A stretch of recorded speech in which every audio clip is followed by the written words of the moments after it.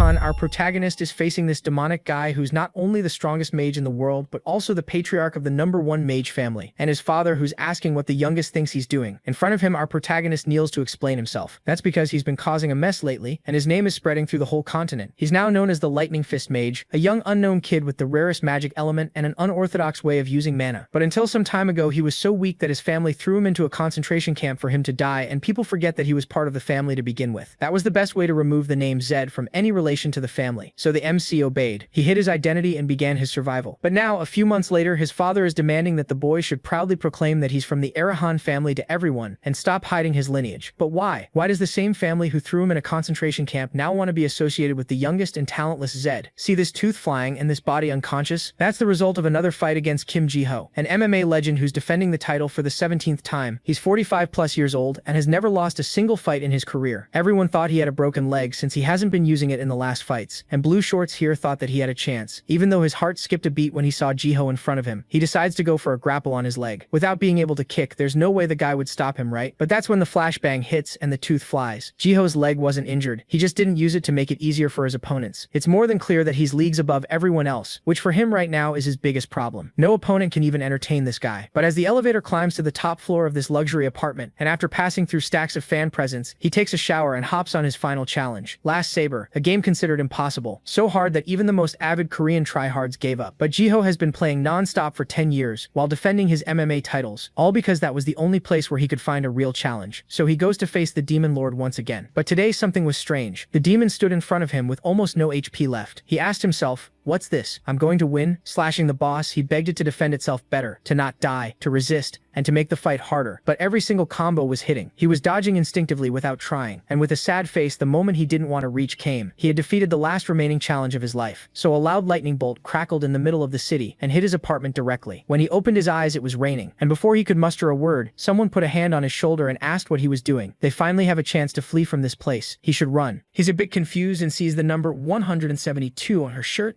and instantly wonders where the hell he is. In front of him, there's a bunch more inmates trying to escape from a prison that looks more like a castle.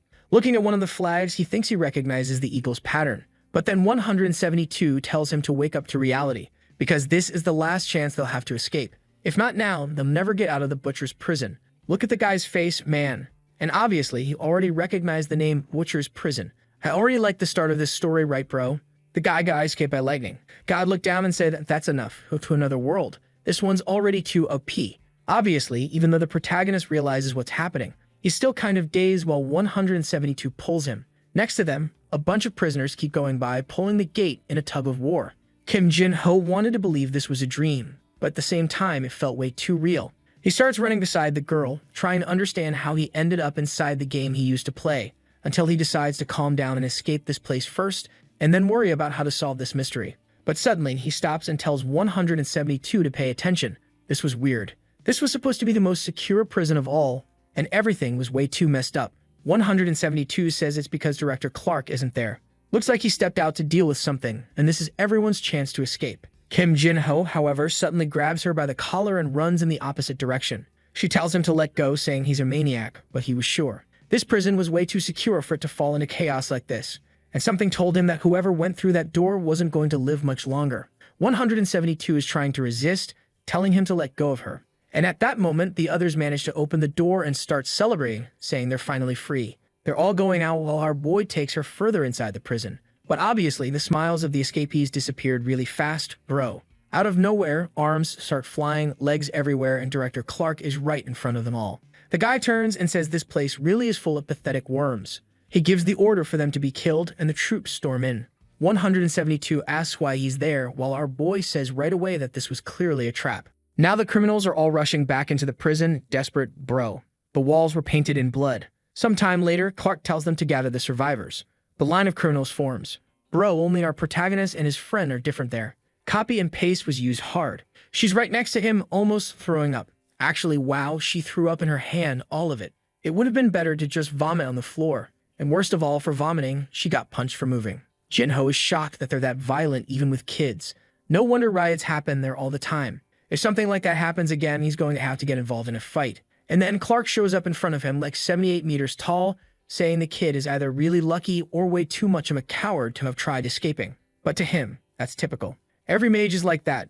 Nothing but a coward. Calling people like them rivals is disgusting. He gets in our protagonist's face and says that Arahan is going to regret surviving today. The guy leaves and the protagonist stares at his reflection, wondering if he really was just called Arahan. A week later, a beautiful blue sky and our boy is working. They had to spend the whole day stacking rocks.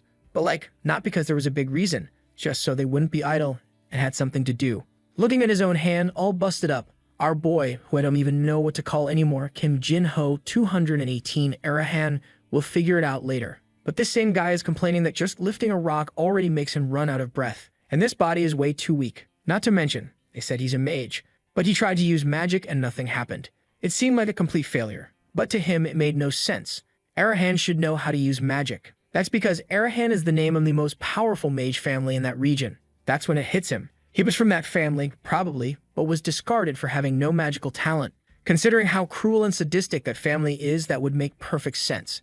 Then the guard tells him to take that rock over to the other side. The protagonist just obeys and carries the rock. He's looking forward to something specific. On the system window, it says that due to excessive data, synchronization is taking a while. The guy was so overpowered in real life. This guy is struggling to download his files. Yesterday and the next day, a meal time. Or well, meal is a strong word. At the time of rock with water and bread, which also looks more like a rock. The protagonist complains he's been training hard, but with food like this, he won't build any muscle. Then 172 shows up and asks if he's not going to eat the bread again. He says no and tells her to take it. Now I'm confused. Jinho says this friend is peculiar. What do you mean? It's a guy? No way. No, I think something's off, probably. Kim Jinho is wondering why this person, and I'll just say person for now until I know if it's a guy or girl, is locked up in here being so young. And 172 tells him to be careful lately. It seems like because of our guy, everyone's workload increased and nobody's happy about it. Now it made sense to Jinho why so many people were staring at him in that place.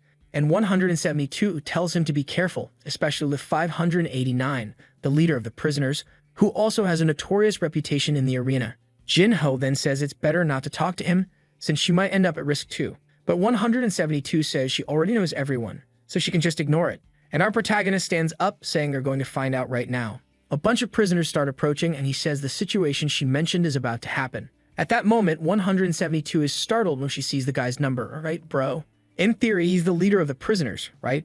But honestly, I think he's the leader of the bald gang man. So far, only our protagonist and that friend have hair. No way, that's a coincidence. And the leader says he heard the reason their workload increased was because of that kid. 218 just wants to know what he has to do with that. Well, I mean, it is your fault, right, you bastard? He's about to make up an excuse, but there's already a hand the size of his head in front of him, bro. It opened a crater in the ground and 172 yells out for our boy. But someone grabbed the leader by the neck. What's that, bro?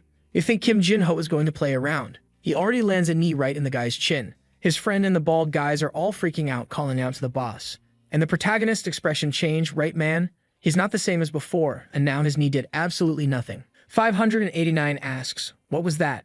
And now our boy gets grabbed by the collar and is about to get airplane spun, man. The guy was thrown against the wall like protagonist in a couple's fight. Bro. His friend's right there scared, calling out to 218. But the boss says if he didn't die just now, he can rest assured he's marked for death. Whoa there, boss. You better watch out, because the synchronization just hit 100%, bro. Look at the villain's little grin. Finally, someone installed fiber optic in this cursed system that never loads.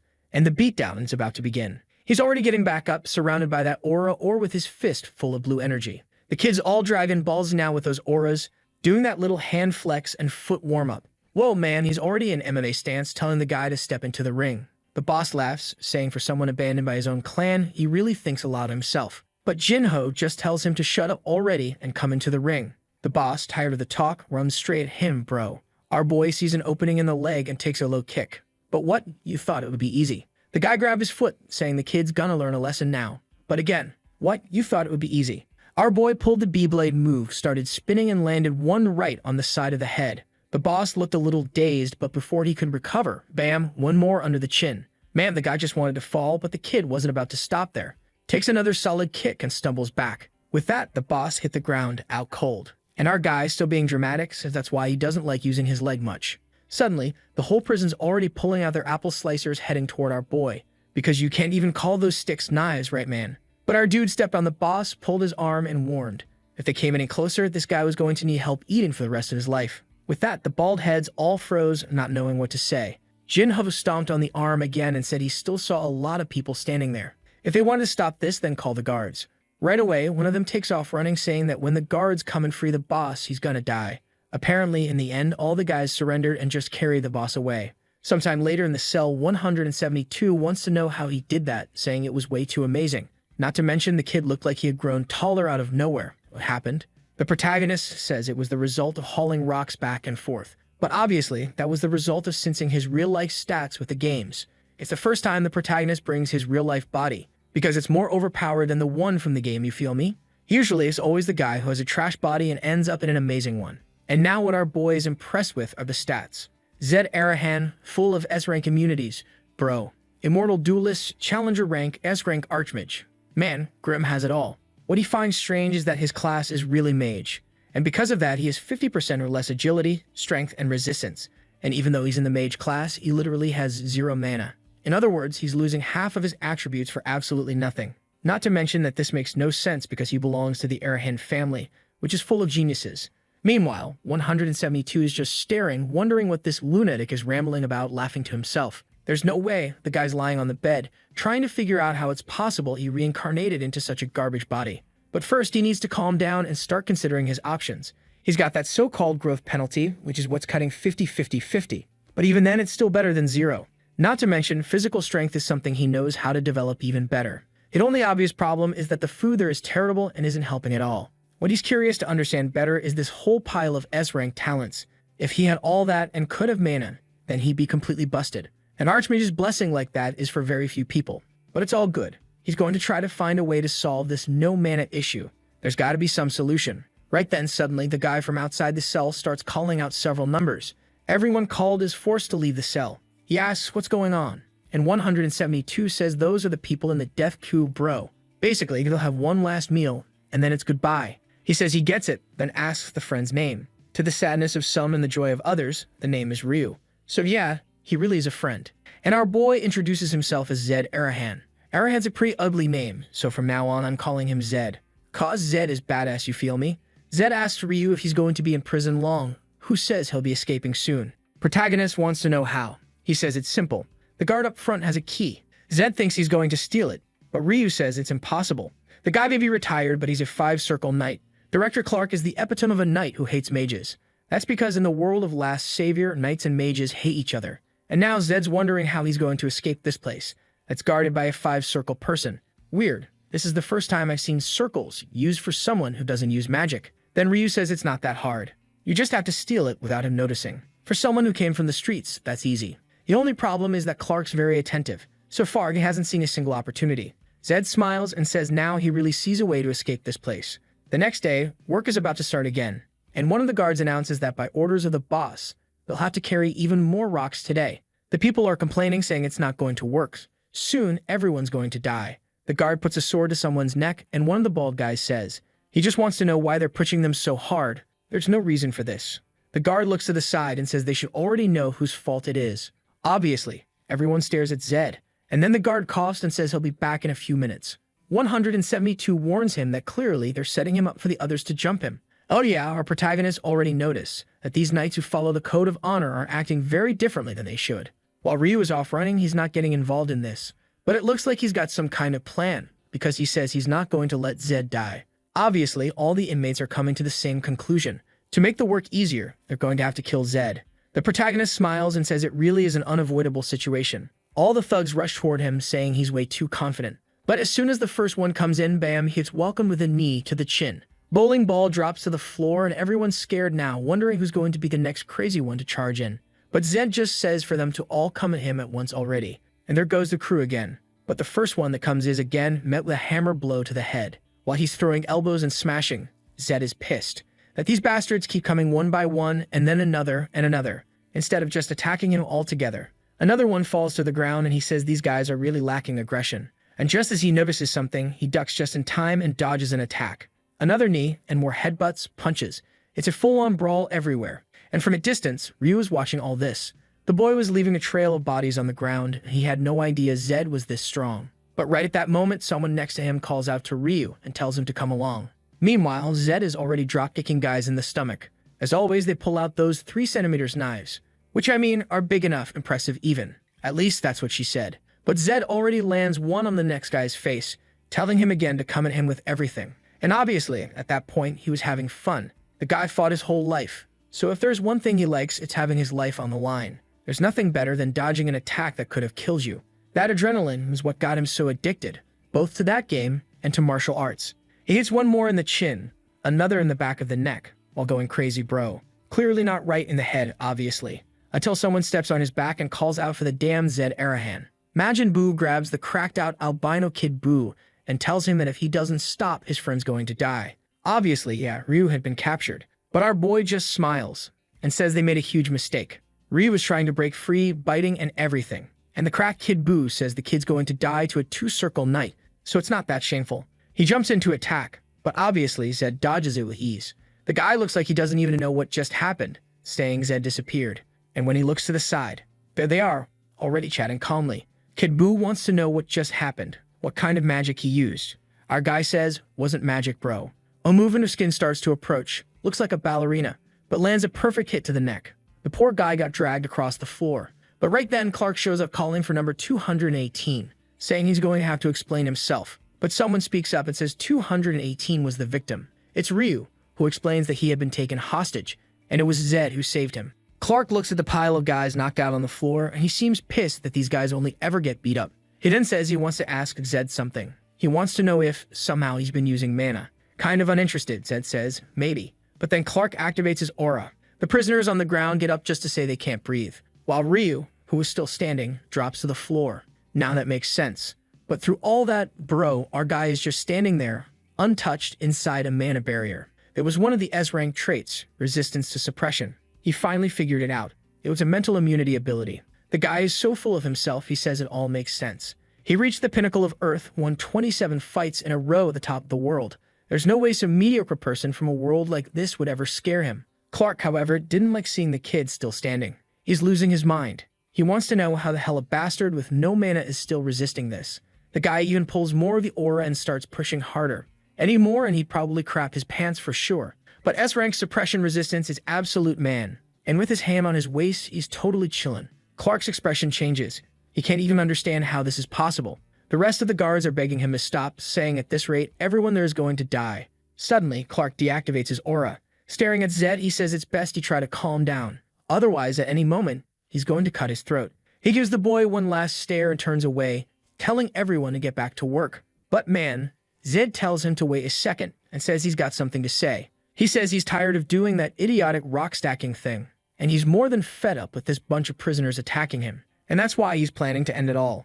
Ryu asks what this lunatic is talking about, to which Zed replies he wants to join the death row, bro. Clark questions whether he has any idea what he's saying. It's not something he can just change his mind about later. But our boy says Clark can even record it in a crystal ball if he wants. He's not backing down. Clark says, perfect then, and tells someone to bring a registration item. Right away, Zed says that now that he's on death row, he wants to request his last meal. He wants a birdie steak. A big enough portion to fill his belly. Looks like that's something really expensive, because the guards' faces say it all, bro. They say it's madness. Obviously, that top-quality steak is prepared only in the Southern Empire. In the game, it was one of the rarest foods you could consume. Delicious enough to restore even strength lost to age. Some people even ate it in the middle of battle to buff themselves and win the fight, man. Our boy, though, seems to be planning to stockpile it. I don't get it. Let's see what he's up to. He tells Clark that considering the family he's from and the cost of his life, it's a fair request. Besides, he warns that he knows what the real thing is like. So if they try to trick him, the whole deal will be voided. Ryu, though, wants to know why the hell this lunatic is trying to die. Then Zed says he'd forgotten about his friend. The two of them are on death row now. The staff hesitates, but Clark interrupts and says to follow orders. Since it's the life of an Arahan, it's worth it. Our girl thanks them, while obviously Ryu is freaking out, wanting to know why he is dragged into this. Next scene, he's in his room getting ready, apparently just finding that steak takes over a week. Our boy is using this time to keep training. Ryu, on the other hand, thinks it makes no sense. He's going to die anyway, so why bother exercising? Zed then reveals a special little system. 100 is the max number for any attribute, and all remaining experience gets funneled into the one that hasn't been leveled yet. And since he has 100 in every other attribute, obviously all the experience he earns goes into mana. Right in the middle of this, a guard shows up calling for the two of them, and Zed already celebrates, saying it's finally Heir. The meal, the extremely rare steak, is being prepared, As soon as Yuk the beef takes a bite, he cries with emotion, saying he's never eaten anything so good in his life. To which Zed says, "Don't forget, that's thanks to me." Some of our guy's negative status effects are being partially erased. He can feel like part of the experience that was blocked is finally entering his body. Meanwhile, someone enters Clark's room and says the banquet has begun. He celebrates and orders no one to approach the two of them, while wondering what the hell happened that day. The boy didn't resist, and yet Clark felt something strange. It was like his magic didn't resonate. Even though he's retired, he's still a five-circle knight. A young mage with no mana should not be able to do something like that. Something terrible must have happened that day. But today, he's sure he'll get the information he needs. Looking at the bracelet, he's sure the humiliation will be hundreds of times worse. Sometime later, the banquet is over and the two of them are stuffed. Ryu says he's ready to die, but our boy says, unfortunately, he's not. Now his body was full of energy and strength, the same feeling he had when he spent the whole day punching the sandbag. The door opens and he turns around saying that they finally arrived, already asking Clark what he plans to do now that they've eaten everything. Clark starts to say something, but our boy tells him to wipe off that sad smile. He should be disappointed. There wasn't even a little bit left. Clark, though, is just getting more and more pissed, saying that this bastard thinks too highly of himself just because of his bloodline. But it's all good. He puts a hand on his shoulder, thinking it's fine. He'll make the boy succumb to agony today. Poor old man, 40 years old, struggling to deal with a teenager. Now it's revealed. Clark wants to take advantage of having someone from the Arahan family there to extract information. Any detail about how that family works is worth good money. He then activates the power of the bracelet, and Zed notices it instantly. That man is a magical tool. Clark asks what he's thinking about that sensation. But of course, Zed is just standing there, completely fine. Ryu is merely fainting and collapses to the side. Then Zed tells Clark he should behave a little better. Clark loses it and goes in with both hands on Zed's shoulders, but nothing happens.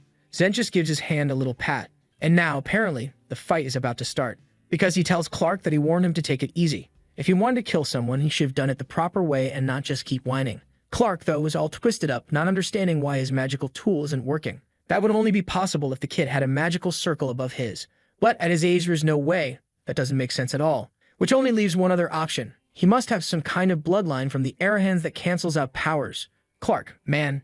To get to the 5th circle, he had to train and practice hard his whole life. But even a failed mage discarded by the family can resist this artifact. Suddenly, the item shuts off, and Zed asks if he's finally going to stop with this nonsense. Apparently, Clark gives up on threatening him and just lowers his head, saying that he can resist all he wants. Now that the decree has come down from the Majesty, he'll be executed tomorrow morning. He should enjoy his last night in this world. Sometime later in his room, he's making some notes. Even though he couldn't learn much, he's writing it all down. The problem is that he's dozing off, exhausted. His mana was used to the limit to activate that artifact. He wants to finish the report, but the pen slips from his hand. A while later, Ryu wakes up in the room, and Zed wants to know if he's finally getting up. He tells him to stop complaining, even if he feels nauseous or like throwing up. But our boy compliments him, saying he really does have fast hands. Aw man, I wasn't going to say anything, but I felt that moment when he leaned forward to fall. It was suspicious. I thought he's sitting down and falls forward, got up just to fall again. Weird, right? But now there's the reason, man. Our boy praises him, saying he did a good job. For anyone else, it would have been insane, but he was really quiet and sneaky. Ryu, though, says it only worked because Zed distracted Clark, and he wants to know if he's really okay after all that. Our boy says he is, and then Ryu says there's definitely something shady about him. At that moment, Zed decides to ignore that and check his status. Mana is still at 0, but now everything else went down to -40, meaning he's a bit stronger. That steak really made a difference. His body is becoming more and more comfortable to inhabit, and he can't even imagine how good it'll feel with 100% stats. Then he tells his friend they're going to have to escape tonight. So if he's recovered, it's time. Ryu says this is madness. Clark is going to notice them showing up any second now. But our guy, obviously aware, says not to worry. He's probably sleeping. Ryu is curious, but the reason is obvious, right folks? That bracelet Clark used pulls an absurd amount of mana from the body, but it causes exhaustion right after. And since Zed saw the item shut off earlier, he knows the guy is asleep. All thanks to the fact that he was taken to that room. And this guy walks around with the keys. The plan was easy. The time to leave had come, and the two of them get up. Ryu is hesitant, but our boy says the hard part is already over. He kicks the bars, and they fall right down, bro. It's not like a few bits of metal were going to stop him. Obviously, on the outside. The first guards already react, wanting to know what he thinks he's doing. To which Zed replies, "Isn't it obvious, bro? I'm escaping this place." Didn't even see what hit them, and the two are already outside, running through the yard.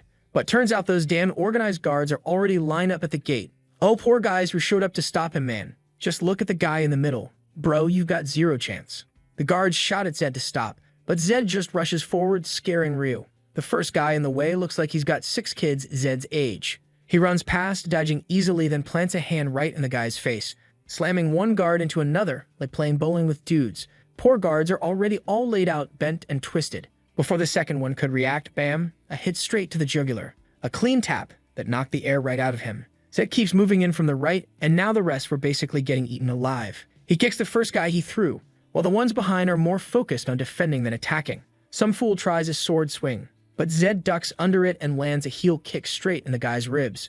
The guy practically fell on his feet. Zed even blocked the next sword swing with a hand on the ground. Another kick. Man, this dude is the king of Taekwondo. Another fool went face first into the dirt, and 2 more poor souls came from behind. And look at the psycho's face, huh? Enjoying himself like always. I don't even know what he did, but he landed a kick on one guy that knocked him into the other. Meanwhile, Ryu can't even believe what he's seeing. Sometime later, just look at Clark's face now, totally dumbfounded. Realizes he fell asleep at the worst possible time. His guys are all wrecked on the ground, begging for forgiveness. Unfortunately, number 218 had escaped.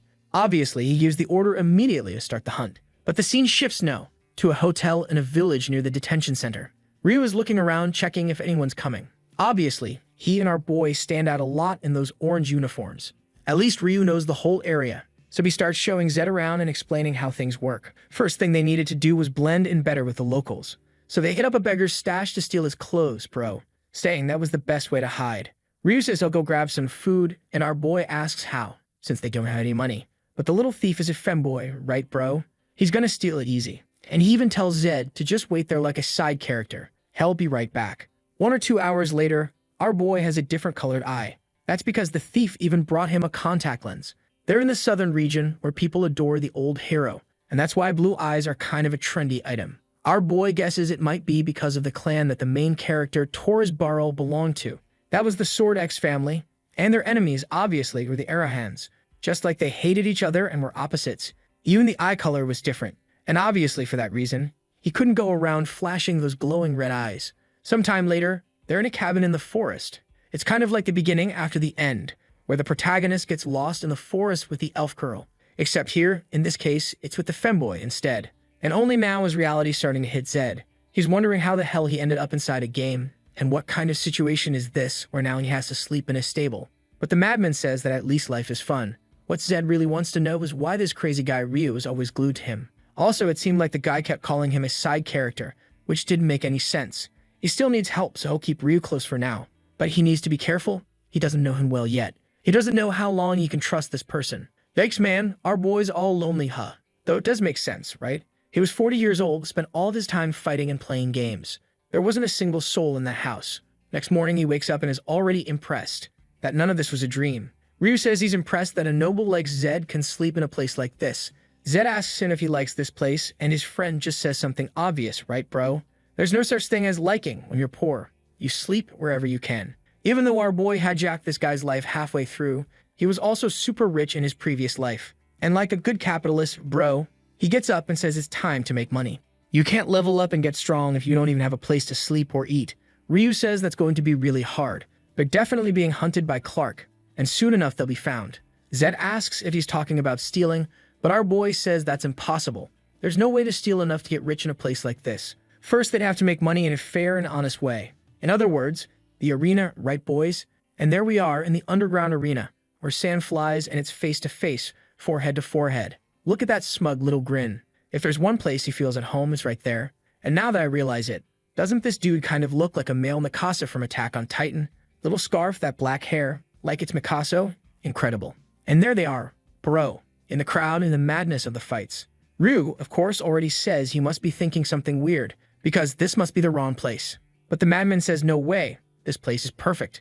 Man, the guy's biting someone's shoulder, but then bam, gets cannon punched in the mouth. It's pure brawling. No rules here, bro. Punches to the ribs, bites wherever you can get him. It's chaos. The crowd's cheering, loving it, while Ryu is horrified and our boy is celebrating. The fight level was better than he expected. He thought it'd be a bunch of amateurs, but turns out they're not so bad after all.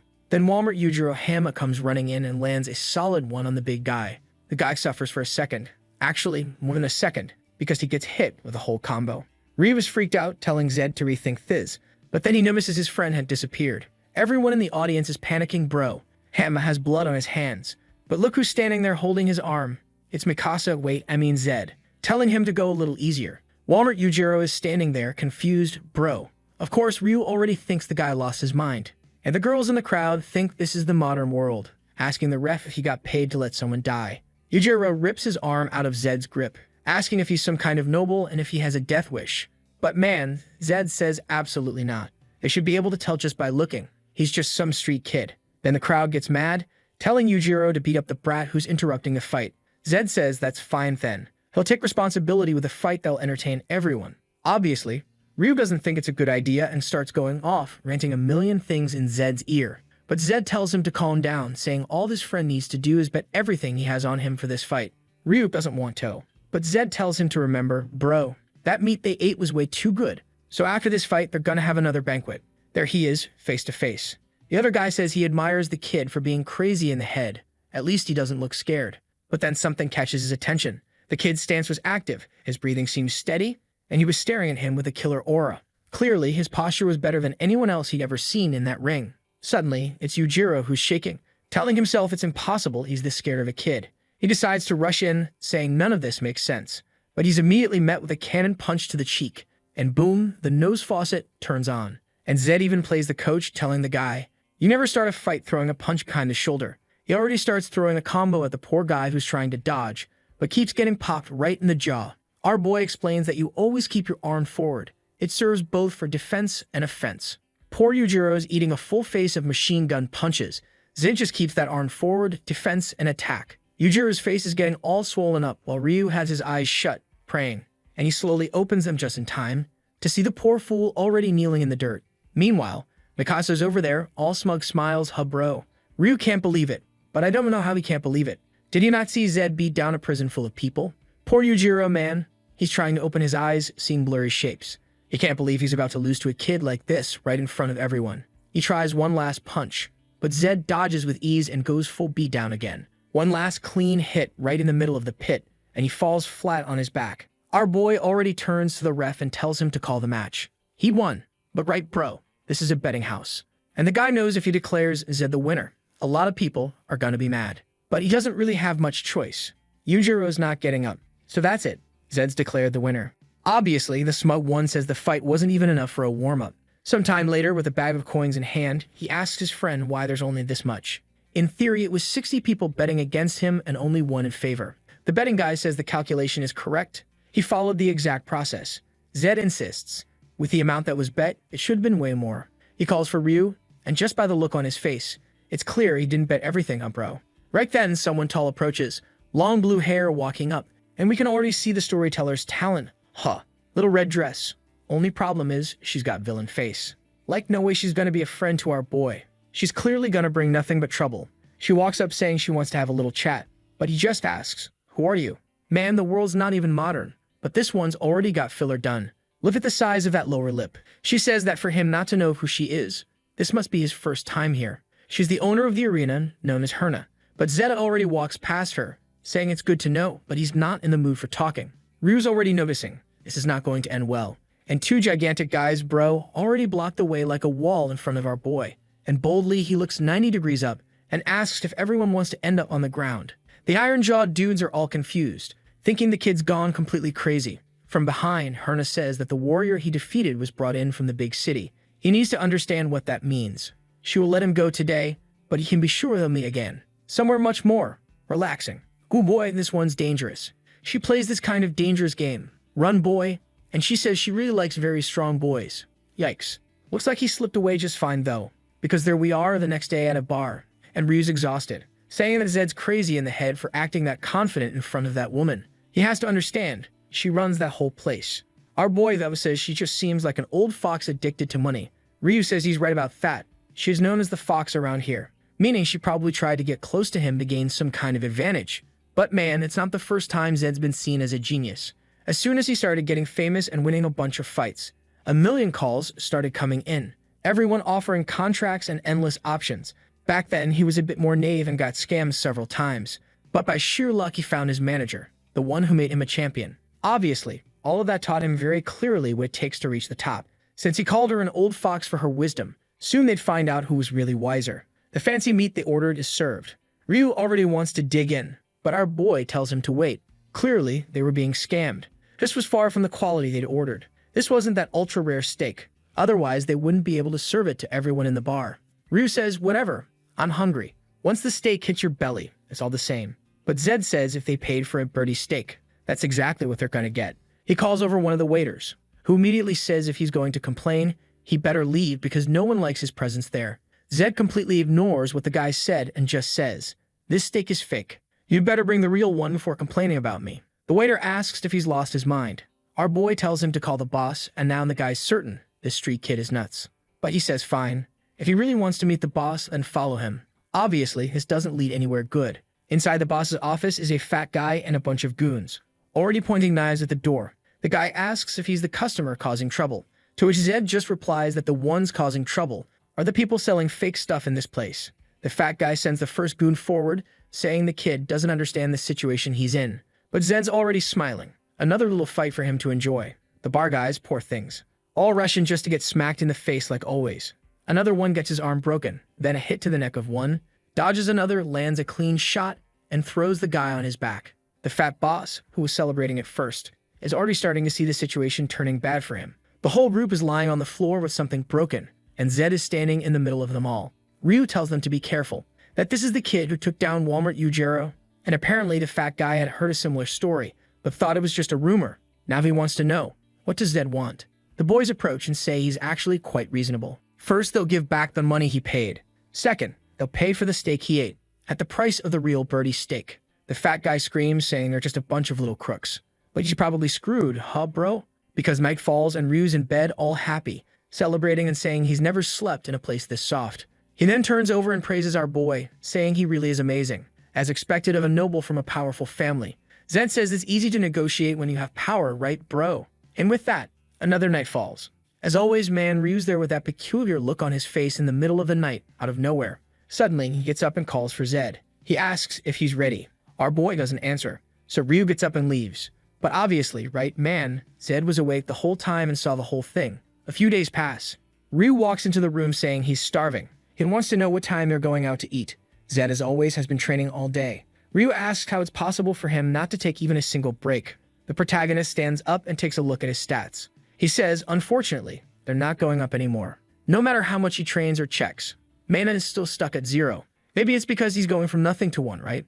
That's the hardest part. It's taking a bit longer. He turns to Ryu, saying training is over, and it's time for them to go get a steak for breakfast. It's been 3 days since they last went, giving the guys a chance to recover. Because the last few times they went, they ate 10 portions, and in the end, the staff had to pay them. Then Zed asks Ryu how many coins they still have. He replies that they're almost out, because the cost of living in this city is crazy high. Zed says he understands. But man, the truth is, this is a game he played for 10 years. He knows the economy very well. 50 gold coins, what they earned, is not the kind of thing you burn through in a couple days like that. Maybe Ryu thinks he's an idiot, just a noble who doesn't understand how the world works. And now Zed wants to know, is it greed? What's he hiding? Or does he have some kind of addiction? For now, he'll keep pretending he hasn't noticed anything, because he hasn't seen any sign of betrayal. But eventually, he's going to need to understand why. Already at the bar, one of the guys opens the door and tells the boss that they're here. And this time, they've got a plan, man. He tells the guy to make sure everyone's ready. As soon as our boy shows up, he's welcomed with a candlelight banquet. The waiter says he hopes our boy feels at home. Obviously, Zed already finds this weird, and wants to know why they're being so friendly out of nowhere. The moment they walked in, he looked around. Didn't spot any assassins. The restaurant looked the same as always. Interrupting his thoughts, Ryu wrapped a bit of meat in lettuce and told him to take a bite.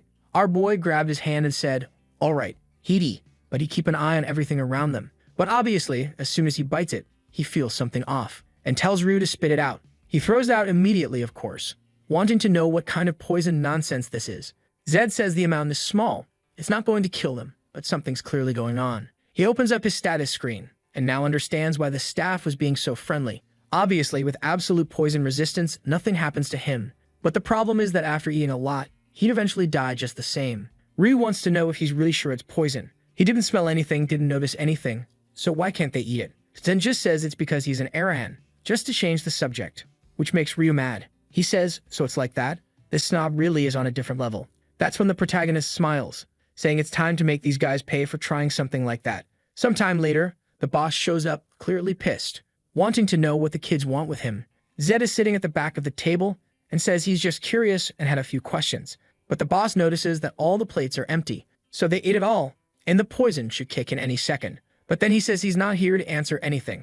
He's not going to talk to people who just want to extort money from him. Zed says that, as he can see, the boss is completely misunderstanding the situation. He tells Ryu to give their friend a bit of meat so they can talk over a meal. Obviously, Ryu hands over that meat roll that's probably been in his hand for like 40 minutes, and the fat guy is just standing there, wanting to know why they're offering something like that. Our boy says it's a peace offering. If the guy accepts eating it, then he'll accept any condition afterward. The boss says he's not interested. He has no intention of making peace with the kid. Zed wants to know if maybe the guy just really loves giving him money, or if there's another reason he doesn't want to eat that. Like, say, if it were poisoned. The chubby guy stutters trying to reply, and Zed already says he messed up thinking he was going to walk out of this easily. He kicks the table, and all the meat they were supposed to eat hits the floor. Zed says he'd been going easy, but Trash Like Him really does enjoy suffering, huh? Even so, the fat guy slaps the wall, saying there's no poison, and if they show any proof, he'll admit it. Our boy goes for his eye and removes the contact lens, saying that is all the proof he needs. Upon seeing the red-eyed, the guy knows immediately he's an Arahan. He falls on his butt, totally scared, afraid he's going to die. In just a second, he's already on his knees begging for forgiveness, saying he didn't realize he was a noble. The guy's sobbing, desperate, wanting to know why a kid from a family like that is wandering around pretending to be a beggar. At that moment, Zed realized something. The Arahan name held way more power than he imagined. He asks if the fat guy will do anything he says, to which the man replies yes. Zed says his first condition is that he can't tell anyone about his identity. The guy agrees. Then Zed gives the second condition. He has to hand over half of all his money, and in return, Zed will act like none of this ever happened.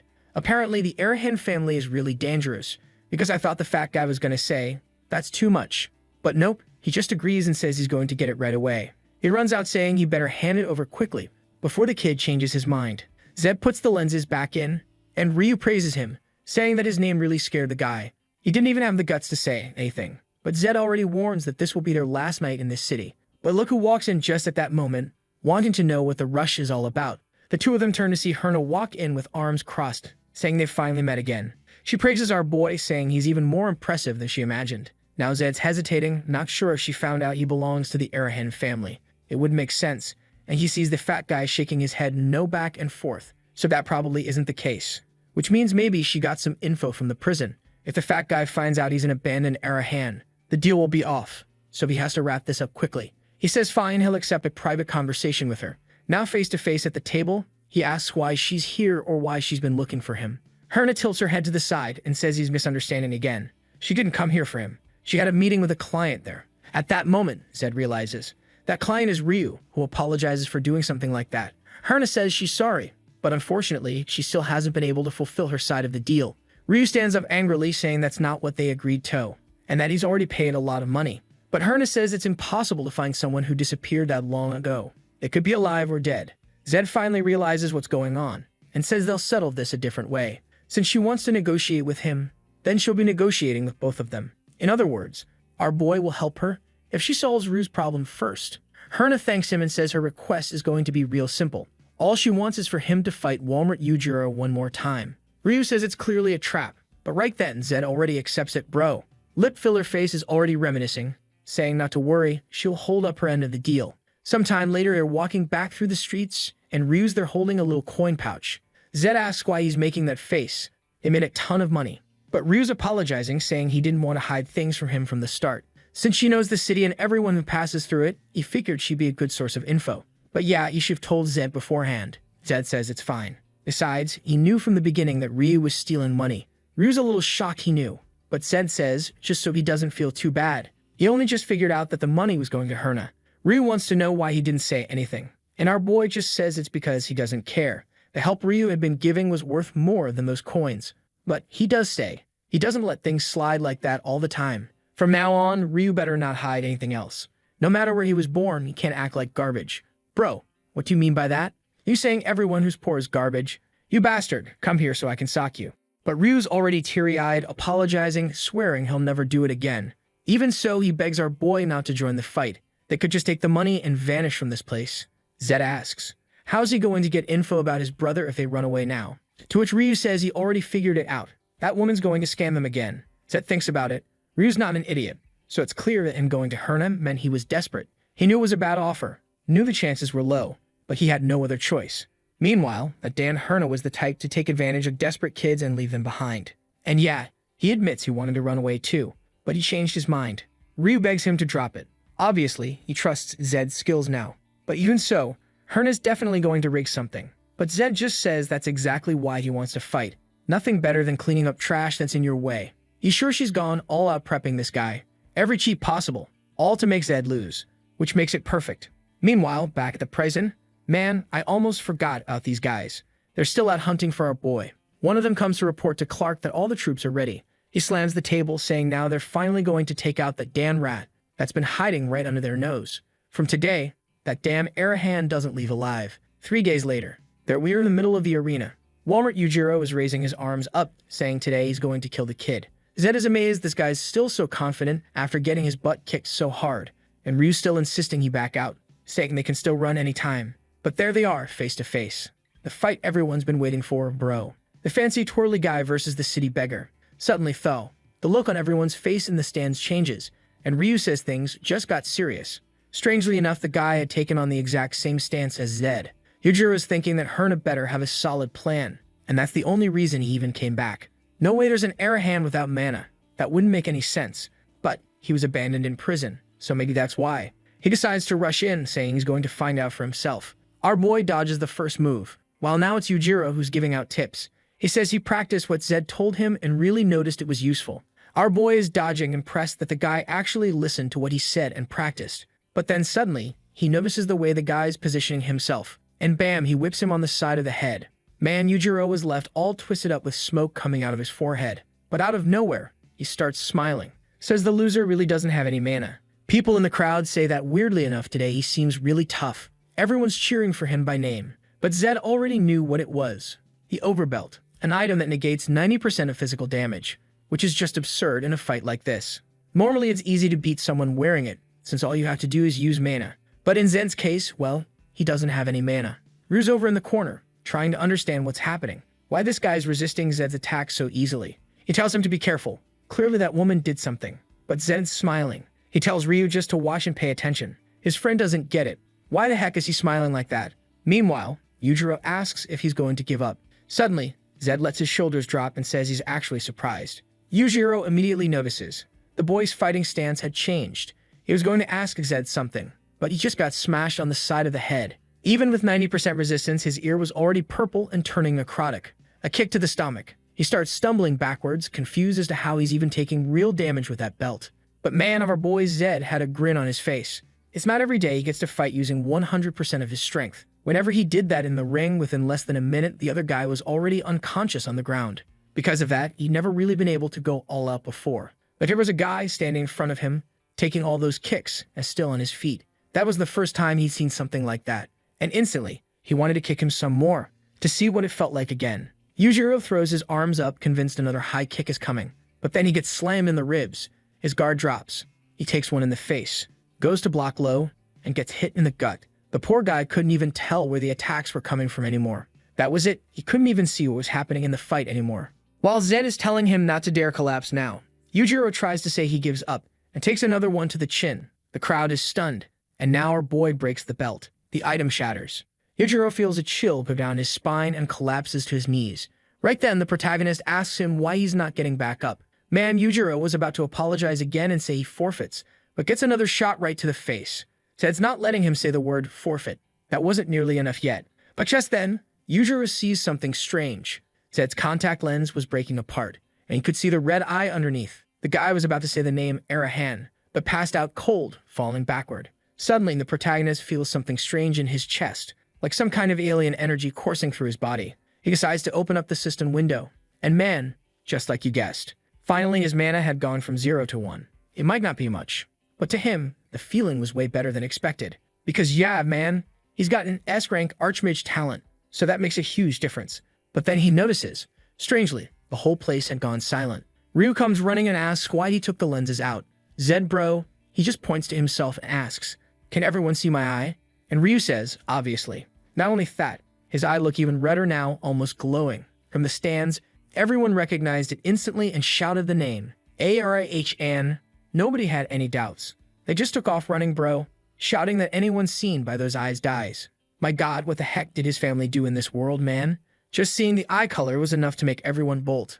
Not even Itachi, if the Mangekyo Sharingan caused that much fear, bro. Right then, Zed ran off too, saying that soon the guards were going to show up, so they better disappear quick. Meanwhile, Miss Fat Lips over there was fuming, saying she never should have listened to that damn guy from the prison. She gets up, saying that now she's going to have to deal with this Zed guy herself. Obviously, she's furious because she lost a fortune, since that guy she hired, right man, wasn't cheap. Not to mention that belt cost over 200 gold coins and was destroyed. At that moment, she knows that damn brat already made her lose around 2,000 coins. She's screaming in rage, puts her hand on her face saying she should have listened to that guy and killed that brat from the start. Meanwhile, our boy and Ryu, man, they're already getting ready to leave that place. The problem is that now there were guards everywhere. Sometime later, Ryu comes out of a barrel asking if things are finally calm. He tells the boy to stay there because he's going to get a carriage so they can leave.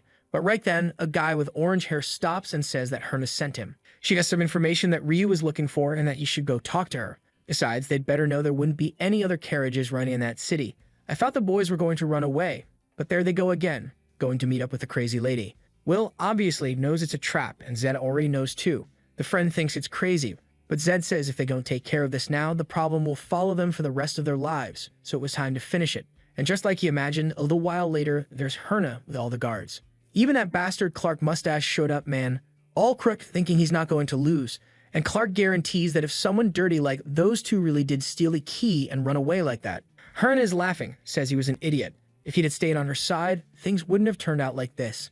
But Zed says that even if he could go back in time, his choice wouldn't change. Besides, he wasn't planning to die quietly. At that moment, Clark draws his sword and says Zed Arahan will be executed right now and no one should interfere. The protagonist just tells Ryu to stay back, and Clark says it's comical. The boy really thought he had a chance in this fight. Honestly, for a mage, he was brave. Our boy says he has a 50% chance of winning. That actually is kind of a psychological game he plays with himself. Against someone stronger than him, he always believes that because then he doesn't give up. At least he has a chance. And against someone weaker, he doesn't get too careless either, since that person also has a chance. This little guy's got quite the strong mindset. To him, it didn't matter how strong the 5-circle knight was. The odds were still 50-50. Either he wins or he loses. Then Clark starts coating his blade in aura and says the boy is confident until the end. His aura expands and he warns that the boy will die confident either way. Then he charges forward, calling out to Zed Arahan and telling him to die. The protagonist just watches him coming, saying that was exactly what he wanted. He didn't want much, just the opportunity to risk his life and the chance to lose. At that moment, he became a challenger once more, and the signature expression of the rank S determined challenger activates. All his attributes temporarily increased by 10. He sees Clark's blade coming and a purple explosion hits the ground. He calls out for Zed, and in the middle of the smoke, Clark is standing there silently. He had opened a crater in front of him, but where was the boy? That's when someone tells the captain to look up, man. There were some lightning bolts coming. Huh, what's this? Out of nowhere, the boy was flying and glowing. What's happening here, man? He activated the Reborn Thunder transformation. Ah, I get it. He gained 10% more in all stats, probably got more mana, and now he has enough to use power. He's an S-rank Archmage.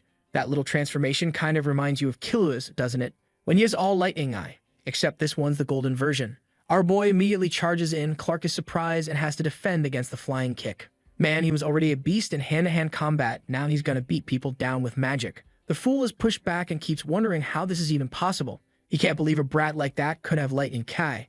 Unlike the basic elements, almost no one had resistance to lightning. But this was an element that not even the founder of the Arahan clan was supposed to have. So why did this discarded brat have that power? The guards and that fool Herna are all standing there with their jaws on the floor. Ryu off to the side isn't even impressed anymore. Clark, though, stomps the ground firmly, thinking this is what he hates the most, people who have everything handed to them just because of their bloodline. He slashes towards Zed, saying he hates people like him, when our boy just does a Matrix-style dodge backwards. Man. Clark insists, sending a cross slash, while our boy dodges one, dodges another, and starts getting closer. Clark, however, had managed to slash for the side of his head and was sure the kid wouldn't dodge this one. But his sword seemed to collide with some kind of electric barrier. The kid kind of had a natural shield, and now he was right next to him, landing a solid hit in the ribs, and damn, that frame is beautiful. Take that in the chest, fool. While he's writhing in the electricity. Man, the Korean moon is going wild. A purple explosion hits, and the guy's back. Yeah, he's something. The problem is, man, the guy was already the king of dodging, and now he's all electrified.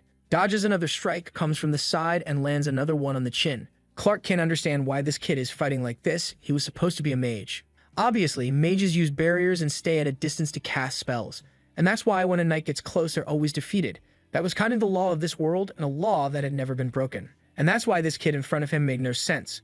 More lightning flying around and Clark trying to hold the attacks back. It was the first time he had seen a mage of this style, so he had no strategy. He decided to change plans and back off to use those long-range sword/attacks. But Zed is way faster, and in a second, he's face-to-face again, landing another punch right to the face. Clark couldn't see any openings and takes another one in the gut. Man, now he got launched all the way to the other side, crashing into a tree. The poor guy's spitting out like 3 liters of blood while the soldier beside him asks if he's okay. One thing's clear, he's a man of honor, man, because even with the others trying to help, he says nobody should get involved. Then he turns to the boy and says that really, he lost to Arahan. At the very least, he should be killed now. But Zed asks if the guy wants to know why he lost. Clark says no, just kill him already and stop being annoying. But Zed doesn't care. He says he's going to tell him anyway. He says the only reason he lost is because Zed's been training way more and putting in the effort. Obviously, that hits Clark's weak spot, and he says it's ironic. Someone with a bloodline like is talking about effort and training. The strength he has is simply because he was born with Arahan blood. He really has no idea what true effort looks like, effort from someone with no talent at all. But Zed responds that he's sure Clark should have been stronger than him at that age. If he'd have fought better and trained to become even stronger, he shouldn't have lost now. But he's blinded by this inferiority complex. Besides, a knight should never blame another person for their own defeat. Clark stays silent and says, yeah, that's ironic, while thinking he never imagined that a kid like this would remind him of the true code of a knight. Then he tells Arahan to just end it already and kill him. The problem is, Zed knows that if he kills this guy, someone known as the 5-Circle Knight, he's going to start being hunted.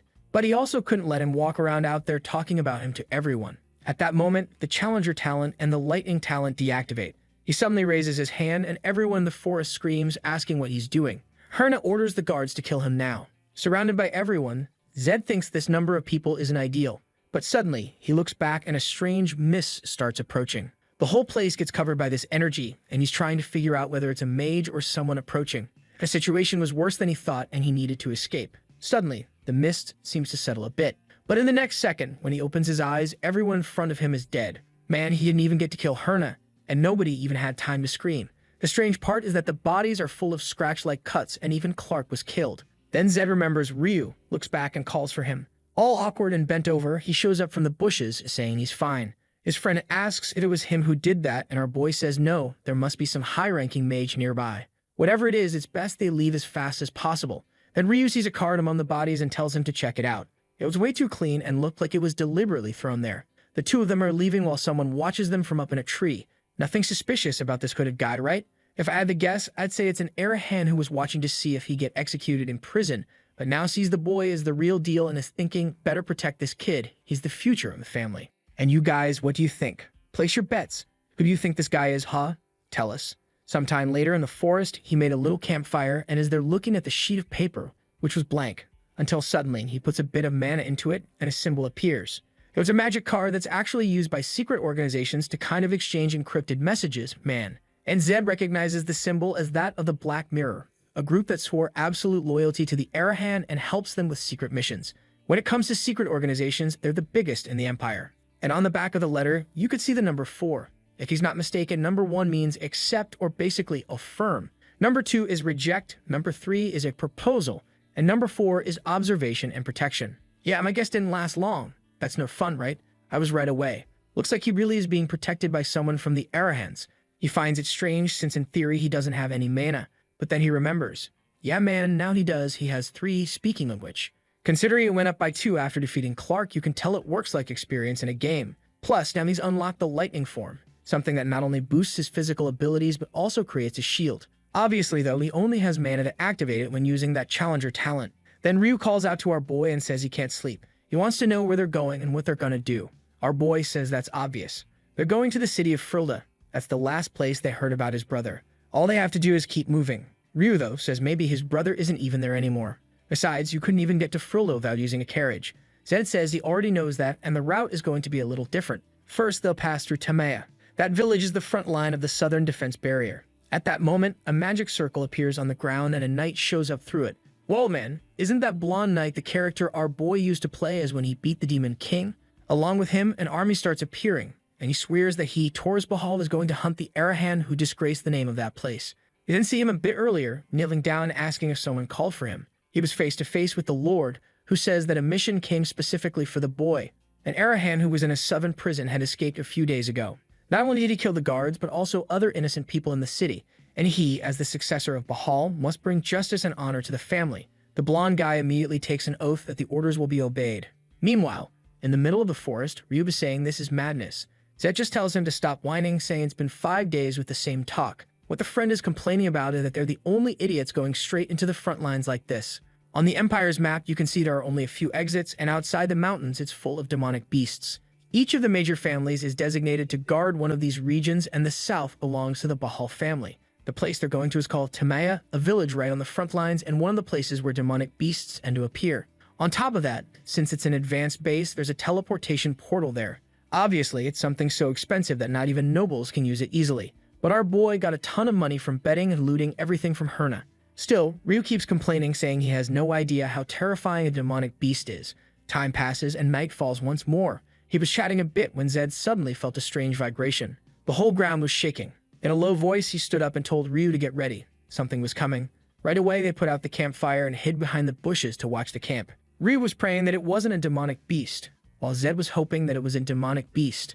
The problem was that it wasn't just 1 or 2 vibrations. There were at least a dozen. And he knows it's very rare for that many demonic beasts to break past the barrier. Which means, man, it was exactly what he feared.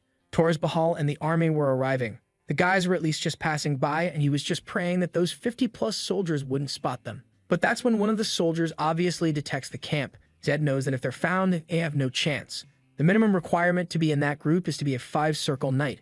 In other words, there were at least 50 Clarks there. Ryu says our boy should run. If he gets captured, there's a chance he'll survive. But Zed will definitely be killed. Our boy, though, tells him to stop shaking so much if he's going to say something like that.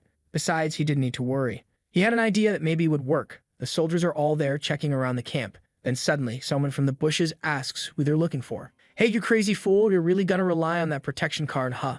He steps out saying he's Zed Arahan. He's doing this insane move because he knows that once the guys realize the camp is still warm, they'll start searching the entire area. They wouldn't be able to get away, and if they were found suddenly, it would be worse. But right when he goes to say he wants to talk to the leader, man, a sword almost slices his neck. He tries to explain that he just wants to talk first, but there's already another one at his back, man. He senses the presence and goes to activate a circle at his feet, but one of the guys' attacks seems to hit something. Between him and Zed, there was nothing, but it got blocked. Our boy understands that it was the power, maybe, of the person who's been protecting him, and a voice tells the knight to stand down. The guy backs off instantly, and the rest of the soldiers order the person to reveal themselves. Zed knew someone was watching him, but he didn't expect that whoever it was had been this close. The human was right in front of him. He couldn't even feel their presence, not even with 100 perception. Well, man, and not just one person, but an entire squad was protecting him. Now that makes sense why the Arahans are so feared, right? I was wondering why everyone kept praising the Arahans, like, where are they? The problem now is that the protagonist is arriving, wanting to know who dares stand in the way of Bahal. Everyone celebrates the arrival of the successor, and the Black Mirror guys instantly recognize him as the so-called Bahal. For Zed, though, that presence was so familiar it felt like a part of him. The character he had played with the longest, the one who stayed with him until the end. It wasn't the time to be thinking about that, but he was feeling a bit nostalgic. Then Torres asks if he is Zed Arahan. Before Zed can answer, the guy just steps in front and tells him not to speak. Now Zed is trying to understand why these guys are going this far, and Torres then says he can finally meet the secret organization he'd always heard about. But he finds it crazy that they're acting like this even knowing who he is. The Arahan family had now crossed the line. He throws his sword into the air, saying that today they would pay the price with their heads. Suddenly, a voice says that's not going to happen. A red circle appears beneath all the soldiers. Zed recognizes the formation as a type of trap that has to be set up in advance. Which means this guy was not only smart enough to predict everything that would happen, but also a 7th circle mage. Then the guy says that anyone who steps out of the circle will cause an explosion. Standing still, Torres wants to know if the Arahan family wants a war with the Bahal. To which the hooded man says, as he already mentioned, it's better for them to back off, since not even Lord Bahal wants a war like this. But that's when Torres activates the blade's power again and tells them not to insult the Lord's name. Zed, however, knows that we're still kind of at the start of the game, and Torres is still a 6th circle guy and he has no chance of winning this. If he starts a fight right now, all the knights there will be annihilated. The madman, though, is already activating the lion's roar without a care. Even though it's a 7th circle technique, Zed is hoping the guy gives up, otherwise he's going to have to see everyone's bodies lying on the ground. Our boy asks the human to deactivate the magic circle before they all explode. But the hooded man turns and says they only follow the Lord's orders. And one of the commands he received was to protect Zed Arahan, and he can't do anything that would go against that. Zed then asks why, instead of protecting him, the guy is trying to kill the Bahal's successor, which will only increase his chances of getting killed in the future. If he really was such a skilled assassin, he should be able to get out of there without killing this guy. Then he yells at Taurus to stop too, or he'll end up dying. But the guy just tells him to shut up, saying that he killed countless innocent citizens and prison guards.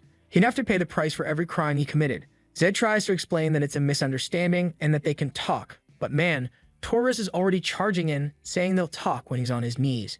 Zed notices the circle didn't explode, which at least means the guy didn't get killed right away. But then an explosion sweeps through the area and Ryu calls out to Zed. Taurus' sword had been blocked by a barrier created by the secret organization guys, and even with just the block and the sword's shockwave, Taurus dropped to his knees and coughed up blood. Zed, Dan him, even walks over and asks if the guy, now that he's on his knees, is ready for a little conversation. But Taurus just faints and collapses nearly dead to the ground. The soldiers run over saying he's dead, but our boy explains it's just a mana backlash from overusing his energy. It's best to let him recover naturally and not even try anything. The healers are already trying to heal him. Yuzuji, though, knows this is mana backlash, and you can't heal someone's backlash if you're weaker than them. Obviously, the only ones stronger than him there are the Black Mirror guys, and our protagonist tells the guy to go ahead and heal Taurus, which obviously freaks him out. He asks if Zed is seriously telling him to heal this knight. Zed says that Taurus is an old friend of his. I mean, it's not a lie, but it's kind of a suspicious statement. Obviously, the guy refuses to heal him, saying it's impossible that the two of them are friends. Zed then says that mages are usually smart. He wants to know if the guy really thinks that the death of an Arahan wouldn't lead to a large-scale war, and if that would be productive. But man, the guy just replies that the death of those successors would actually be good for the Arahans. Strangely though, Zed seems sure that's not true. Oh yeah, he knows, right? That in the future, demons are going to start invading, and they'll need everyone to win. The problem is he's running out of patience, and out of nowhere, he snaps man. He puts the sword to his own neck, saying that if the guy doesn't heal Taurus, he'll die too. Which means, right, the masked man would fail his mission, since the mission is to protect him. The masked guy says even so, he can't act that way or the Lord would be furious. Zed says he doesn't care. He'll carry that burden himself. Suddenly, the masked man approaches Taurus. His friends obviously hesitate, but Zed explains that the only person who can save Taurus is someone stronger than him. If they don't accept the help, the guy will die right there. With that, Taurus is finally healed and the soldier even gets a bit teary-eyed. At that exact moment, the Black Mirror guys vanish, as always, leaving behind a letter. Sometime later, near the village of Itamaya, our boy is standing in front of a tent, looking at card number 9. That one meant abandonment or survival. I think it means like, we're gone. We'll ask if that mist in the forest that killed everyone was also the Black Mirror, and our boy says yes. But now they're alone. Zed then notices something strange and asks Ryu how he knows about this organization. Ryu replies that everyone knows, it's common knowledge, even little kids in any town know about them. Zed can't believe it, a secret organization known by everyone. But Ryu warns that since everyone's watching them, they better be careful or they'll be killed at any moment. Zed, however, says there's no need to worry, that are knights who truly follow the knightly code. In other words, people who value honor. Mages, on the other hand, would kill a friend if it meant earning a few coins. The truth is, both sides are too extreme and kind of rational. But that actually makes things easier for him. With a knight, all you need is to challenge their sense of honor. And with a mage, all you need is an offer that brings profit. Then one of the knights shows up and says the Lord Heir wants to speak with him. Inside a tent sometime later, Taurus talks with our boy. He starts by talking about tea, but our boy doesn't seem very interested. Then Taurus gets straight to the point and asks about their situation. Zed replies that he's not very formal and wants to talk casually. They're both young, so they can keep it chill. Taurus asks how old he is, and our boy says, in this body, I'm 15. Why does he always say the most suspicious things in the world? He just straight up tells everyone he's reincarnated, damn it. While the two are chatting, look, Ryu's over there taking notes that they're getting all buddy-buddy. Then Taurus replies that even if he doesn't want to, he first has to thank him, because thanks to Zed, his life was saved. Our boy notices that just like in the game, and since he is a knight, the guy keeps his word of honor. His pride is too high. He'd never hurt someone who saved him. And if there's someone who knows Taurus well, it's him. After all, he played 10 years of Taurus. But that the guy says enough small talk. Let's get to the point. He wants to know what's this about the murder of the city people and prison guards being a setup. Zed says that's fine and starts to explain everything that happened. Sometime later, Taurus says that if what Zed said is true, then trying to defend himself really is justifiable. The whole point of this, though, is figuring out whether it's true or not. But Zed replies that if it were a lie, he would have just let Taurus die, and that would have been an easier way out for him. Strangely, Torres says that honestly, that argument is solid, bro. I accept it. That's it. The guy gave up on arguing. Then he puts a sack on the table and says that's a gift, man. It's some kind of powdered minar. Zed, however, replies that if he's trying to apologize, he's going about it the wrong way. What he really wants is help finding Ryu's younger brother who's missing. Torres says that doesn't make sense, that wouldn't benefit him as a mage. But Zed just replies that he doesn't care about that. It's a promise he made to his friend. The next morning, there's the badass again, every day, bright and early, doing a bunch of push-ups, fellas. Man, I gotta get inspired by this guy. And Ryu's all confused, wanting to know why he asked that favor when he could have gotten something much better for himself. Meanwhile, Tuvo was just off to the side listening to everything and watching our boy working out. Yo, this guy is peculiar. Fellas? I don't know. The only woman in this story was Herna and she already died. They really gotta introduce some new ones, cause this is getting strange. And oddly, he really is staring at our boy's abs, thinking like a mage without mana, and normally mages say physical training is barbaric, but this one works hard. Maybe he can relate to the kid, a mage without mana, like a knight without a sword. What impressed him was that even so, the boy didn't give up and kept trying to improve. It makes you wonder, if he were in a situation that bad, would he be able to maintain his dignity? In that moment, Torres met a mage who was more of a knight than any knight he had ever known, and he swore he would become his friend. Woo! Let's go, fellas. Finally some friendship, cause this was getting weird. Sometime later, he went to get himself a big ol' steak to eat. Obviously, the kind of feast that would power up anybody. And while Torres is being all friendly with our boys, the other knights are just off in the corner watching and not liking it one bit. He tells everyone to sit down and our boy is impressed, just like he thought. Torres is a man of his word and honor. Ryu, on the other hand, is a bit unsure, asking if he's really sure they can eat that. Our boy says he really doesn't know knights, just eat and say thanks. They start eating, but Zed knows nothing in this world is free. For them to be serving something that expensive, they definitely want something in return. Suddenly, though, one of the knights stands up, saying that unfortunately, this situation makes him uncomfortable, so he's leaving. The other guys say the same and everyone stands up, saying they're going. In just a second, it's only the three of them left at the table. Torres apologizes, but Zed says it's all good. Besides, it's better not to punish those guys, he wouldn't gain anything from it.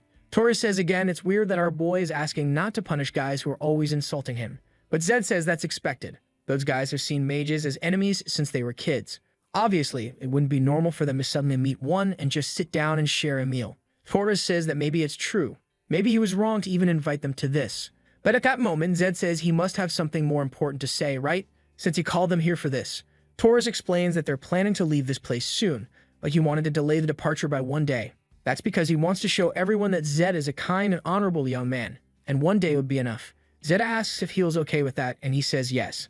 Sometime later, we're at the southern border near the wall of Inamaya. A creature is sliced in half, and a knight celebrates. Torres praises everyone's work and tells them to keep moving forward. Zed, however, is there in the middle of everything, trying to understand why he's being brought into all this. He knows that this group is extremely advanced and usually deals with dangerous creatures. That's why after every mission, they either celebrate the fact that everyone made it back, or in some cases, they mourn those who didn't. Zed thinks that Torres' plan is to make him participate in this so the group will start to like him. Maybe it's an emotional decision, but it fits a 17-year-old kid. As they continue on, though, they find some marks on the ground. The crater is huge, and Torres asks if anyone knows what caused it.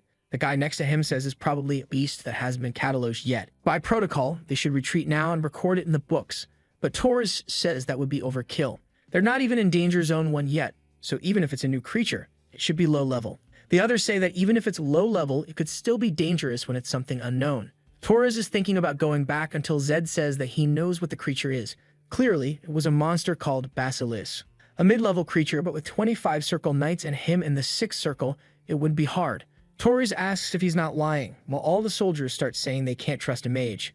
To which Zed simply replies that they should know Arahan mages have a much broader bestiary record than they do.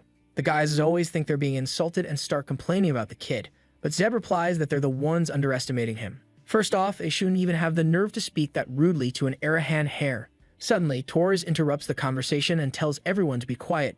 He goes to apologize to Zed, saying he had hoped things would go better, when suddenly, the Basilis appears behind everyone. Torres immediately yells for everyone to get into formation, but they already have to dodge the first attack. He asks if Zed is okay, who tells him to pay attention to the fight man. He nearly got chomped by another monster. That's when they realize it's not one Basilis but two. And Torres is already activating his aura. And now that I notice, doesn't he kinda look like Vlad from Stellar Swordsman? Like a Vlad from another world, and man, all the knights are there with their aura lit up, charging toward the Basilis. Strangely, in this world, mages fight up close while the knights are the ones sending out those aura slashes. The problem is, those aura slash explosions are doing nothing to the basilisk, and even Vlad is confused because the attacks aren't working. Suddenly, the creature lifts up a tail full of spikes and Zed yells for everyone to get down. Nobody obeys and Torres shouts at them to follow orders. That's when the guys throw themselves flat to the ground. But Zed notices one guy being stubborn, saying he won't take orders from a mage. Our boy yells again, but too late. The monster fires off a bunch of poisonous spikes. Those who were down didn't get killed, but the fool who stayed standing, obviously got hit, was saved by Zed, right? Of course he had to be saved by the mage kid, dumbass. But our boy already warns them that on the next attack, the monster is going to aim at the ground, so that trick won't work twice. Then he tells Torres that he'll leave him and the knights to deal with the one on the left. In other words, the badass is going to handle the one on the right.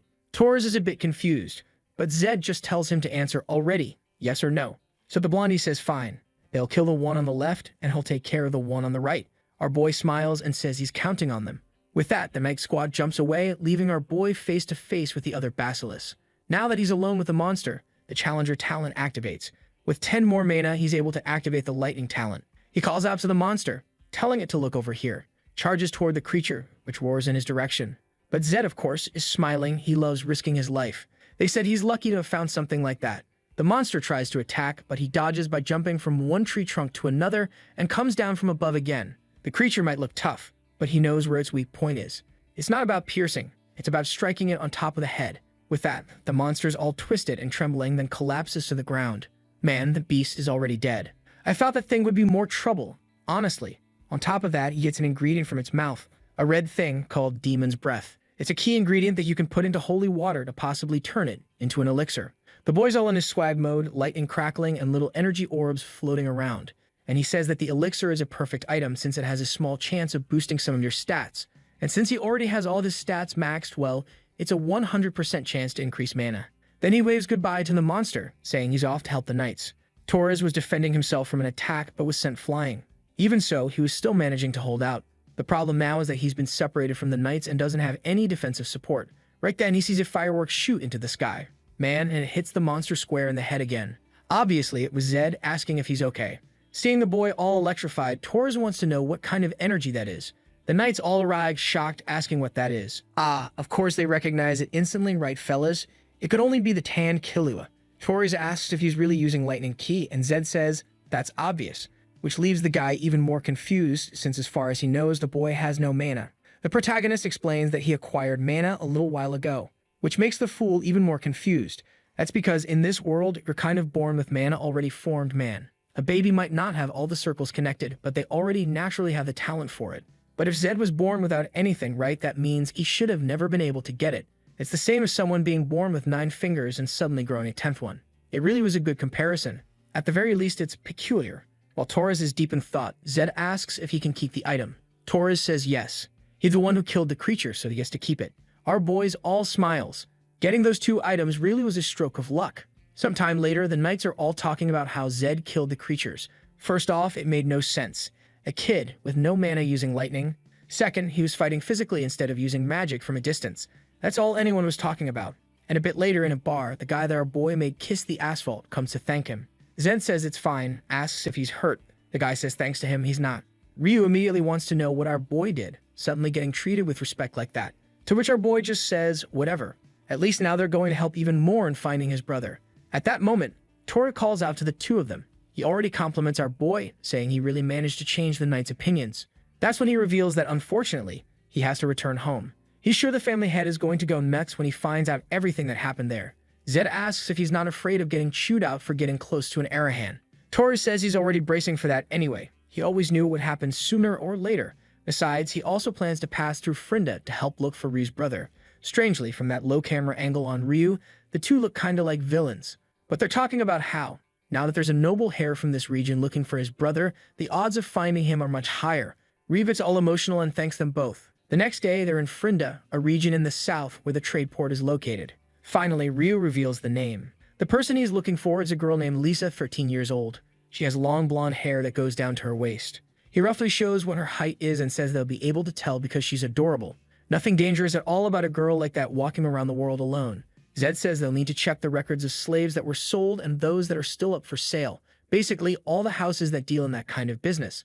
The knight just agrees, and then our boy tells Hulk that they'll first talk to the merchant he used to work for. Sometime later, they're there, looking at the entrance of a place guarded by some guy.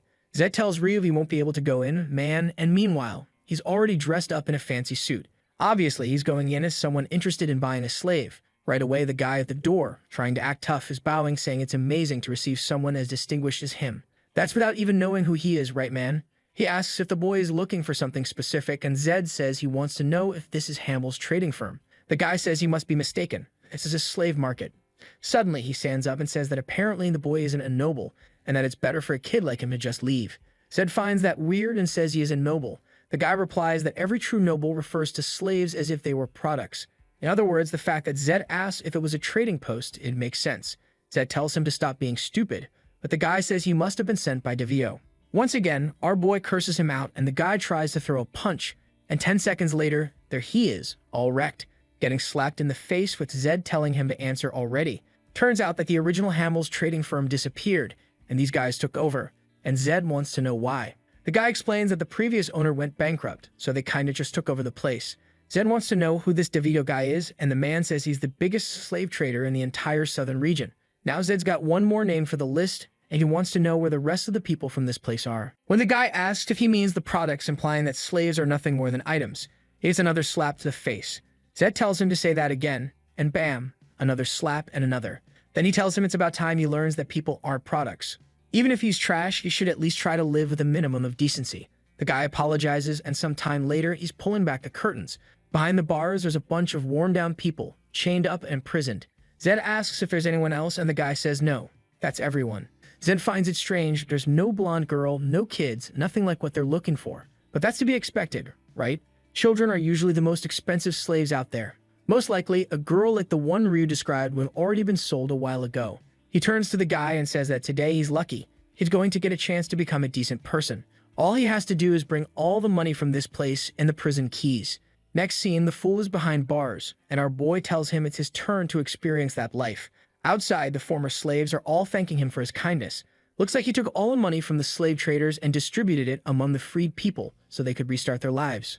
A golden-hearted boy. He also took the opportunity to sit and talk with some of them to hear their life stories and gather information about this world.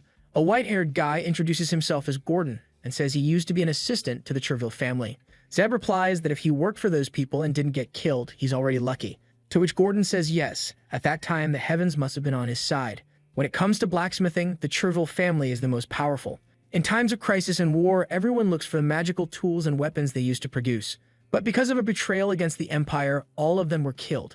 With that, they vanish from history, and nobody even likes to mention their name anymore. Obviously, though, the Empire was stupid. Since they didn't let a single descendant live, the techniques they had were lost forever. And now that the number of magical beasts keeps growing, not having quality weapons is costing them dearly. With his hands all beaten up, Gordon says that all of this is just past glory. Our boy says it really is sad to know that such great techniques have been lost to time. Then Gordon says that, as a thank you, he's going to share some information, but only because Zed saved him. It's a secret that has to be kept. Our boy says it's fine, but even so, the old man glances around and says they'll have to talk somewhere else. Outside, he explains that the true heir of the Treville family, known as Lacto, is still alive. The truth is that his main assistant died in his place so he could escape. He changed clothes, disfigured his own face, and was never recognized again. If the plan worked 100%, he's probably living somewhere in Myers. That's a great piece of info for Zed. The only problem is, someone being hunted for treason obviously won't be easy to find. Zed thanks him, and Gordon says he only told him because he seems like a good person. All he asked was that nothing bad happened to Mr. Lacto. With that, they go back into the bar to eat. Will, though, is eating but looks kind of sad, and Zed wants to know why. He can't be down just because they didn't find his sister in the first place they checked. There are much bigger slave dealers, Devio for example. Gordon seems to hear that name and tells him to be careful. That guy is on a totally different level from the place they destroyed. Zed's feeling confident and says he's got a Bahal squad with him, so he's not afraid. But Gordon tells him he has no idea. DeVito has connections across the entire empire. And apparently, one of the rumors is that his biggest client is none other than the Arahan family. Of course, right. At that moment, our boy is using his blue lens, so nobody there knows he's actually an Arahan. He's already imagining that the Black Mirror guys must be buying slaves to train and turn into the shadows of the family. Feeling a little awkward, he says it doesn't make much sense. Why would the Arahans come all the way south to buy slaves? To which the old man says it's because the prices are unbeatable. Plus, if they buy up all the best slaves in the south, they're leaving the powerful southern families without options. Zed stops to think for a second and says, yeah, it really does sound like something the Arahans would do. The real problem now is, what if the Black Mirror folks are protecting DeVito? That means if he attacks them without revealing his identity, it could start a full-blown war between the Bahal and the Arahan. Ryu calls out to our boy a little hesitant, and Zed notices that the kid's feeling awkward because his request is starting to cause way too much trouble. But Zed tells him not to worry, this isn't just about his sister anymore. It's about doing what's right. To him, it didn't matter, he was going to wipe out every slave dealer sooner or later anyway. Next day, face-to-face with DeVito's slave market, which looks more like some giant imperial palace/church mansion. Here comes our boy, dressed like a noble, as he makes his entrance. Suddenly, people inside are startled. Zed entered without saying anything, and the beefed-up guy at the front is asking what he thinks he's doing. But our guy just wants to know where DeVito is. One of them says he needs to understand where he's walking into. Another warns that this is one of the few places where even a young noble could lose his life. But there he goes, reaching for his eye, saying that everyone who works for the Arahans really is arrogant. And the moment the guys see the red eye, boom, they're all falling to their knees begging for forgiveness. And then in the background, he also notices a guy slightly bowing. The outfit looked like it belonged to the Black Mirror folks, but probably someone of low rank. That's when, from the second floor, someone says that an interesting visitor has arrived. The mustache guy wants to know what someone so esteemed is doing there. He comes down and says he heard that this boy went to the slave mall and destroyed the place. Right away, Zed realizes that, judging by the guy's confidence, the Arahan name alone isn't going to work on him. This is probably DeVito, who's already grabbing a glass, saying he didn't expect the kid would actually have the guts to come all the way there. But maybe he was just too naive. Zed gets right to the point and says that starting today, the deal between them and the Arahan is over, and he's going to take all the slaves from that place, so it's best DeVito cooperates. But man, DeVito bursts out laughing in his face, apologizing because he couldn't help it. That was just too funny. Zed wants to know if the guy's really that eager to die, to which DeVito replies that he's just curious to know when that's supposed to happen. He says he's tired of the chit-chat and that he's not going to kill the boy since he's a respected guest. However, the lesson he was going to learn today, he carried for the rest of his life. Just like the protagonist thought, he's going to have to settle this with fists. The only problem is he's hoping that hooded guy in the back doesn't have too many circles. He's getting ready to go on the offensive before the other guys move, but then suddenly, someone yells to surround the building. Whoa man, look who's shouting over there. Obviously, it's Torres yelling that they're there to drop a like on the— And do you remember how last chapter ended right when the protagonist went to collect from the criminals? But at that exact moment, that blonde Dragon Ball looking guy showed up yelling, ordering the whole squad to kill the bastards in that place. The soldiers start storming in, while the guys in the back all confused, trying to figure out what those assholes are doing there. Cuts flying everywhere, he throws himself to the ground, a head rolls right in front of him. And someone says that for the crime of illegally kidnapping— wait, is there a legal way to kidnap people? Apparently there is. And for also staining Bahal's honor by mixing with this southern trash. He, the next head of Bahal, is going to cut off arms and limbs as an example. Right then, the idiot realizes the two guys who were supposed to hate each other were weirdly enough staring at him. Dude starts begging for forgiveness like, hey, I'm sorry, and he gets cut. Jesus. And then he slices the other arm too. Torres doesn't hesitate at all. What is this? He doesn't stop. The guy complains about his arms and loses his legs. And then, damn, he loses his head. Come on. At least leave him alive, right? Even though he'd die anyway, you could have left him to look at himself with no arms and no legs for 1 second, just so he goes to the other side with that image burned into his mind. Torres says the first floor is taken care of. The protagonist, though, is already asking what this Emperor's Declaration thing is. According to Torres, it's exactly what it sounds like. The Emperor issued a decree to wipe out all slave traders. Zed is surprised and asks if they already dealt with the others.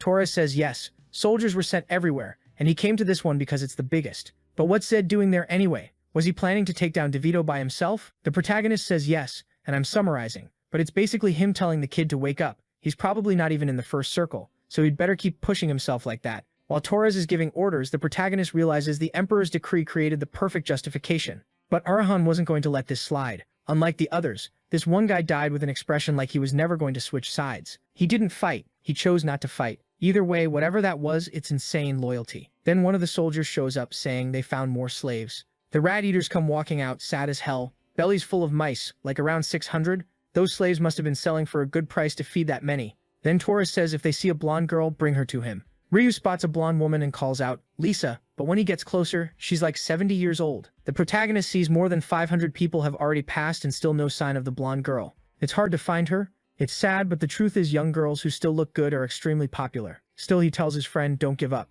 Then the knights check the cell, come back and say unfortunately nobody's left. Ryu is standing there crushed. A little later, a soldier tells Torres they're going to send the slaves to the Imperial Palace.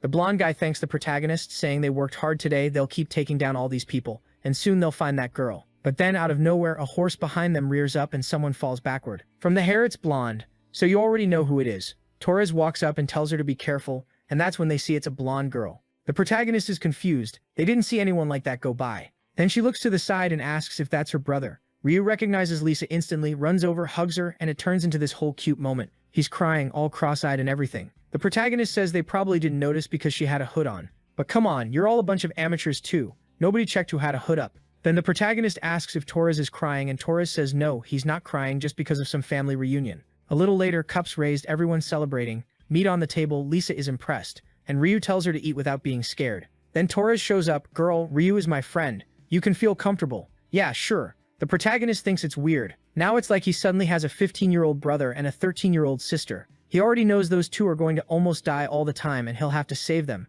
At least he'll level up and get stronger. More meat on the plate, everyone's smiling. The atmosphere is friendly. Zed thinks it's the first time he's ever experienced something like this. Before he can even finish that thought, someone opens the door and calls for Torres. The protagonist recognizes him, Bahal's vice commander, known as Philip Squarehead, saying there's an urgent message from the clan lord.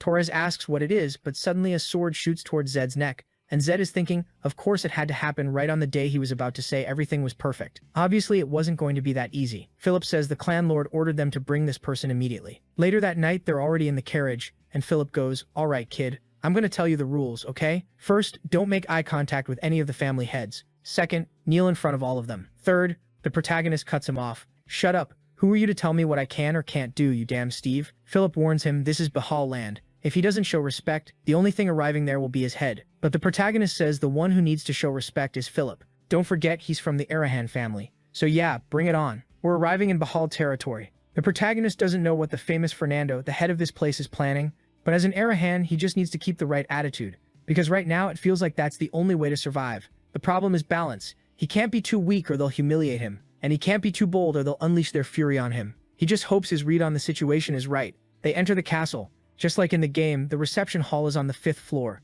and if he was called there instead of the 7th floor, which is the office, that means he's only a visitor, which in a way is good. Then the kid almost has a panic attack when someone says he's the first Arahan to ever set foot in this mansion. The protagonist doesn't get it. Where is he? He doesn't know where the guy is, and then boom, he's there like a wall behind him. The protagonist can't even turn his head. Just thinking about moving makes his mind short-circuit, and he knows the guy isn't using any power. Just his presence does that. A knight who passed the 10th circle and reached the realm of a swordmaster. The old man walks past, and the protagonist sees him sit in the chair across from him and stare. While the old man is staring, the protagonist is basically about to piss himself, trying not to break into a cold sweat. The old man says he recognizes the spirit of the Arahan kid, but in this great mansion he has to show respect. The protagonist knows he can't kneel right now. Submitting to anyone's force is shameful, and if he shows any cowardice in this moment, this man will never associate with him again. So he stays standing, absolute Chad, and thanks him for the invitation. The old man goes, invitation? The protagonist says yes. He appreciates the carriage that brought him to the reception. All these formalities make it clear he's being treated as a guest. But if in Bahal's house etiquette says a guest has to kneel, then fine. Who are you, Light Yagami? The old man is thinking, this bastard kid, and the protagonist is just trying to stay on his feet. Then Giriam, the buff one, laughs and says the bastard is bold. But then he goes, alright, sit down, I don't like watching a guest stand. The protagonist sees tea. Whew, they even serve tea, so he really is a guest. For now, everything's going well. Then the old man says, hey kid, you're overthinking it. I only had you brought here because I'm curious. Don't worry, I heard you went to deal with that slave trafficker DeVito. Did you know about the imperial decree? The protagonist says he already went, and the old man is surprised. Hold on, you went after the slave trader before the decree? Why? The protagonist knows there are things he could say to win Fernando's favor, but he decides to just tell the truth. To me, slavery goes against human morality. I was just acting according to my conscience. He knows no lie will work in front of a swordmaster. Then the old man says, didn't you know DeVito was connected to your family? The protagonist says he thought it was a rumor. He didn't really believe it, but the truth came out when he got there. Fernando says that's strange. He found out there but he didn't stop? The protagonist says he was just following what he believes is right and wrong. It has nothing to do with his family. The old man says the Arahans won't let this go. The protagonist says it doesn't matter. He did what he thought was right, regardless of what his family thinks. The old man finds the kid impressive. He must know exactly what it means to go against a family like Arahan. And now that he caught Fernando's attention, he's in even more danger. Just like Torres said, he's the first mage who understands what honor means. And then comes the invitation from the old man. Hey kid, it's so late, why don't you stay here at the old man's house tonight? But the protagonist doesn't want to be part of any party. Thanks for the thought, but he's leaving. He gives that knight salute. The old man gets excited, saying he'd never been saluted by a mage. It really was a special day. And in the end, the protagonist accepted. You think he's going to leave, but he stays at the old man's house. The protagonist is relieved. Fernando's personality isn't that different from the game. The guy is smart and knows how to judge people. Otherwise, his head would have rolled the second he walked in without kneeling. He thinks about eating something and notices there's a banquet on the side. The servant leaves, and the protagonist notices a letter on his meat. Like, seriously, they're messing up his food. But we know what it is. He jumps up, looking around scared because it's a letter from the Shadow Squad, and when he grabs it, it has the number 0, which means return or stop. Damn, the head of the Arahan family is calling him. Night passes and the kid is still in shock. The last thing he wanted to see was a magic letter like that. How are the Arahans influencing things even inside another family's house? Then Torres comes to talk to him with that soft, polite face of his, while the protagonist wants to know where Liu is, where Lisa is, what's going on, where everyone is. Torres just says first he's happy, Zed is safe, and it looks like he was invited to breakfast, which is incredible. The family had already realized what kind of person he is, and it seems he'll personally order any search for Zed to be withdrawn. The protagonist is surprised that's kind of unexpected. Too bad that right now he's being hunted by the Arahans, and that's not something Fernando can fix. A little later, breakfast is done and they're heading to the warriors' barracks, and the protagonist notices something strange in the back, almost like a little white horse in a stall. And the blonde guy says he's going to explain to him how riding works in his family. He didn't say it like that, but that's how I'm putting it. Really, he's taking him to see how the family's horses work. The horses choose their owners, and weirdly, he reaches out to touch the little horse and it immediately backs away. And Torres says that one doesn't choose any master. The limit is 3 months, and so far nothing. The protagonist is surprised. Doesn't the strongest person in the family pick the horse they want? Torres says not necessarily. It seems each horse has its own reason for choosing. The protagonist looks so excited that Torres says he's indifferent to everything. But now, seeing that big white horse, he looks like he wants to ride. And it's true. Torres explains that Bahal's white horses aren't anyone's property. They're friends and companions. That's why they respect the horse's choices. The protagonist looks at the horse and the horse looks back. He goes to scratch under its chin, when suddenly someone asks, "What's Arahan Trash doing here?" It's Philip. Squarehead Steve wanting to know why they brought this kid. Torres says he's a guest of the family head, so he'd better show respect. Philip bows and says fine. Then he goes, "So Zed, you want to do a little training here with my crew? I get that you're a mage, so maybe training isn't really your thing. How about you give us a lesson and show us how you fight?" Torres immediately realizes what they're planning and asks if they forgot the guy as a visitor. So he goes, "Look, Mr. Torres, inviting the kid who's just a guest to a friendly sparring session isn't wrong. It'll be a good experience for everyone." Torres says Zed isn't ready, and they should leave it for later. But Felipe keeps pushing, saying it'll be a light session. "Come on, Steve, don't be such a pain." Then the main guy says, "Fine, I'll take part in this mess, but you should know you're the ones who asked to train with me." The big horse is just standing there watching. The first guy walks into the middle of the arena and says, "Since the kid doesn't really know how to fight, I'll use this little wooden sword." Zed stretches and goes, "All right, you're gonna regret it, but you better give it your best anyway." While the guy mutters that the kid is out of his mind, Torres is standing there, not understanding what Zed is thinking. Even if he has potential, he hasn't awakened even the first circle. There's no way he can go head-to-head with a 5th circle knight. Zed gets into his stance, and the guy says, "Hey kid, you really think you can win?" And the main guy goes, 50-50. His mana activates and someone says, "Well, look at that. He's pretty optimistic. Here we go. Godspeed and all that." And the main guy thinks, let's see how long he stays that excited. Steve is watching. So that's that mage brain energy thing. It's actually interesting. They say it's the dream attribute. It looks way more explosive than most, but it drains a ridiculous amount of mana, and he isn't even in the 2nd circle. No matter what anyone thinks, the outcome here is obvious. The fight starts. The knight jumps at him with a vertical slash, thinking, why does this kid look so slow? This mage isn't creating distance. He's just standing right in front of him. He's not enchanting anything, not using magic, no circles, nothing. The knight is already bored and thinks he'll end it quickly. Then there's a sharp crack. Everyone flinches. The big horse is watching. The sword is on the ground, and the main guy is suddenly right beside him, gathering that aura. "Hey kid, who are you even attacking?" The guy tries to process it. Then he eats a hard kick and gets launched away. The knight is in shock. What the hell? He's a mage. What kind of kick was that? They're face to face again. A leg comes in from the side, but now the knight counters 3 slashes. The main guy slips past all of them easily. Godspeed, his punch is loaded and he drives one straight into the guy's stomach. What the? This isn't training. Then another one to the mouth. Teeth go flying onto the ground while the kid is just there under the moonlight calmly farming aura. The horse keeps watching him, impressed. It's the first time the main guy has farmed aura to win over a horse. I've never seen that. Everyone rushes in to help. "Blondie, wake up." The blonde guy passed out. Meanwhile, the main guy is there, powering down that aura. Then he spins the tip of the sword. "You little bastard. This was supposed to be training. Let's finish this, Arahan." Torres steps in front. "Relax, did you forget you're the ones who wanted this sparring session? Now everyone wants to train with the main guy. While he's thinking there's no way he wants another fight, he watches the guy getting healed and thinks the idiot lost because he didn't expect the way he fights.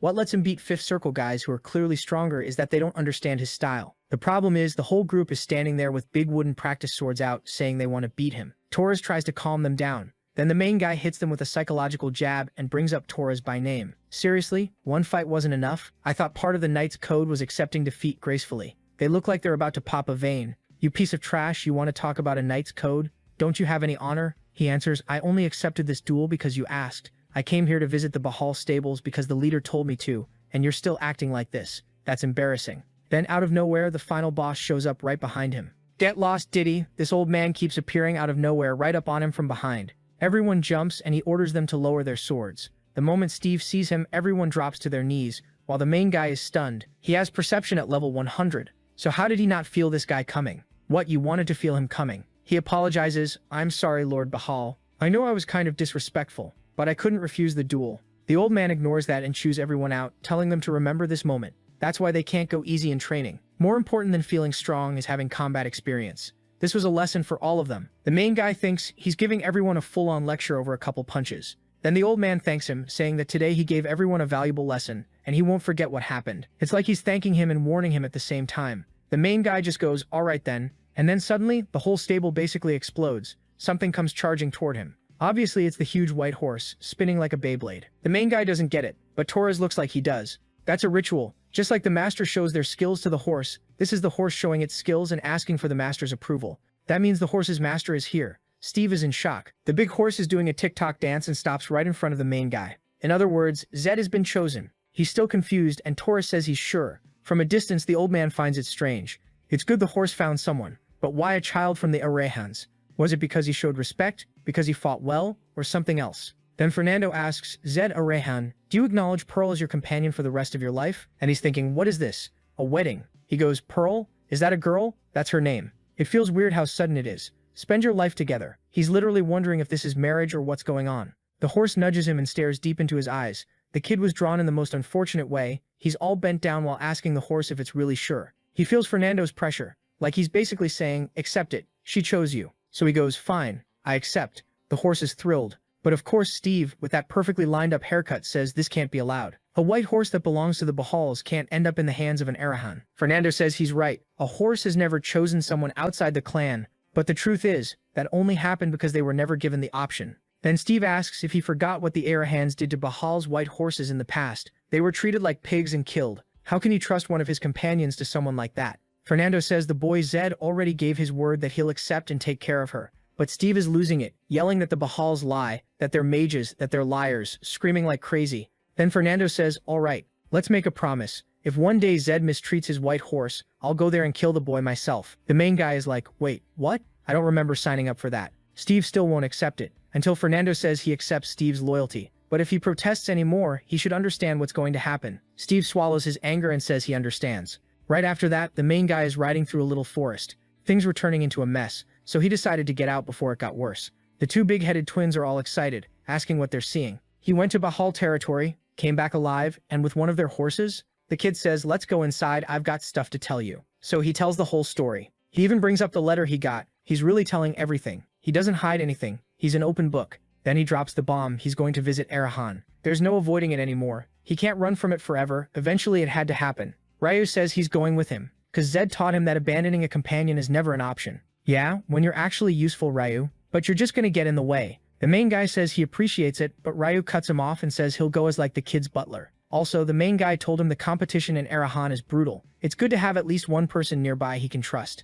And they can bring Lisa too, because she can handle herself. If the two of them get hired as the main guy's servants, they'll always be close and able to help. But the main guy knows the danger ahead is serious. He wanted to distance himself from those two. But no, what's he going to do? Alright my friends, let's go to Arahan together. He's sure 90% of the problems will be caused by those two being there. That night he's decided, but he's not prepared. He needs an advantage. One promising lead he has is Lacto Cherville, the last survivor of a blacksmith clan that got wiped out. He also has the breath of a demonic race, an item obtained from a basilisk. To turn that into an elixir, he'll also need holy water. And to get all of that done, he has to go to a place called Myers. The question is, how long is the Arahan Patriarch going to keep waiting for him there? Next day, bright sun overhead, the cute trio heads out. He's treating them like slaves. He's on the big horse and the other two are on foot. Cruel kid. The next chapter starts with Reo freaking out. Why do you need 500 gold coins? What are you buying? The main guy says it might not even be enough. The elixir he wants to make mixes a demon's breath with a sacred drop. The success rate depends on the divine power in the holy water. So he needs the best holy water possible,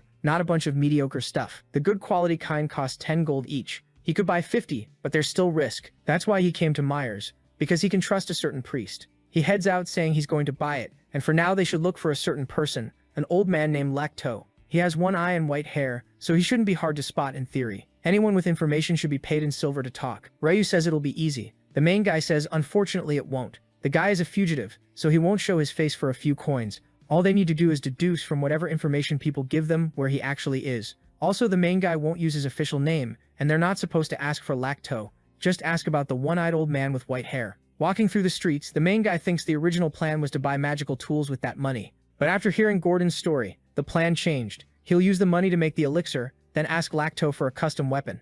Maybe he's dreaming too big. But if it works, it'll give him the biggest advantage, since his magic stats are low. A while later, he gets to the church where he's supposed to buy the holy water. But there's a crowd out front. He's confused. Why is the cathedral packed? Hey sir, tell me why everyone's lined up like this. The older guy says, "Hung kid, you here for the half-price holy water deal too? You look kinda rich for that." The main guy thinks it's weird. Half-price holy water? In theory, he could make 2 elixirs. But there's a big problem. Holy water is made through divine power, so at most you can make 1 bottle per day. Johann isn't the type to care about money, so selling it cheaper makes sense. But how does he have enough power to make that many bottles? Something's off. After a while, someone says, "You can come in." Nothing suspicious about this, Johann. "Welcome, brother." The main guy has only seen him in the game, so he isn't sure this is really Johann. He says, "Hey, Father Johann, how's it going?" The guy says, "Hello, my brother. How many little bottles do you want?" The main guy immediately notices something wrong and says, "You must be busy pretending all day." The guy confused, "What are you talking about?" The main guy closes the door. There's only one Father Johann in the Myers Cathedral,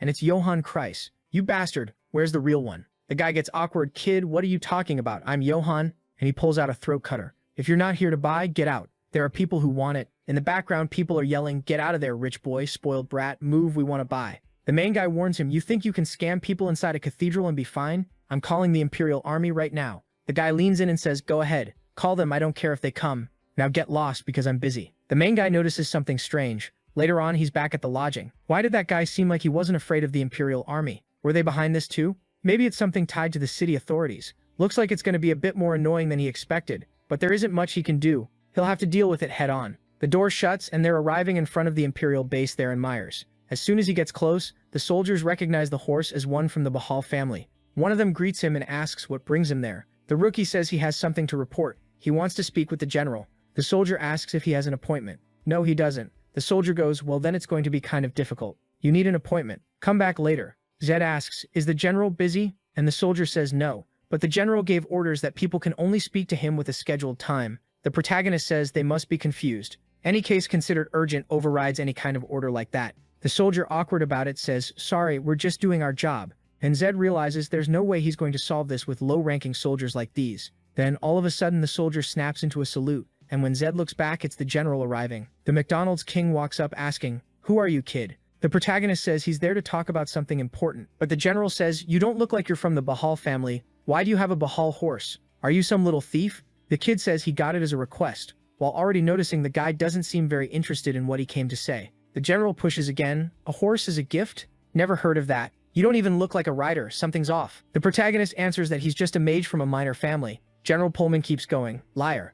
A mage got a Bahal horse? How do you have the nerve to lie to my face like that?" At that point, the protagonist decides to cut it short. "Fine, it was a different situation, but let me talk. There's a fake priest in the cathedral selling fake water." The general cuts him off instantly and orders the kid arrested on the spot. The protagonist goes, "Hey, I just started talking." And in the same second, he's surrounded from all sides. The general orders them to arrest him and recover the horse so they can return it to the real owner. The protagonist says, "Oh, so that's what this is. You're working with them." Just like he thought, the city authorities are corrupt. McDonald's keeps talking, saying he'll regret everything he's saying. With that, Jason moves in on the protagonist, who lets himself be taken, while saying it's the fat guy who's going to regret all of this. The big guy is yelling that he's going to break Zed's bones, that he's going to finish him, but the kid is smiling. And now we're at the Bahal mansion. Fernando is talking about how the emperor is giving big rewards. That's because the number of imperial citizens rescued from slavery over there was 3,720. So they're repatriating them, right? For Bahal and for the Arahans, it was 2,580 slaves they got. But they're the ones who enslave people, so those people will probably just get enslaved again. And the weird part is that this time the numbers were revealed, and Bahal is clearly ahead, meaning the Emperor basically took a jab at the Arahans. He tells Torres to get ready because he's going to go pick up some blessed items as prizes, so Torres better not drag his feet. But then his expression changes, and Torres asks what happened. A man arrives saying a young boy from another territory asked for an audience. He said he's Torres Arahan's friend and came to confirm it. Torres asks if the boy's name is Ryu, and the man confirms it. Torres says he is his friend, but what brought the kid all the way here? Fernando just stares, and Torres says he'll find out, but the old man orders them to bring him in right now. Torres thinks it's strange. The old man says he wants to know what this kid has to say about Zed, because in the Emperor's letter it says he praises Zed Arahan's efforts in helping the Empire and its citizens regardless of status. All nobles should learn from him and show that same exemplary behavior. So of course poor Ryu is basically groveling on the floor, almost greeting the great family general, who asks why he's there. Ryu says it's nothing big, it's just a letter Zed left, and he asked him to deliver it if he couldn't. Then Ryu hands the letter to Fernando. Considering Fernando just read a letter praising Zed, he has to take a look at this. And of course the letter talks about the priest in Myers, the cathedral authorities, the people selling fake water, everything that's going on. And the final message tells Ryu that if Zed didn't return by nightfall, he should deliver the letter to the head of the Bahal family. Ryu says it happened today and apologizes, but he had to come bring the letter. Fernando says it's fine. The boy, even though he was scared, showed courage by bringing his friend's letter, and that's an honorable act. He orders them to bring the boy food and put him somewhere comfortable. Ryu gets emotional because he was told he acted honorably. Knights really were incredible. The guy says 2 words and Ryu's like, wow, you're amazing. So he's eating and crying. The bread and burger from that place was 10 times better than anything he ate while traveling with Zed. But the scene switches to the prison. Big Rat, Big Roach, and the kid doing push-ups. The guard is confused. How long are you going to keep doing push-ups? It's been 2 hours like this. Is this kid enjoying the torture? What's going on? I don't get it. I'm getting more tired watching him train than he looks from training. Suddenly someone shows up saying, my nose is about to fall off my face. It's the general saying this place stinks. The guard says, sir, he's been training all night, but we've been watching him so he doesn't escape. The general, confused, says, this kid has been training all this time? He really is a weird one. So the door opens, they force him to his knees, and the general says he's going to give him a chance.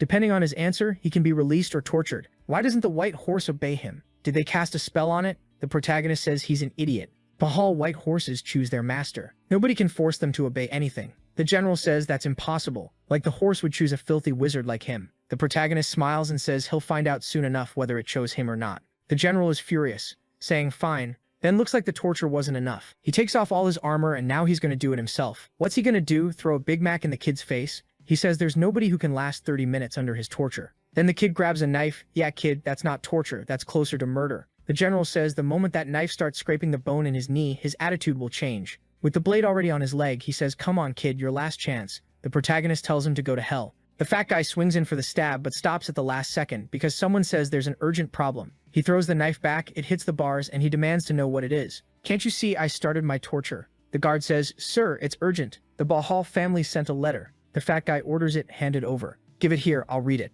Let's see. Ah, the guy you arrested, the master of that white horse, is a friend of Bahal. I heard there are dissidents in your city. What? They're going to judge me. He rips the letter up, yelling that it's a lie. An investigation. How is this possible? Then he asks the protagonist, this is your doing, isn't it? You were waiting for this little letter to arrive. But you should know, even if he's the head of Bahal, he won't go against the Imperial Army. But fine. All he has to do is kill the kid now, and then kill the priest. No evidence. Nothing. Perfect. The protagonist flips into Godspeed mode, saying some people only learn by getting hit. And just like that, he's free. And the electrocuted guy has a chain on his leg. He doesn't understand what's happening. Even the protagonist is surprised. From 1 second to the next, the guy is completely surrounded, and there's a big mage standing off to the side. Damn, it was one of the Arahan family's black guards. Those guys are kind of scary, and they're absolutely everywhere. The mage just says, Master, the family orders you to return as soon as possible. And 3 of them step forward and say they're there to escort him right now. The protagonist asks if they sent him a recall order. The guard says it doesn't matter, he needs to follow the head of the family's orders and go.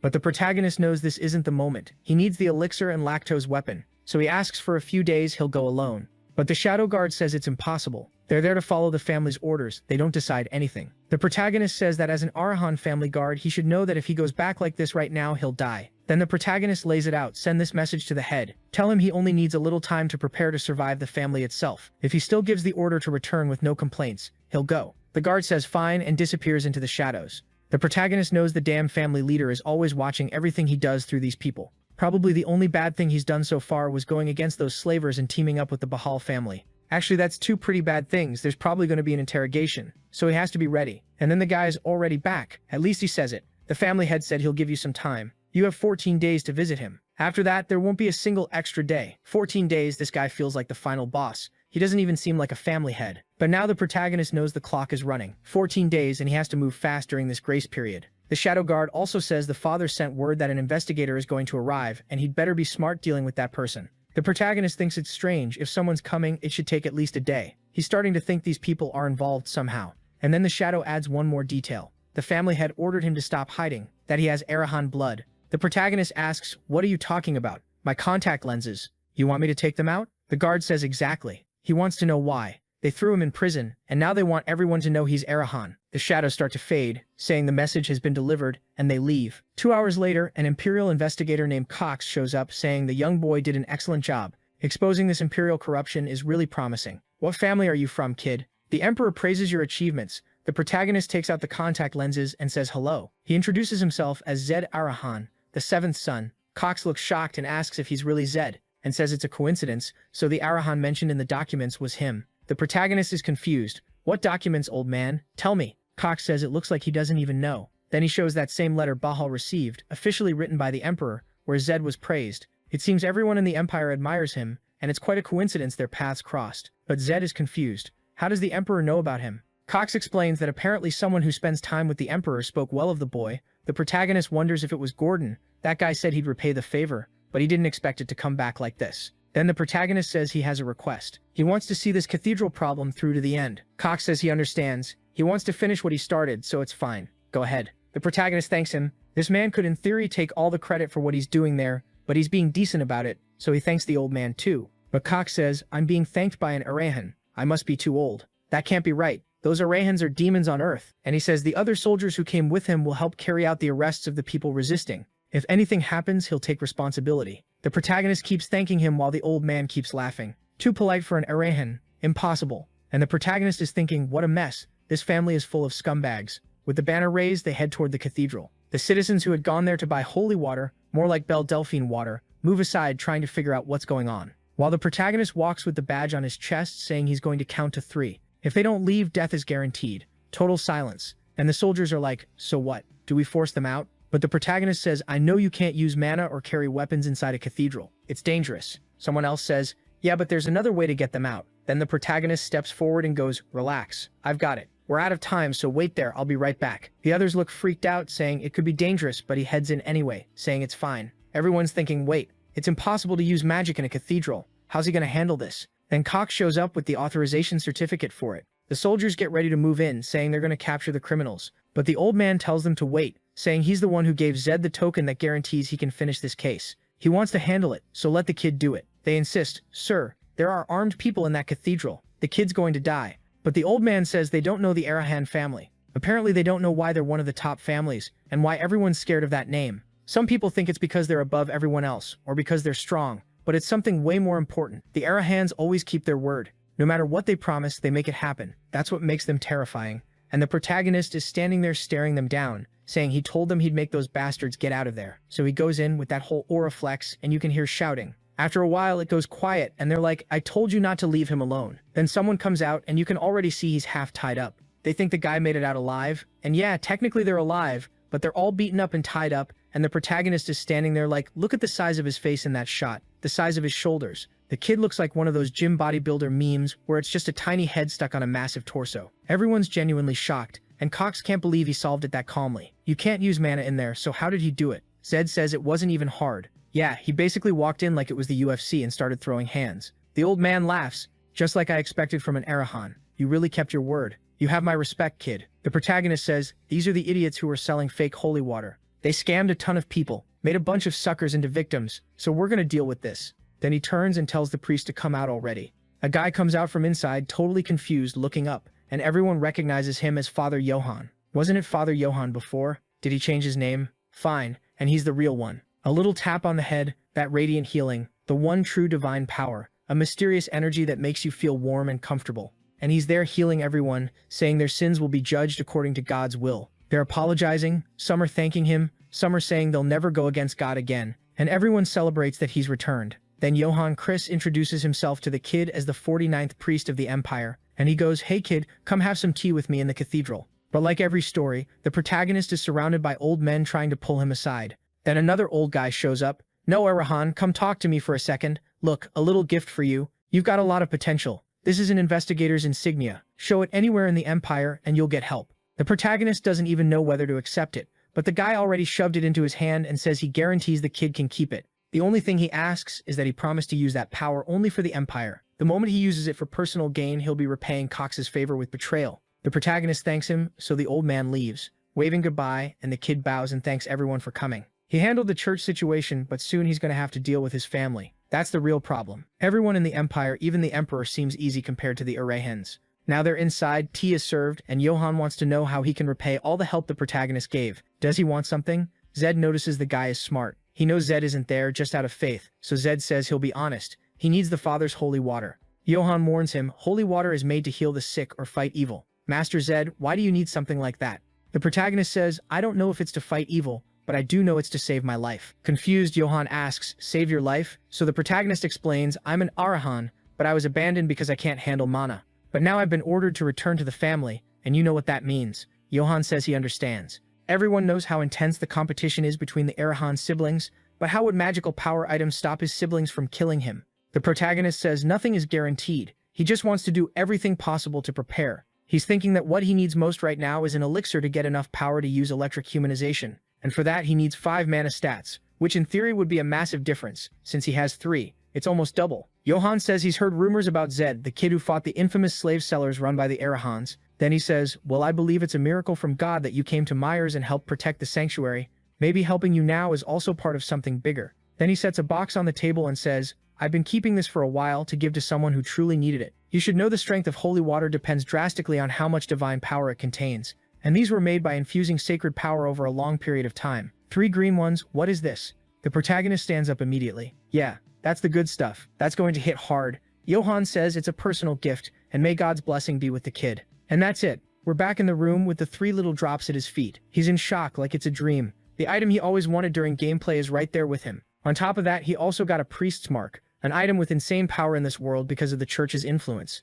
You basically get the cathedral's authority on your side. Since the empire is built around the church, having something like that is almost like having the emperor's guarantee. The mark is so strong you can't even be arrested with it. And people will be scared to kill you, because that would mean attacking someone tied to the cathedral. Just those 2 marks already make him way safer in the power struggle. Johann knows that, and that's why he gave them to him. Now he has the investigator emblem and a priest's mark. You can say there's nothing better than those 2 before going back to his family. And it's not even what he originally came for. If someone wants to kill him now, they'll have to take a huge risk. Just looking at the 2 makes him feel safe. Yeah, careful. When protagonists start feeling safe, that's when disaster shows up. On top of that, he takes the good green one that works easily. Normally it's a 20% success rate, but with this quality, plus having 3 of them, plus 2 demon-related things, he's confident it might work on the first try. He opens it, pours the green stuff onto the red orb, and it starts to flow. Wait, what? It really appears out of nowhere, the big elixir in the kid's hand. He's impressed. Even though he knew the odds were high, it really worked on the first try. He chugs it. Mana up by 1, now he's at 4. Now he just needs to get lucky one more time. He begs and then perfect again. Yeah, it really was packed with divine power. This doesn't even feel like luck anymore. He starts thinking the probability has to be over 80%. No way. Either way, he opens his mouth, drinks it all, and boom, 5 mana. With that, magic use gets added, and he unlocks electric humanization. It drastically boosts the user's physical abilities, and also gives a shield proportional to the amount of mana.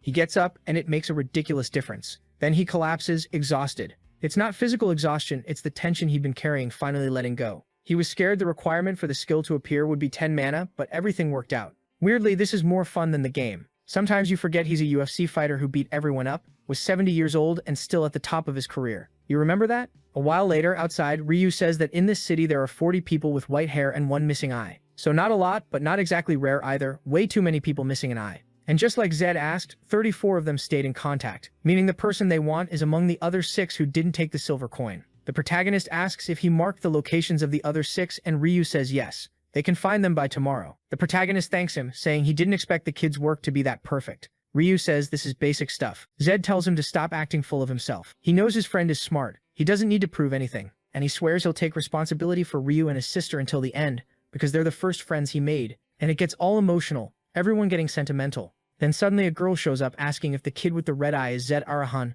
She's practically sparkling, saying she heard he dealt with the spies, that he cleared out the cathedral. The protagonist realizes a crowd is forming around him out of nowhere, and they're looking at him in a weird way. Everyone recognizes Zed Arahan. It looks like he became a celebrity in the city. People are everywhere, and Ryu wants to know what's going on. Everyone shouts, "Zed, thank you for protecting the cathedral." The protagonist, still not really getting it, says they should get out of there, but then he feels a strange presence. They're an old creep, missing an eye, just appearing out of nowhere. He turns to look, caught him out of the corner of his eye. White hair and one eye. He found the bastard Lacto Cherville. The protagonist tells him to stop, tries to push through the crowd, but everyone wants a piece of him. He makes it out into the open, and the old man is gone. Ryu asks what happened, and he says the bastard was right there but disappeared. Then he tells Ryu to pass him the info for the closest person among the 6 who weren't on the list. He knows that guy will try to run, but he has to be nearby since he showed up out of nowhere too. Ryu leads the way. They go down a street, turn the corner, break into a house, find another random old guy, skinny, lost, confused. The protagonist tells him to move. He jumps up to another floor, goes into another house, then another,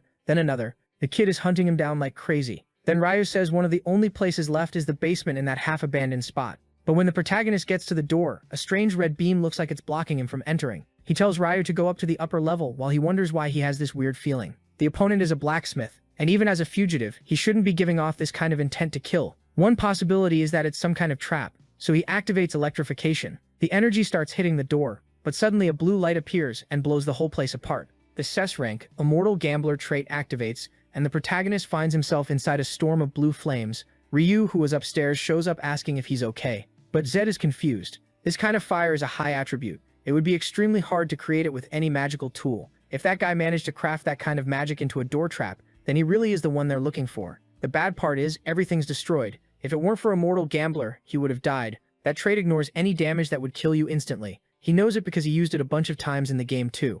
Basically, it makes it impossible to be killed in a single hit. The protagonist is impressed, and now he's even more motivated to capture this guy and make him an ally. Off they go looking for yet another old man. A while later, back in the room, Ryu is angry because it looks like they're being suspected of destroying the place. The protagonist says that's expected. They were the only ones there, and it'll be hard to prove that the explosion was caused by a trap. Robert wants to know what they're going to do. Wouldn't it be better to get out of there before the Empire's guys show up? Maybe ask the Bahals for a little help. How about that? Zed though says he's trying to avoid asking the Bahals for help again because of those shadow guys. It looks like they don't like it much when the protagonist gets involved with that family. Now it's the protagonist's turn. With a banner raised outside, the guy orders Zed Arahan to come out right now. The protagonist gets up. Well, they're here. What are we gonna do? We already knew this was coming. He tells Ryu to stay there and that he'll handle it. And look at them, showing off all their emblems. Getting cocky, kid. The moment he opens the door, the guy gives the order to arrest Zed Arahan immediately. Then boom, he sees the priest's mark on the kid's chest. He asks if it's what he thinks it is. Our protagonist says yes.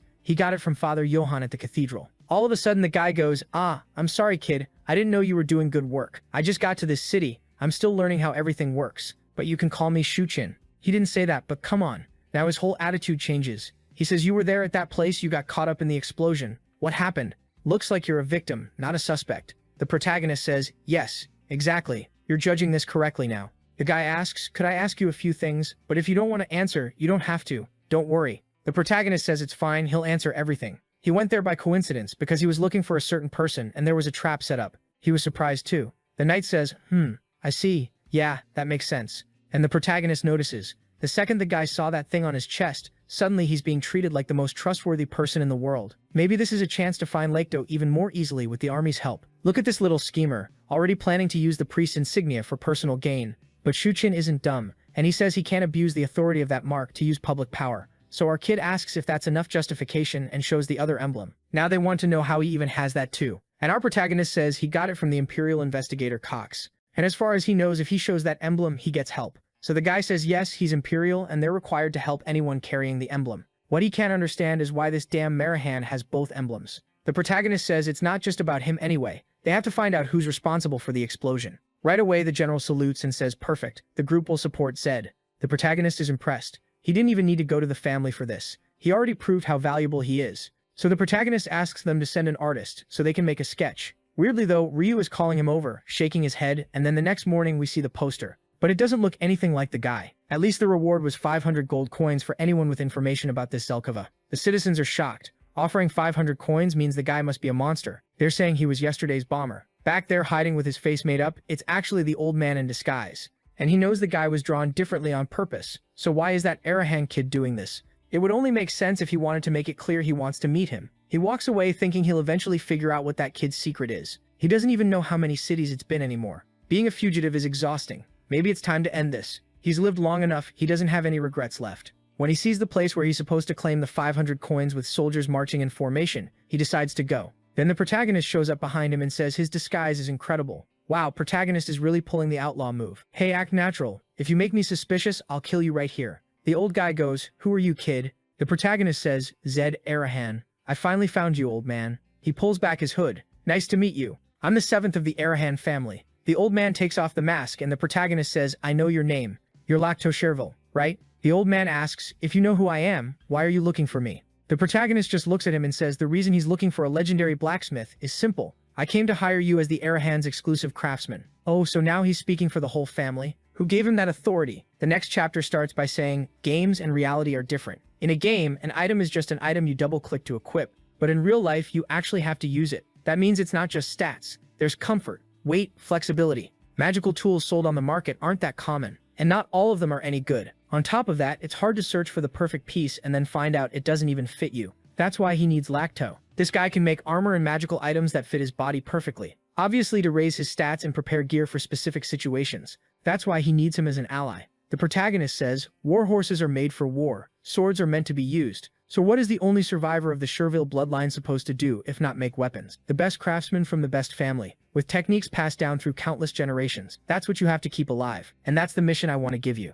Everyone's saying the old man likes it. If he were trying to win over a woman, he'd never have this smooth talk. The old man says passing those techniques to the next generation fills him with emotion, but his face is stone cold, zero emotion. I don't even know if he meant it. He's about to say something about a problem with his family, but the protagonist cuts him off and says it's a false accusation. With the authority of the Arahans, which I still don't know where he got, he says he'll clear the false charges against the Chervils, because with his family's help it's possible. The old man asks if he doesn't know the real story of the Chervil massacre, and the protagonist says he doesn't. The guy says that's strange. He doesn't know what happened and still wants to help the Chervils. So how does he know the accusation is really false? The protagonist thinks, yeah, that's true. And the problem is the Chervil incident is a story that happens right at the start of the game, before everything begins. He only has a rough idea from some NPC conversations.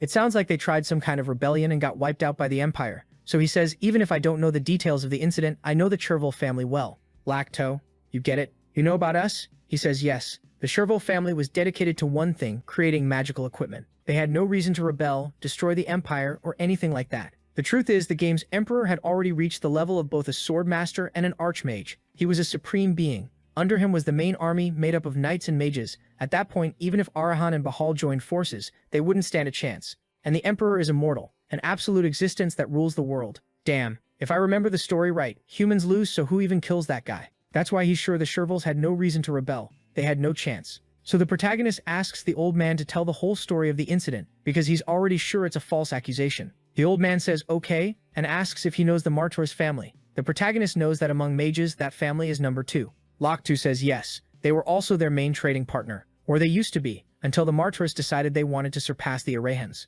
The protagonist says, in theory, that's impossible. The old man agrees, saying the Arahans are incredible. But the real problem started when the Billy family got involved. Oh my god, so many families. The protagonist thinks it's weird. He knows the Billies are kind of mediocre. So how did they manage to ruin everything? He asks what happened. The old man says, one day he was hammering out a greatsword, and one of the Billy family guys came to talk. He said that from now on they should stop trading with the Martennis, and trade only with them. Obviously Laketow refused. The guy turned around and warned him he'd regret it. After that, it seems they conspired with the Martennis and managed to plant conflict between the two.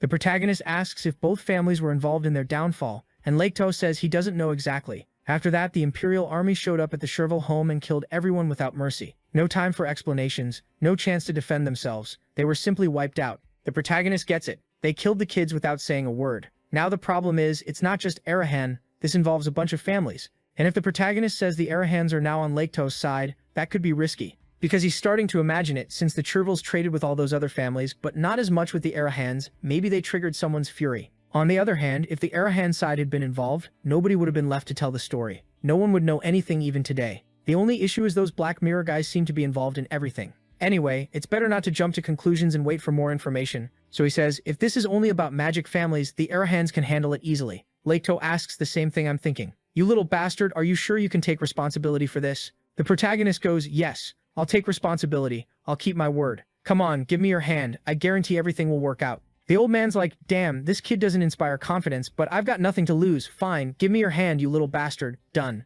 Our kid thanks him and says they're leaving now. He's already got the squad put together to go up against the Arahans, 3 blonde kids, the white horse, 2 insignias, and an old man. Honestly, it looks promising, but he's curious how effective the things he got in the south will be against Arahan. The kid's even smiling. Yeah, the confidence is kicking in. Meanwhile, in the eastern region called Neka, there's a golden tower in the middle of the city, and it kind of sticks out. Why are you trying to flex that hard? Everyone's arriving impressed. Ryu says he didn't believe a place this rich existed in the world. Confused, the protagonist asks, "You've never been here? Didn't you work for the trading teams?" Ryu explains that Neka is controlled by huge caravans. Small-time people don't even get a chance to trade there. His sister is pulling him by the arm, telling him to look. There are tons of gold buildings. Even Lacto is shocked, saying it's been a long time since he came to Neka. This place is growing insanely fast. There's a lot of money here. The protagonist asks if he's been here before, and the old man says yes, he visited as a tourist a long time ago, like 10 years back, but it's strange how much it's changed. He can barely recognize it. Looking around, the protagonist thinks it feels a bit colder than the southern border, but it also seems more relaxed. The look is different, but it's almost like he's in a rich neighborhood in Korea. In the city, everyone's staring at the horse. They know white horses belong to Bahal, so why is there one here? The protagonist ignores it and goes to find a proper inn. Now they're in the room and Ryu asks if they're really going straight to Arahan. The protagonist says that's the goal, but they still have a week and they can't waste time. As soon as Ryu sees he's about to head out, he wants to know what he's planning this time. He says he's going alone and they don't need to worry. He tells the old man to stay too and look after the kids. The guy thought he was going to make weapons. Now he's stuck babysitting. Ryu asks, "So you're not coming back today?" And the protagonist says, "No, I'll be back in a week maybe." It's like he's saying goodbye to a girlfriend. "Kid, just go already. All these guys are staring. Get out of here, bye." We're in the city. The protagonist looking left and right, searching for something specific. No matter how bright a place is, darkness still exists. People came to the Golden City looking for opportunity and ended up as failures. That's where the rat eaters are. Scene cuts to a shop. Someone asks what an Arahan is doing in a place like this, while the protagonist says he came to buy those black lenses. The old man, confused, asks why.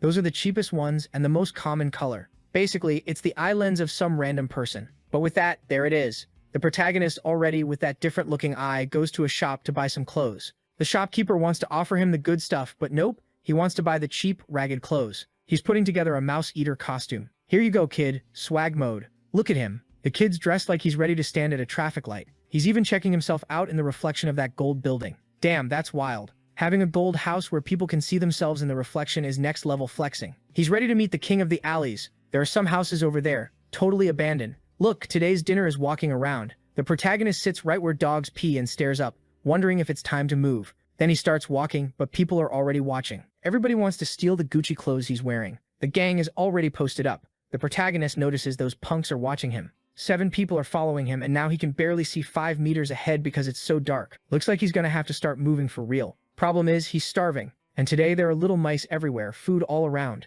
You could almost call it a Garden of Eden. But right then he runs into this huge musclehead. Man, there are people everywhere. The guy comes in like, "Hey bastard, where'd you come from? You better say you're new here or you're not gonna survive." The protagonist goes, "Hey, is there any food around? I need like 3 mice to fill my stomach." They get pissed instantly. "This asshole came here to eat our rats." Right away, one of them comes up from behind saying he'll handle it. But the protagonist crouches and looks back, leaving the guy confused. The Ratatouille gang rushes him. The first one jumps in to crush him. Protagonist glances back, boom, shoulder to the stomach. The guy goes flying and crashes into another one. It looks like he's about to elbow the next guy in the face, but right as it's about to land, snap, he switches the motion and chops him in the neck. In half a second, 3 idiots are down and the rest are kind of stunned. The protagonist smiles. "In those alleys, the police don't exist." He asks, "You guys good?" While thinking, now that my strength hits 70, even a weak punch is hurting people. They're like, "Damn, are you some kind of psycho? What are you doing here?" What the protagonist wants to know is why they attacked him. He just wanted a little piece of mouse. Now thanks to them, he's even hungrier. But the dog-faced guy answers,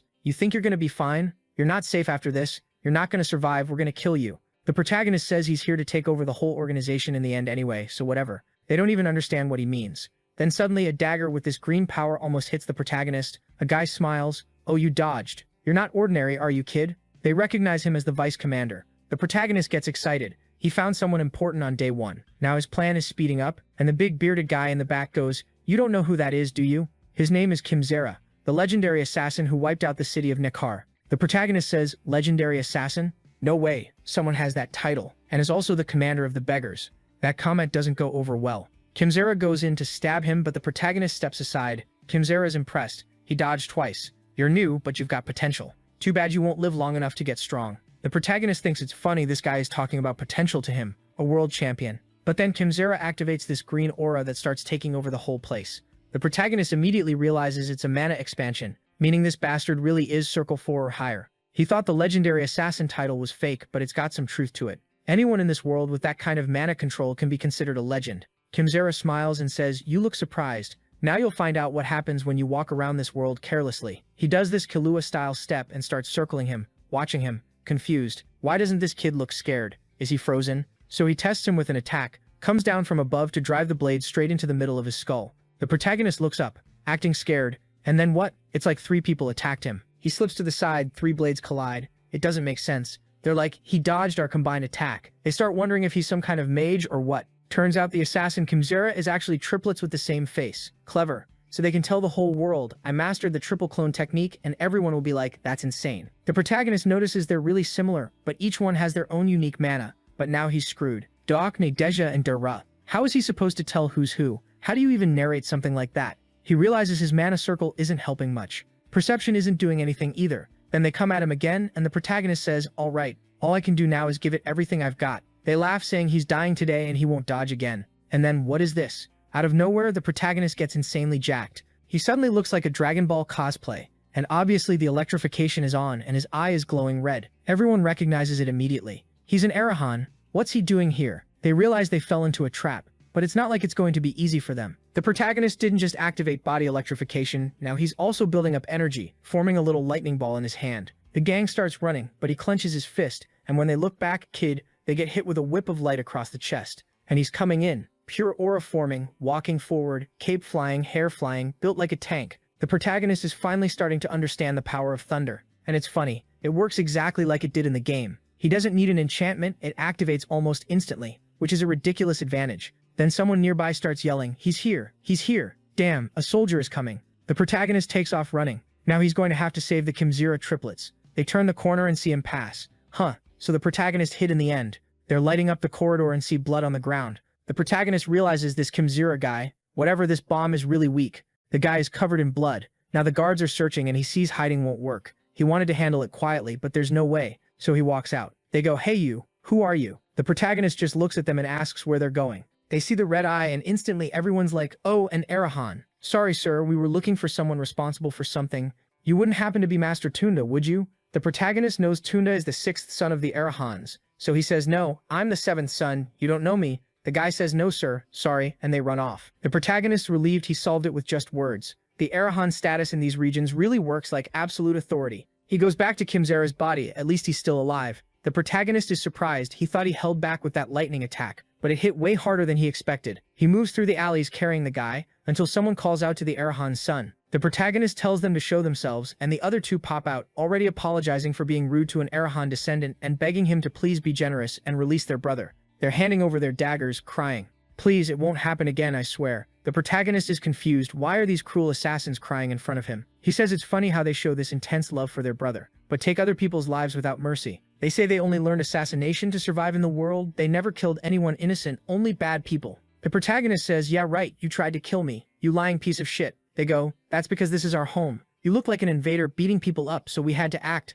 The protagonist gets it. There must be a lot of people trying to take control of this region of Nikar's underworld. So he asks, what they said is true? That they don't kill innocent people? Like asking a thief if he steals? They say, obviously that's right. They never killed anyone innocent. The protagonist says if that's true, they can't be making much money, because killing cruel people doesn't pay well. They answer that all they want is enough to guarantee the safety of their family and brothers. Their master, who taught everyone the art of assassination, always emphasized that. For some reason, the protagonist believes them. He knows killing is always cruel, but for ordinary people crushed by nobles, the Kimzera brothers are almost like a last source of hope. So he says, fine. One condition, take me to your leader and I'll heal your brother. They look scared, like they don't know, afraid to say they'll take him. They explain they won't survive if they sell out anyone in that place. But the protagonist steps closer and says, I have no intention of hurting him, so don't worry. The one on the right says, everyone who comes asking to talk to the master always says the exact same thing, but they never give up information about him. The protagonist says, even if he doesn't get what he wants from the master, he won't put them at a disadvantage, and he won't kill their friend or anything like that. And he promises it in the name of Arahan. They don't say anything, and the protagonist asks why they don't believe him. They answer that nobody thinks it's smart to believe a noble's words. The protagonist thinks it's better they refuse for now, otherwise he wouldn't believe their sincerity either. But then he gives them an option. You can tie me up, put a knife to my throat, blindfold me. Then you can take me to where your boss is without me knowing anything. If you still don't believe me even then, I'm not handing your brother back. Just like I'm trusting what you said, you're going to have to trust me. They look at each other and say fine, then they'll take him to the leader. And yeah, the protagonist can do that because they don't want to kill an Arahan. They'd get erased from the world, so the protagonist, seeing through the cloth, says it's time to meet the king of this place. They pass through a few alleys and he starts noticing they're walking in circles. So he asks, are you looking for the Black Guard? If that's it, don't waste your energy, just take me there. You think the Black Guard wouldn't know where your leader is? He's saying they know Arahans are always followed by guards, and they're trying to find his guard, but he warns them they won't manage it, so give it up. The Mohawk guy asks, is the Black Guardian nearby? The protagonist says, no idea, those guys are everywhere, give it up, even I don't know where they are, they're like they're from another dimension. The guy in front says, alright then we'll go. What else can we do? They enter a room full of tea. The protagonist's hood is removed and they call for the leader, who asks who this guy is. Did you forget the rules? Damn, the king of the back streets is a nerdy guy with glasses. The guy apologizes, saying this person insisted he wanted to make a deal with the leader, but the leader says he doesn't want to hear anything. Get this guy out of here immediately. They stare at the protagonist as he pulls something out of his pocket. He says, give this to your friend to drink. It's to heal the friend he's shocked. The protagonist explains it's holy water and the guy will recover fast. It's a waste to use it on him, but it's the only way to fix him. No way he'd normally spend his super holy water to heal someone like that. Then the protagonist goes, leader, I came to make a deal. But the leader's like, stop bothering me, get out. Then the Arahan pulls out the book, shocking everyone. When the leader looks to the side, he sees the red eye and asks how an Arahan ended up there. He trusted his people, so why did they betray him like this? They explain the protagonist promised he wouldn't hurt the leader. But then the leader snatches the book from his hand and says every noble is trash. The protagonist recognizes him. This is Eddie, the leader of the city's underworld, someone with a lot of influence and power, at least among the rat eaters. And Eddie says, you're really young, but you're not Tunda, which means you must be the youngest of all the Arahans, probably the one who got abandoned at the asylum. The main character's impressed that the guy knows so much, and Eddie goes, alright, what kind of deal are you trying to make? Just so you know, I don't want anything from the Arahans. The main character asks how he can be so sure without even hearing him out. Eddie says it's obvious whenever you're negotiating with nobles. He's probably trying to offer a bag full of money, or take away his status as a commoner, something like that, right? The main character just stares without saying anything, and Eddie turns away like he already knew. Zed knows this guy has a brilliant mind and challenged the officer placement test countless times, but got rejected because he's dirt poor. Because of that, he developed a pretty twisted personality and started hating all nobles, thinking everyone in this world is dumber than him. Honestly, he's exactly like he was in the game. Then the main character says, what I'm going to pay you isn't money, not even status. Eddie goes, alright, I get it. But then the main character sits down next to him and says he's there to deliver information. He'll get what he wants by having Eddie tell him something he needs to know. Eddie says he's interesting. He wants to buy information with information. The main character says yes, and he thinks he knows a lot about this guy since there's a secret quest in the middle of the game where you have to talk to him. Then he asks, Eddie, is it true you can remember everything you see after just one look? The kid looks at him and answers, I'm smart, but don't exaggerate for the love of God. But Zed points out, funny, you look like you like reading books, but there are only 4 books here, which means you throw out the ones you've already read. Eddie laughs and says the kid really has a sharp eye, so he noticed. The main character says it looks like Eddie is willing to make a deal, since he's changed his posture and is watching Zed closely now. Eddie says fine, he'll listen to what the kid has to say. The time investment seems worth it. Then the main character says he wants to know everything about the Arahans, more specifically, information about each of the brothers. Eddie asks, is this because of the power struggle? Well, I guess so. Information is money, like a weapon and sometimes a shield. But the most important thing is what information are you going to give me? The main character just says, information you don't know. Eddie replies, I won't know until I hear it. Like anything else, you bastard. The main character says, I'll give you my information when you give me yours, about my brothers. Eddie goes, kid, what kind of deal is that? What if your information is completely useless? The main character answers, and what if your information about my brothers is useless too? Because if we're talking about the Arahans, technically I already know more than you do. Eddie says that's funny, because Zed is the one who came to him. So the main character says, yeah, he came here thinking Eddie would know a lot, but maybe that's not the case.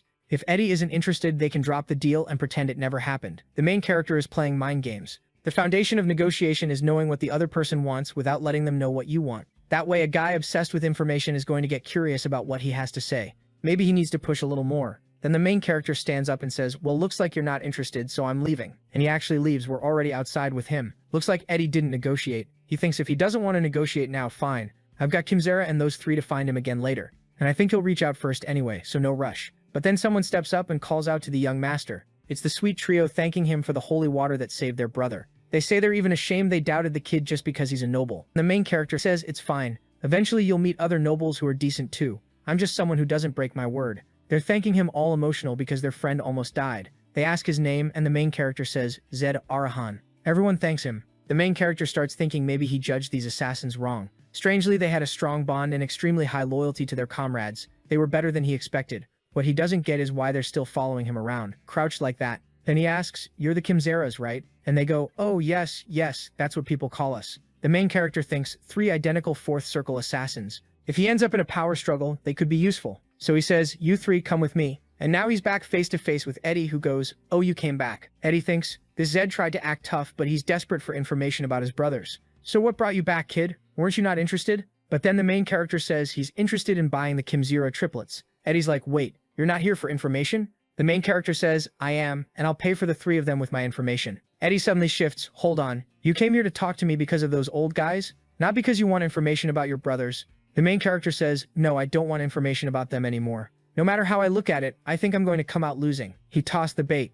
Eddie goes, lose? But, he sighs, fine. You want to buy those 3? Just know they're vice captains in our organization, and I'm the captain. The main character says he's willing to pay a fair price. Eddie explains that a fair price is way more than he's imagining. Eddie says he wants to know absolutely everything. Zed went through and saw after leaving the asylum, how he escaped that place, how he got away from the police, what he gained after that. At minimum, that's the information he needs. To him, it's incredibly interesting how the young Arahan who was abandoned there is suddenly standing right in front of him. Then the main character tears into him. Seriously? Your goals are smaller than I thought. Eddie jumps up furious, demanding what he means, walking toward him while the main character says, I thought you'd ask something bigger, but like they say, people live according to their limits. Eddie grabs him by the collar and says he's getting full of himself. Everything good in his life is only because he was born into a good family, and even then he has no talent, just bloodline. Eddie is glaring at him, about to keep talking, but then he catches that red-eyed stare. That hits hard. He almost shakes. The triplets step in. Captain, don't forget he's an Arahan. We'll all die. Eddie, let's go.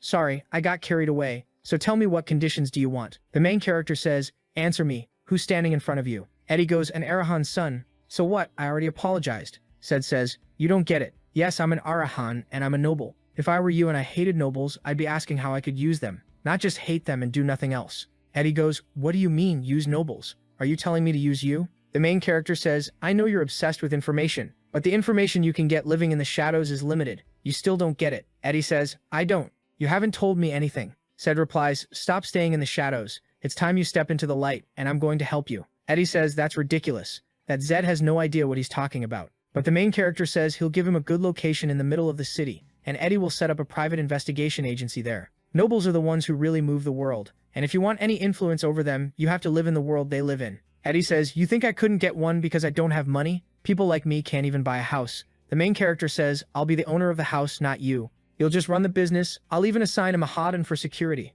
A Mahadan is like a mage guard, like how you have a knight who protects you, and the Mahadan is the mage who protects you. Eddie still hesitates, and the main character says, come on, stubborn kid, I'm telling you. Be my partner. Step out of the shadows. Step into the light. Let's take over this noble world. Take this rich city for ourselves. Now Eddie's getting interested. He's offering me a place, even a Mahadan. Can I trust this? Then he says, are you sure this is real? You'll give me a building and even assign a Mahadan. That doesn't make sense. But the main character says he doesn't break promises, and this is an opportunity Eddie won't get a second time in his life. Eddie knows it too. Everything important happening in the city involves nobles. The scraps of information he gets from rat-eating beggars barely matter, so he says, all right. He grabs the main character's hand and says, I'll join you. The main character replies, perfect, decision made. But now you know we need payment, right? Payment you'll make with both the information about my brothers and the Kimzera triplets. That's what you'll hand over. Next scene, broad-shouldered main character arriving at the Arahan mansion. Man, I'm excited to see if he has an older sister. Since he's the youngest, they've got to be powerful. Ryu is there like said, I couldn't sleep all night. The main character says it wasn't just him. Both of them are anxious. The main character spent the whole night studying everything he got from Eddie. Now he knows all their alliances, how much they spend in the city, personal details, servants. He's even confused, how does that bastard have all this? If this guy really got the chance to build an information agency, he'd be terrifying. But what he needs now is to buy time to get stronger and survive the Arahan power struggle. That's why today matters so much. His position will change completely depending on what happens. They're almost there. The Arahans have little money, huh? They've got a golden monument in the middle of the city. At the gate, the guard goes, stop right there, identify yourself. The main character gets down and the guard says, oh, it's you, Master Zed. All right, we were notified. The main character says, good, since the master summoned me, show me the way. The guard says, okay, but none of the people behind him can enter. The main character says they're companions and they're coming in because he trusts everyone's identity. The soldier insists. Nobody enters without the master's permission. The main character's thinking, first step and it's already going wrong. There are ways to force his way in, but breaking Arahan rules the moment he arrives doesn't seem smart. So he says, stay here for a second. I'll be right back. Lactor says, I know you probably shouldn't trust an old man's intuition, but I've got a bad feeling. The main character says, it's fine. Nothing's going to happen, and says he trusts the Kimzera trio to protect everyone. Yeah, he knew it. They're all going to get screwed. The Kimzeras will die, his friends will get captured. The old man will be killed. He's done for. As he's being led inside, the main character thinks he has to stay focused. He can't get nervous. He prepared as much as he could. Every mage in this world moves with the intention of profiting or coming out ahead, so he just has to focus on that kind of negotiation. He ended up in an Arahan body by accident, but from now on he has to live like an Arahan, meticulously trying to survive among these insane mages. Boom. The gate opens. The father looks more dead than alive. He really feels like the final boss. He welcomes his youngest son. The main character goes, hey master, how's it going? He's trying not to shake, but it's hard. The father stares and asks how he feels after being away from home for so long. The main character says it feels the same as always. The master's aura is powerful, freezing to the bone. The father laughs and the whole place trembles, and the main character can't even stay standing. The main character says his vision is blurry, and the sound is completely distorted. And the father says that apparently he can feel his aura. Zed starts talking all humble, like how could a mere mortal understand the level of a great mage? He knows this man is one of the Empire's only two great mages, Janidin Arahan, the one who killed all his brothers and took the throne. Then the father says he's changed too much. The last time he saw him, he was a weak child. I'll look at the protagonist feeling all full of himself. The word weak can't represent an Arahan. And the Joker's laughing again like some head case going, yeah, an Arahan can never be called weak. There's no way one of his kids wouldn't be able to sense mana. And he can see the boy awaken thunder energy. He wants to know everything the boy already understands about that attribute. The protagonist says he knows it's an attribute above the other four. The father finally pauses for a second and says it's an interesting attribute, but all Arahans only get fire, so why does he have energy? The protagonist realizes the guy's interested in that attribute. He didn't expect him to focus on that. The protagonist says, well, it's not a big surprise. Arahan blood is so powerful, full of potential. The father thinks that's weird. How are you not surprised you got that attribute? So the boy says he heard the energy attribute appears once every 100 years. And if it's something that rare and unique, then obviously it should belong to an Arahan. And what happens? Yeah, again, that crazy Joker laughing, shaking everything. That guy's not right in the head. The protagonist's like, damn it, every time this bastard laughs my organs twist up. The father says it's been a long time since he laughed that hard. Thank God. No way I was just gonna be fine. He called the boy in because of the thunder energy. He wants the boy to research how to develop it. If it reaches a high level, it could be more important than any record. The protagonist already gets it. This guy wants him to become some powerful thunder mage, so he can add it to his list of achievements. The man who had the thunder child, blah blah blah. Whatever. But for him it's good, since the guy's interested in something, so he just says he'll follow the master's commands. But then out of nowhere the father says that before that, he can't ignore the wrong things his son did. Didn't he know the slave trader DeVito was connected to the family? The protagonist says, I knew. Then the father slams the table and says that even so he went and punished him. The protagonist biting his lip, almost shitting himself. My God, he's gonna need to change his underwear. So the protagonist says he didn't do anything that would hurt the family. Slave traders are people they eventually need to cut all ties with. They go against the Empire's goals, so he figured that in the long run the guy would bring more damage than profit to the family. The father says his words contradict themselves. Slave traders bring huge profit to the Arahans. Without them, they wouldn't be making anything on the southern border. The protagonist realizes it. Yeah, that's the obvious part, but now I've got to convince him somehow. And then he goes for a jab I didn't expect. He says, Master, I believe there's illegal profit and fair profit. The father asks if he means profit gained through slavery is illegal. What a ridiculous thing to say. Profit is profit. The protagonist is 15.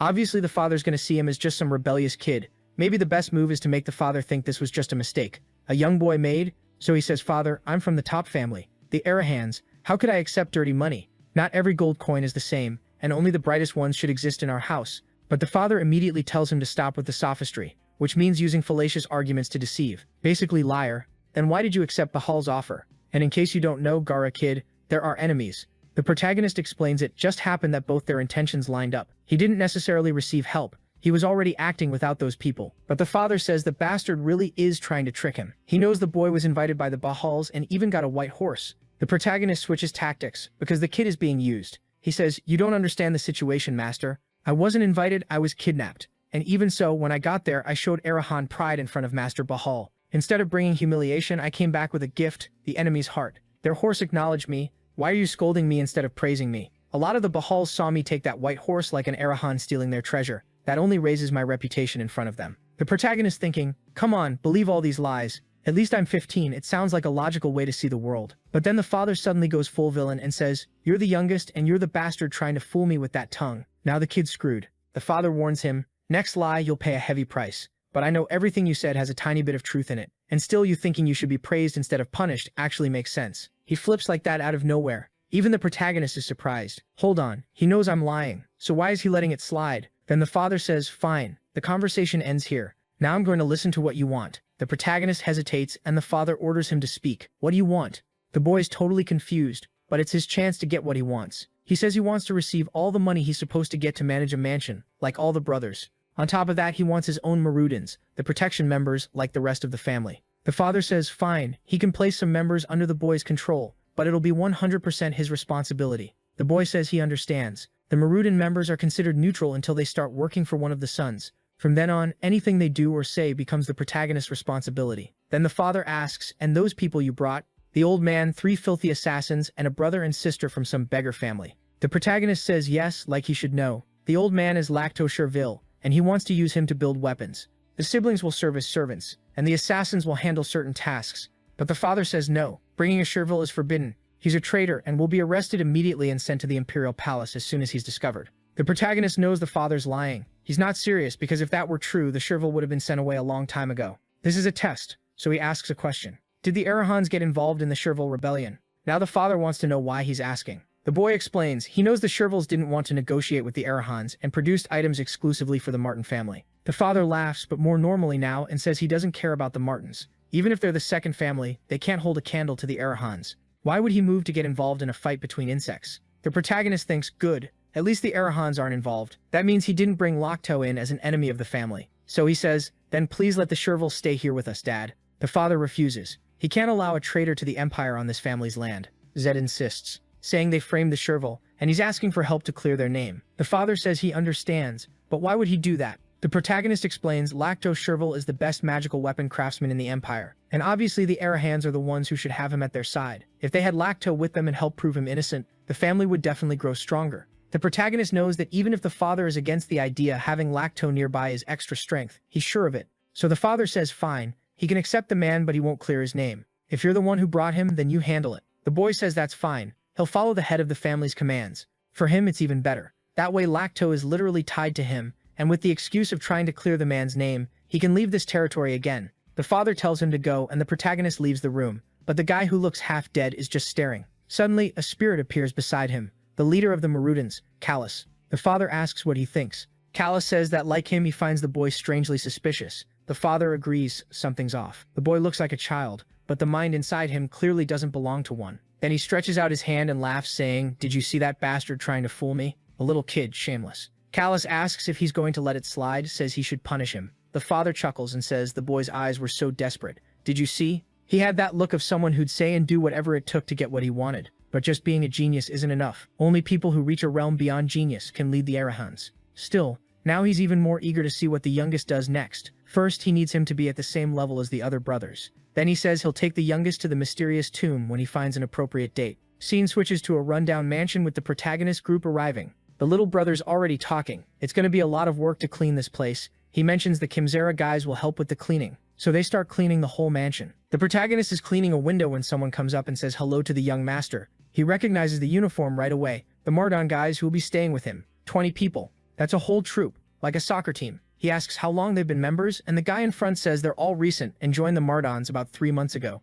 The protagonist says they must be 5th Circle, and the guy says yes. The protagonist realizes it's kind of disappointing that everyone he got is a bunch of rookies. But it makes sense, the strongest ones went to the older brothers. And one thing is clear, just like the protagonist disappointed, they are too, thinking they're stuck being commanded by him. They're screwed. So Zed steps up and says, "Good to meet all of you. Let's do our best together." The guy says yes, but asks what the protagonist was doing. He answers, "Cleaning the mansion. It's filthy." The guy says, "Yeah, I saw, but you're doing it yourself?" Zed goes, "Yeah, obviously. What did you think, that I'd just stand around? Grab a broom too, since you've got so much to say. Let's all clean." The Marudins are like, "Wait, Marudins are gonna clean?" And the protagonist says, "Of course. Aren't you gonna live in the mansion too? You wanna live in a dirty mansion?" The guy and the protagonist both feel like something's off. Why aren't they obeying? They said they would. So he asks who the water mage is, and 2 guys raise their hands. He tells them to throw water on the floor to help with the cleaning. Another says he has wind magic, and the protagonist says, "Good, blast those smoke-stained walls to get the dust off." The two water mages start using their magic, but the protagonist says, hey, you're going too fast. Take it slow so we can make this place spotless. Not long after, the mansion is shining completely clean. The protagonist walks through the corridors assigning rooms. Ryu and Lisa will stay in this room. The beggar guy in the other one, the old man in that one. And everyone's chatting. Ryu says he's hungry, they never eat, and the protagonist goes to check what they have. It's just beggar food, even sewer rats had it better. It's funny, the kid just got a mansion and his main concern is what they're going to eat. Ryu says everyone's hungry because they all worked. Then the protagonist asks, is the closest mansion Tunda's? The guy at the table confirms, but warns him, wait sir, you're not thinking about talking to young Master Tunda, are you? The protagonist says, yeah.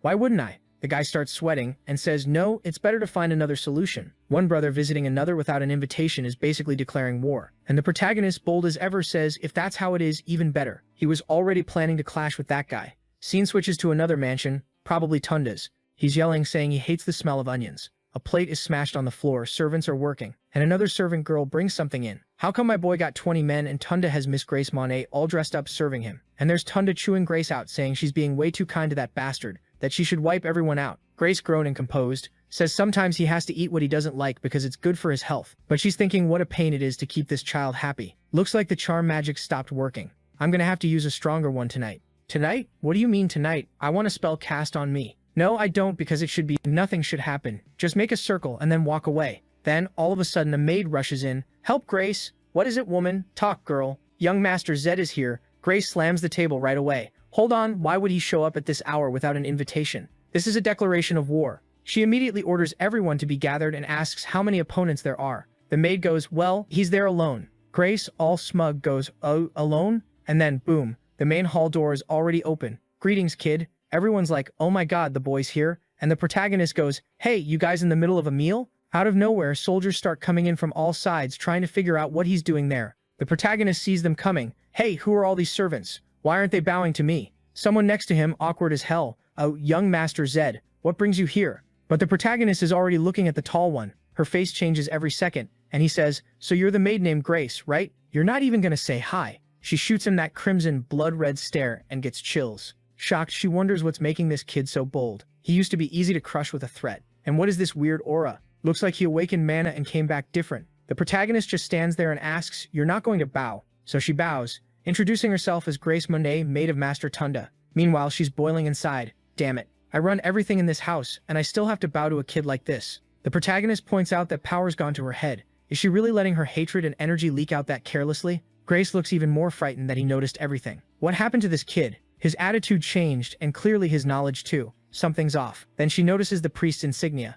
Right then, Tunda stands up and says, hey, you bastard. Nobody has to greet him. That trash should be greeting his elders. I'm older, so spit it out. Why'd you come crawling all the way here? The protagonist looks at Tunda like, seriously, this guy's a useless puppet. Tunda slams the table again, asking who he called a puppet. Zed apologizes, saying he didn't mean to offend his older brother, his amazing big brother. And then Tunda's already conjuring a fire spell, asking if he really wants war. He's trying to build up his aura, but with that face of his, it's not happening. He's showing off the big new spell he learned. Grace steps in. Master, stop. He snaps, move, I'm going to finish this kid. But she grabs his hand and tells him to stop. Tunda, confused, why are you acting like this? Didn't you see how disrespectful he was? He called me a puppet. She's still shaken and says she'll explain later, but for now it's better not to escalate things. Then she turns to the protagonist and apologizes on Tunda's behalf. The protagonist goes, whew. Nice dealing with someone who catches on fast, knowing it's only this easy because of the insignia. Still, he knows this is risky. If the Empire's people come to his house, they could end up sealing his mana circle.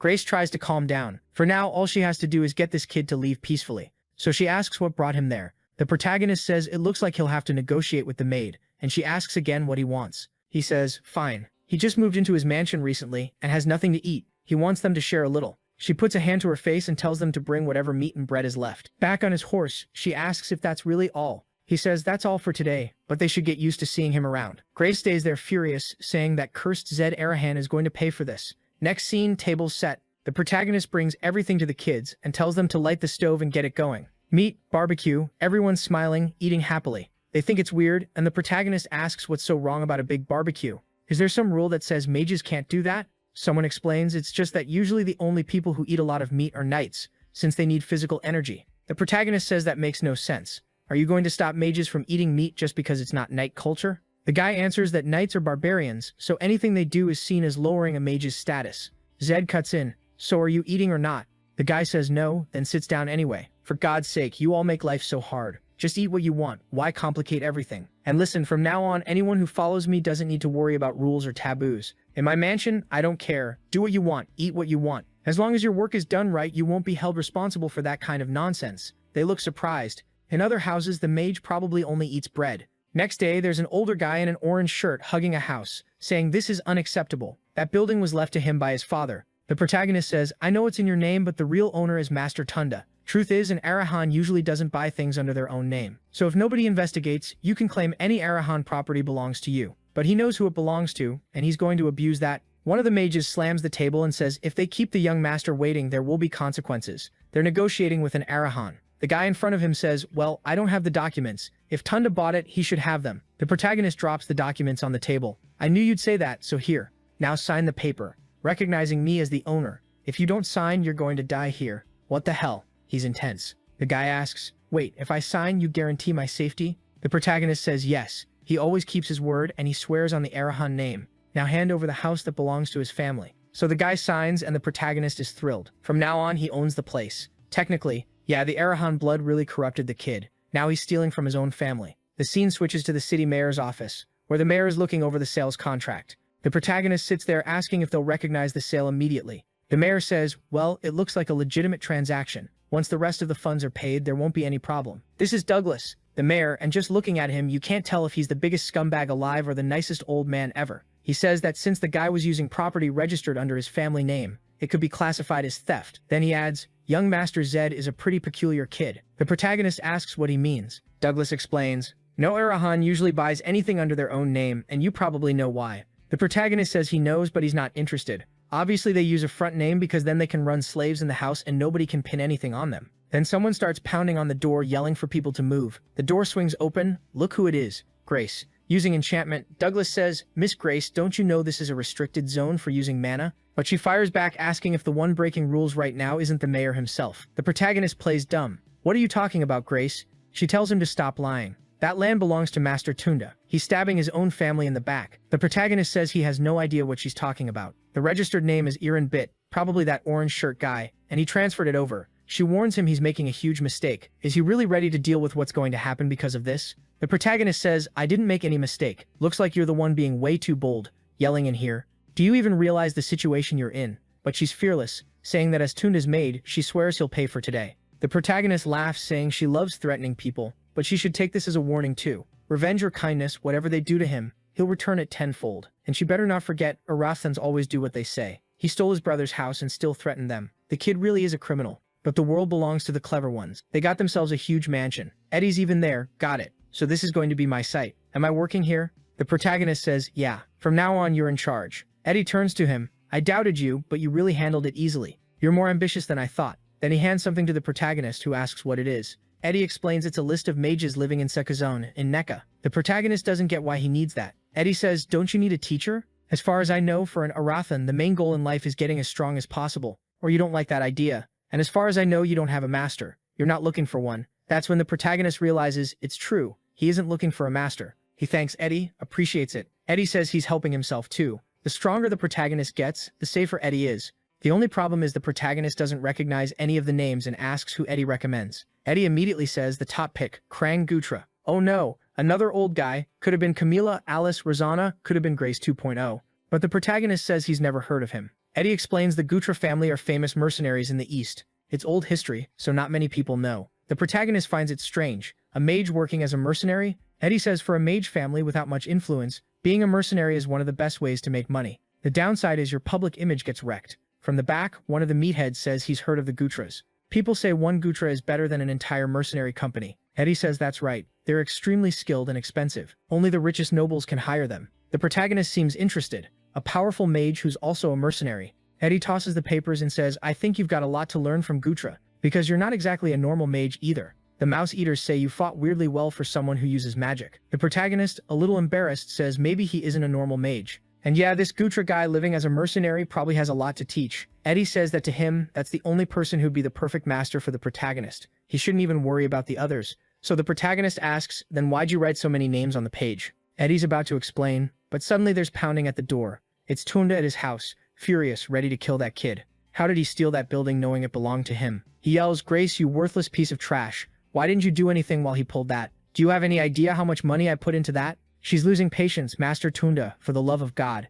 He demands she explain herself right now. Then she steps closer, telling him to calm down and look deep into her eyes. He looks and suddenly, boom, a big hand goes to his head. His eyes go unfocused, and she tells him to shut up. He apologizes right there. She walks off, sits down, and thinks, how are we going to kill this Zed? You've got a good amount of money saved up, don't you, Master Tunda? Why don't you hand it all over to me? And he all slack, yes, Grace, take whatever you want. She says, perfect, problem solved. They'll hire someone really expensive. If they get captured, they can just silence them later with illusion magic. With the money he has, it'll be easy. She pets him, saying he's a cute guy, especially when he's this obedient. I said I didn't want that spell. You can get seduced if you want. I'm out. I'm good. This is extortion with no benefits. He's just handing over all his money. Not even a marriage where the wife takes everything is that brutal. Scene changes to another fancy building in the middle of the city, where a guy welcomes him to the best hotel in the city of Neka, Rivera. Our boy says he's looking for someone, and the guy tells him to come in. But when poor Eddie tries to take a step forward, bam, he gets blocked, and the guy says that unfortunately he only lets nobles in.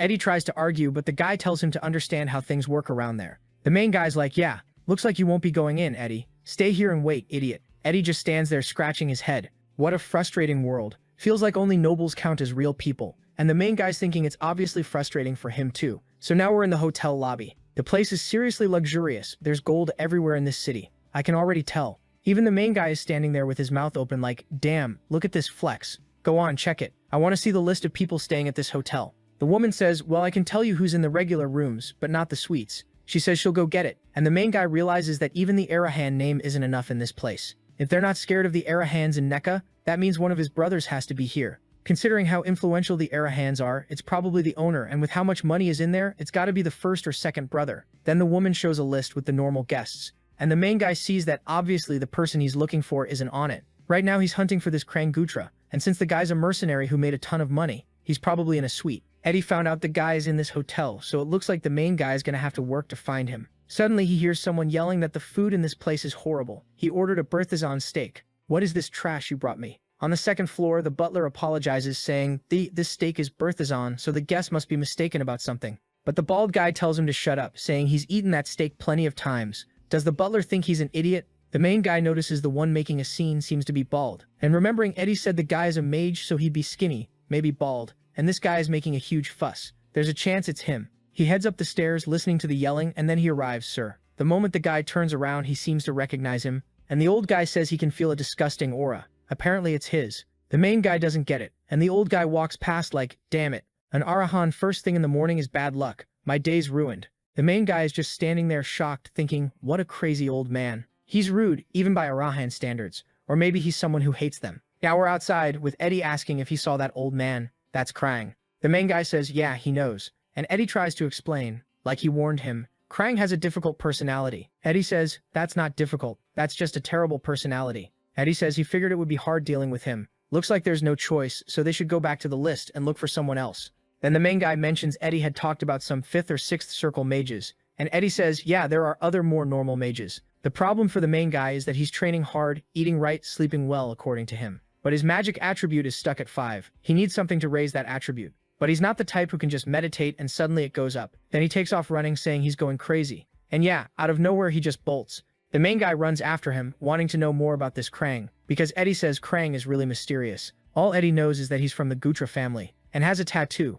Maybe that's the key. The main guy asks, oh, so it's that tattoo on his forehead? Eddie explains that yes, the tooth and the claws are the symbols of the Gutra family. Now it makes sense. Eddie ran because he followed the guy and found him somewhere else eating that Berthazan steak. Then the main guy remembers, Torres said he was going to send some top-quality Berthazan steak from the Bao family that could help him get closer to this guy. Watching the old man, he knows he's not a normal mage, and the main guy needs a teacher who isn't normal, so he approaches. Sir? And the old guy slams the table again. Bastard, you came to curse another one of my meals? He turns and asks if the idiot is there to charge him some hotel bill. The main guy is like, for the love of God, it's impossible to talk to this guy. He turns away thinking, forget it. This guy won't work as a master. Then suddenly something comes flying toward him. Both of them notice, and in 1 second, Krang appears and blocks it. 2 daggers hit the floor, and the old man asks what that was. The main guy looks at him. Did you block that by putting mana into your finger? The old man says, watch your mouth, kid.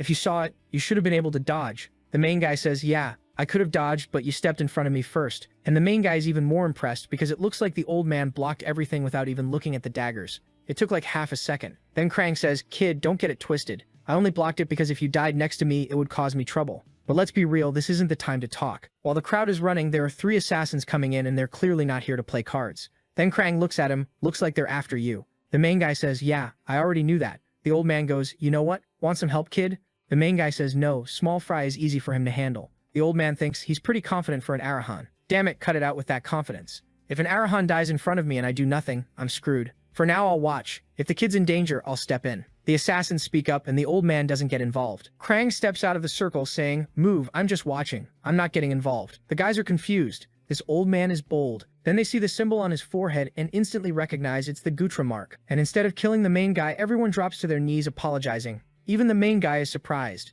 Like these guys came to kill him and now they're ignoring him. Kneeling to the old man. They're all emotional, saying it's an honor to meet the legendary mercenary. But Gutra asks if they seriously call themselves mercenaries. A real mercenary doesn't take assassination jobs. They're just a bunch of filthy little thugs. The guys lower their heads and apologize, saying the job market is rough and they didn't have much choice. They have families to feed. But Krang says those are just excuses. Even mercenaries need a cause and a reason to take a mission. A hired errand boy who does anything for money isn't a mercenary. It's embarrassing. They keep apologizing while the main guy still doesn't understand what's going on. Then Krang says, well, at least you're polite. But now that you accepted the mission, you have to finish it. Set is like, what do you mean? Their mission is to kill me. And the old man explains, finishing the job is the bare minimum for a mercenary. Worse than accepting that mission would be abandoning it. He sits down and says, good luck to you, I'm not interfering. Now the guys are fired up again, surrounding the main guy, who's thinking this whole situation feels like a joke. But then it starts. Electrification activated. From far away, the old man looks confused. An Arahan who doesn't use fire magic? That energy is kind of weird. Then in the next moment, who shows up? The trio Kimzera asking if the main guy is okay. He says he is. Looks like everyone came.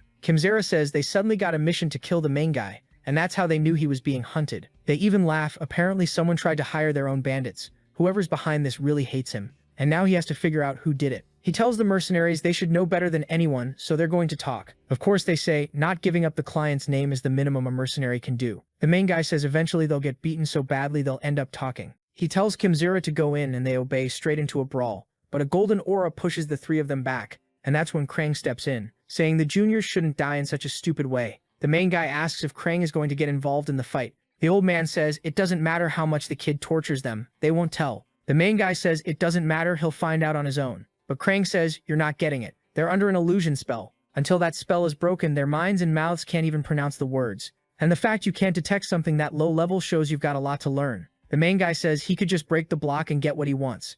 Krang tells him to stop and says it'd be better to make a deal. The main guy asks what deal, and Krang explains, I'm curious about that energy of yours and what your real ability is. So if you beat me one-on-one, I'll grant your wish. Not that you can actually defeat me, because that would be impossible. So let's do this. If you manage to scratch me, you win. How about it? The main guy asks if he can change the wish if he wants, and the old man says yes, so deal or not. Zed smiles and says fine, he's in. It's the perfect moment to prove to himself whether this guy deserves to be his master. The old man shifts his foot and whoosh, in a second he's right in front of him, asking if this place isn't too crowded. Better to find another area. Suddenly, before the main guy can say anything, they vanish and reappear in the middle of some walls. The old man asks if that was the kid's first teleport. He doesn't need to worry, they're right next to the city. The old man came because he was kind of bored. Now go on, Arahan, show me what you can do. They stare at each other in silence, and then the main guy says that as far as he knows, only 7th circle mages or higher can teleport. Was Mr. Krang at that level? The old man says being obsessed with rank is weak-minded. Anyone strong enough knows how meaningless those measurements are. The main guy just got put in his place.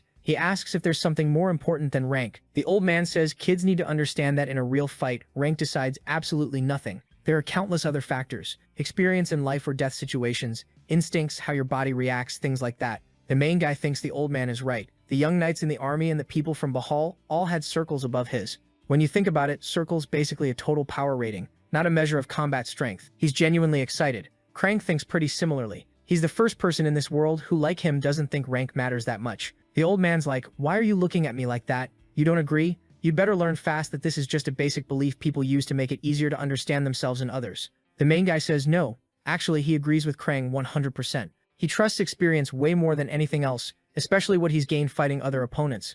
The old man goes, opponents, huh? kid, at your age. But then the main guy snaps into a boxing stance and says he'll prove he's not lying. Electricity spreads across the ground, tearing it up, and Krang says that attribute really is strong. No wonder they call it the dream attribute. The main guy threatens him, saying the old man better go all out because he doesn't want any excuses afterward. And the main guy already knows the plan. Same as always, everyone assumes the mage will keep distance, but the moment the guy drops his guard, he'll rush in out of nowhere. The old man laughs and says, "Don't worry, a lion goes all out even when hunting a rabbit." Then, boom, the main guy charges at full speed, saying, "It better be true. Let's see then." He's coming in thinking it'll be easy. The old man is within arm's reach, but the old man is smiling. The main guy throws a punch. Looks like the old man threw one too, or hit some kind of barrier. It's hard to tell. The main guy jerks his gaze upward, forced to retreat, with 3 explosions going off in front of him. So it really was a wind barrier, with 3 blasts launched into the ground, and the old man says his instincts aren't bad. If he'd hesitated for even a second, he would have ended up skewered. And the main guy is thinking that yeah, if his backward jump had been even 0.1 seconds slower, he would have been pinned. The bastard said he was going all out, and he really is going all out, and the worst part is, just like the protagonist, it doesn't look like he used any enchantments. The old man looks like he read his mind and goes, "Kid, the more you use something, the more you get used to it. And once you've used it long enough, you can use it whenever you want. Also, I can tell you're using electricity's explosiveness to boost your speed. That's a smarter strategy than you look like you're capable of." Absolutely roasted him. The protagonist fires back that Krang doesn't seem all that surprised. And Krang goes, "Huh? You think I'm surprised because you punched me? That's expected, kid. Just look at your body posture. I've never seen anyone fight with their hands up like that, but it's pretty obvious it's for close-range combat." Yeah, protagonist got caught. He should have kept his hands down holding the staff. That would have been smart. You run in with the staff like an idiot, and when you get face-to-face, bam, you drop it. The protagonist asks how that's even possible, and the guy says it's obvious. He's guarding his chin with one hand and his solar plexus with the other, plus one leg back, ready to kick at any moment. That's not a stance a mage would take. The protagonist realizes, damn, this old bastard figured out my whole plan and I didn't even do anything. And the old man goes, "Well, if that's all you've got, I'm disappointed." He literally sits down. "Go on, show me what you can do." This guy's acting like he's Rasoka at the end of the hallway. Meanwhile, the protagonist is furious. "This asshole is humiliating me. I've got to be careful with how sharp his eyes are, so he doesn't notice what I'm trying to do. So for now, I'll try to distract him and create an opening." So the protagonist starts circling around him, moving fast, and the old man goes, "Hey kid, you trying to make an old man dizzy?" While Zed's thinking this might be his last chance, that he has to be careful, the old man is just stretching and yawning. And the kid's boiling. This bastard is doing it just to provoke him. He almost fell for the trap. Krang, arms up, says the kid held back pretty well. "But where's that courage you had?" And that's when the protagonist finally snaps. He explodes into a storm of lightning. Coming in from behind, he activates the Tenacious Challenger trait. "Alright kid, going for a slap? All stats plus 10. He makes contact with the old man's back and thinks it worked, but it was a clone. The old man vanishes, and the protagonist only hears his voice saying the kid is a damn brat. And also stupid, so focused on his own moves that he didn't even consider what Krang would do. And that's when the protagonist sees it. Where he just rushed in was a magic circle, and now he's completely wrapped up in chains. Poor guy turned into a steel mummy. The old man appears walking up, saying, "Ah, landed right in the middle, didn't you, kid? Now admit you lost, and I'll let you stay alive." Inside, Zed realizes he can't breathe. He never imagined the gap between them was this huge. And the old man keeps going, "Come on, kid, stop being stubborn and give up before you die in there." The protagonist panics, thinking about how to get out, until Tenacious Challenger deactivates. And seeing the word Challenger, he remembers why he came to this world in the first place. Back there, he was living the life he always wanted, people way stronger than him. A place full of strong people, where he's the challenger, not the one above everyone else, unbeatable. So why is he giving up? The old man himself said a lion gives everything it has, even when hunting a rabbit. From the start, he'd been looking at this fight the wrong way. Believing you have a 50% chance already proves you're not a challenger. Victory only becomes possible when you believe in yourself until the very last moment. So he reactivates Tenacious Challenger, stats plus 10 again, and at the same time activates that electric attack from before. Krang sees lightning wrapping around the chains and asks if the kid is really going to try something, and then suddenly the lightning barrage breaks over the chains and shoots straight at the old man, actually catching him off guard. No, actually he pulled it down from the sky and electrified the chains themselves. The kid just unlocked a new skill. The old man asks if the kid has lost his mind. He must be planning to die, burning through his energy in there with no oxygen. But the protagonist isn't dropping one thunderbolt. He's dropping a whole sequence. 3, 4, 5 non-stop. They keep slamming into the chains, which start turning kinda red, cracking, heating up like he might actually break them. The old man says the bastard really is tenacious. As the protagonist starts freeing himself, he says that today he's going to win, and he's going to make Krang his master. The old man immediately goes, "Master? You think I'm going to train an Arahan bastard kid?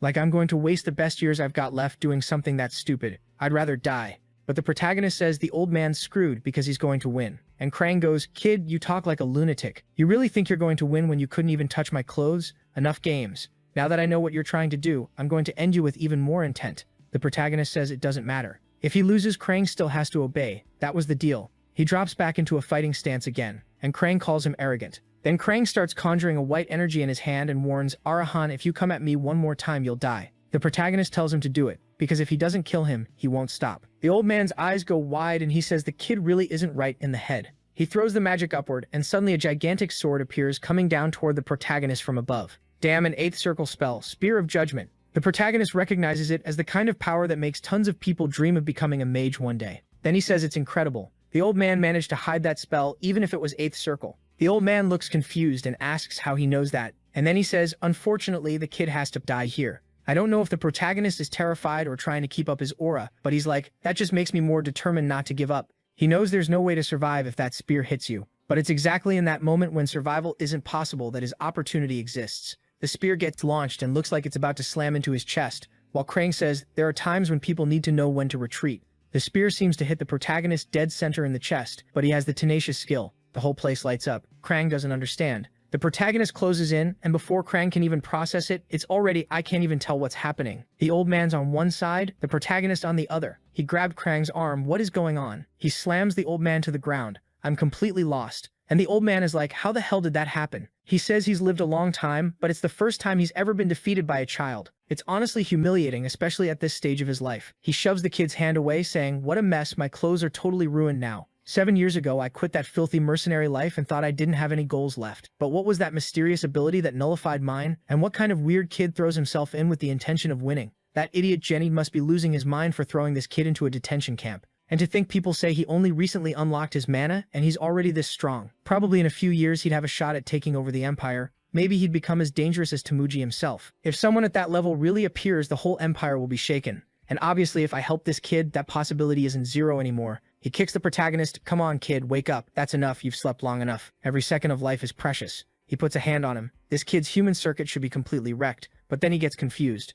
Wait, this kid doesn't have a mana circle? How is that possible? He's got an electric attribute, high-quality mana, but his circle hasn't even properly formed yet. And then suddenly the old man feels something weird. He knows someone is watching him, which should be impossible since he's supposed to be the only one there. It was probably his spear spell drawing too much attention. Damn, it's the Kimzira trio, calling the protagonist and running over. They show up like, hey, you old bastard. What did you do to the kid? Krang tells them to shut up and back off if they don't want to die too. The Kimzira are about to start cussing him out when shadows begin to appear. Right away, one of them asks if he's Krang Gutra. Krang says, well, if you know who I am, you must be high-ranking too. The guy introduces himself. Captain of the Black Mirror, Robin. It's an honor to meet the hero of the Great Demonic War. Our job here is to keep an eye on the boy Zed's body, so we'll need to take a look. Krang isn't having it, and says if they want to try, they can. Robin says the boy is the son of an Arahan, so is Krang. Against the Arahans or something. The stubborn old man suddenly changes his tune. I'm never letting you take my disciple. He might be unconscious, but don't get in my way. Robin and the others move in, confused. Disciple? What are you talking about? While Krang tells them to get lost, even Robin knows this old man is way beyond what the Black Mirror can handle. At minimum, they'd have to call the leader of the Meridians, Callus. Robin asks the old man to cooperate, basically let me check the kid's condition and I'll leave. No big deal. The old man goes, no, you won't. Robin warns him, you old bastard. Even you won't survive Arahan's fury. Everyone knows you're content living as a recluse, so what are you doing? The old man says he found a new purpose for his final years, and they're the ones interfering. He keeps releasing aura power while the others tell the captain it's not going to work. They already got a message, the family leader ordered them to retreat, and Krang says it's good they're retreating. Unless the leader wants to come personally, they can't solve this. But the messenger adds that the leader also said to make one thing clear, today's interference will be paid back. Krang tells him to get lost already, stop running your mouth, or next time he'll tear everyone apart. So they disappear, telling him to always remember, the Aurapans keep their word. You never know when, but the old man should know the day will come. Yeah, old man, unfortunately, the Aurapans really do keep their word. Watching everyone vanish, Krang thinks he's too old to be challenging people like this. The price will be high. In theory, a man's final years should be peaceful.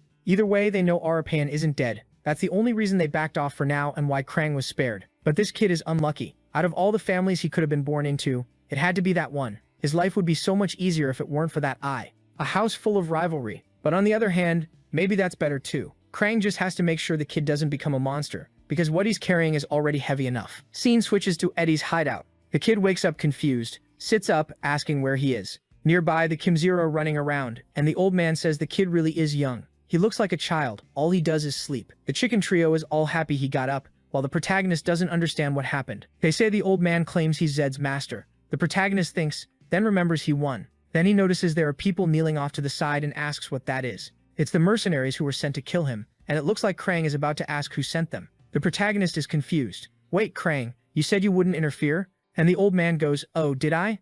Don't remember. Guess I'm getting old. Yeah, easy for you to say, you bastard. The kid pulls up a chair, sits face to face with the guy and says, come on, I know. It was Grace, the servant working for Tunda, who sent you, wasn't it? The guy goes, huh? What? No. But just from the reaction, the kid already knows. He says, I'm not going to punish you. The guy says, all right, but you're going to let us go? The kid says, sure, on one condition. Tell Krang the circumstances were bad and the mission ended up failing. The guy asks, hold on, are you asking us to be double agents? And the protagonist says, at least he's smart. When he gets the next order, he's supposed to come warn him. Until then, he's to keep working under Grace. Understood? They go, understood. The protagonist knows it's too early to take Grace out. But the moment he defeats her, that's when he'll absorb all the influence and power Tunda has. He sends the guys away, telling them to get moving already. But he knows even these guys could betray him at any moment. Still, they'd have to be complete idiots to go against Krang just to side with Grace.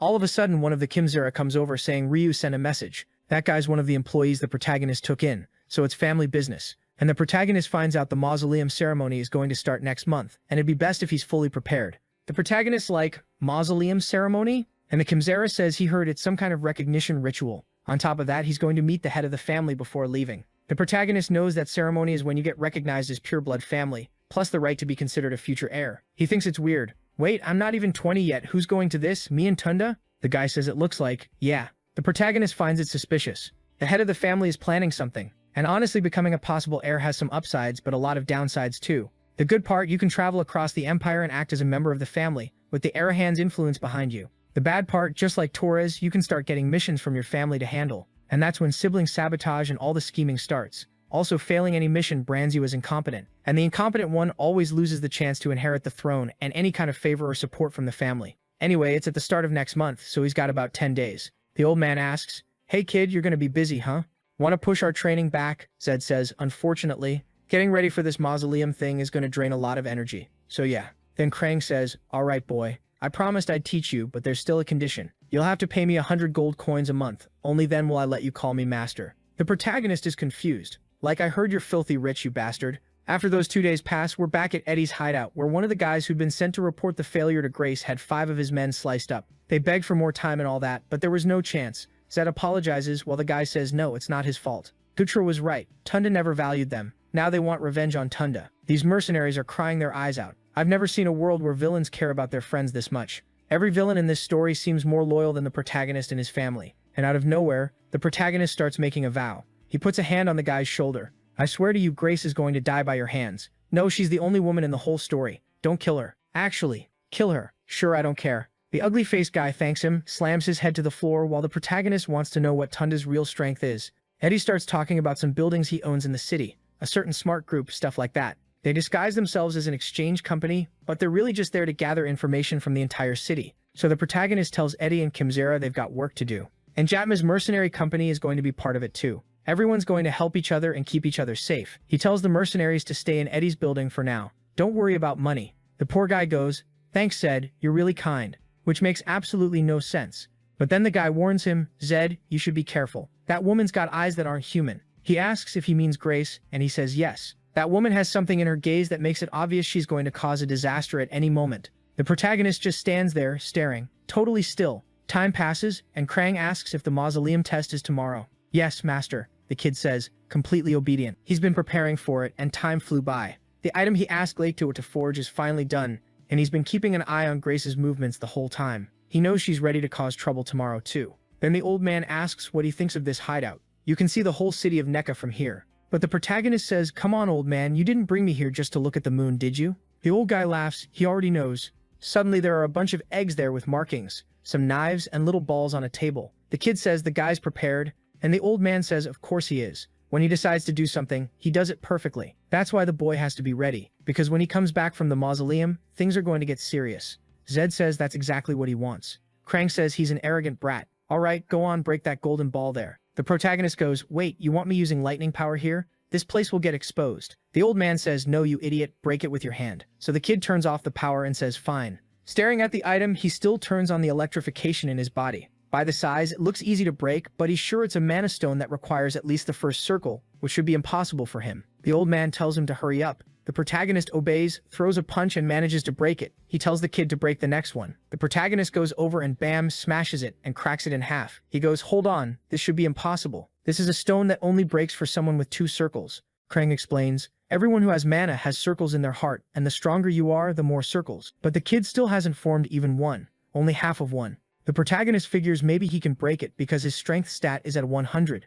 Maybe 10 points equals 1 circle in terms of physical strength. And since his mana is 5, he's got half a circle. Exactly what the old man says. When you release mana, the first circle forms. You know what that means? The protagonist says no, and the old man says he's hopeless. Not even a full half circle. The kid's underdeveloped. But at the same time, it's funny. How is someone with half a circle breaking a stone that needs 2? He smacks the kid on the head, telling him to explain himself. The protagonist doesn't get it. The old man says, for the love of God, imagine if you become a 10th circle mage. Your 10th circle will be way more powerful than anyone else's 10th circle. The protagonist still doesn't understand, and the old man says, kid, you're a genius. You might even surpass Temuji. Temuji Arahan is the character considered the beginning of the whole story in the game Last Saver. He's so overpowered that the game's story actually starts after the guy dies. A man more powerful than the emperor himself, the strongest being in history. And he died mysteriously, with no answers all the way to the end of the game. The protagonist asks if that's possible, and the old man says yes. Everyone knows that guy is an untouchable existence in the Empire's history,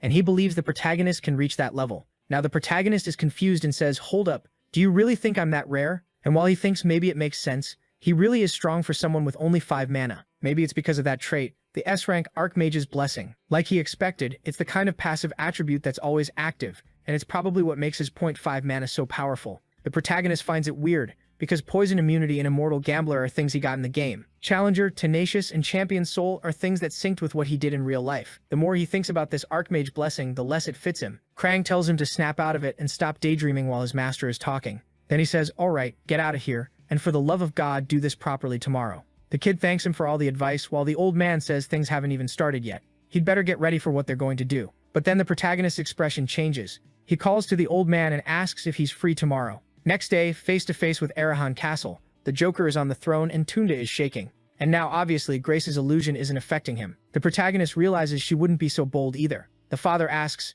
do you know what the mausoleum ceremony is? The protagonist says it's the certification that an Arahan has pure blood. And Tunda, trembling, that's it, that's right. Then the father says, Thunda, shut up. You're pathetic. I wasn't asking you. The guy apologizes. Honestly, I'd want to kill the whole world too, if I got treated like that. The protagonist realizes it's better to get this over with fast. The father tells him to answer what you gain when you pass the ceremony. The kid says he earns the right to be an heir and to wear the Arahan cloak, a supreme magical item. It never burns, blocks any kind of blade, even arrows. More important than being an heir was getting that cloak. The father says the Arahan cloak is an inheritance passed down since Temuji's time. Carrying one means being a true Arahan, and that's why no guards can be taken to the mausoleum. They must prove with their own strength that they deserve to wear it. And from today on, they'll be judged by the same ideals as the brothers. The protagonist gets it. Now he can't say, I'm a kid, I messed up. That won't work anymore. He says he'll keep it in mind. The father says the day will be hard so they can leave. The protagonist stands up and only sees Thundel there, shaking like crazy. The father notices while watching,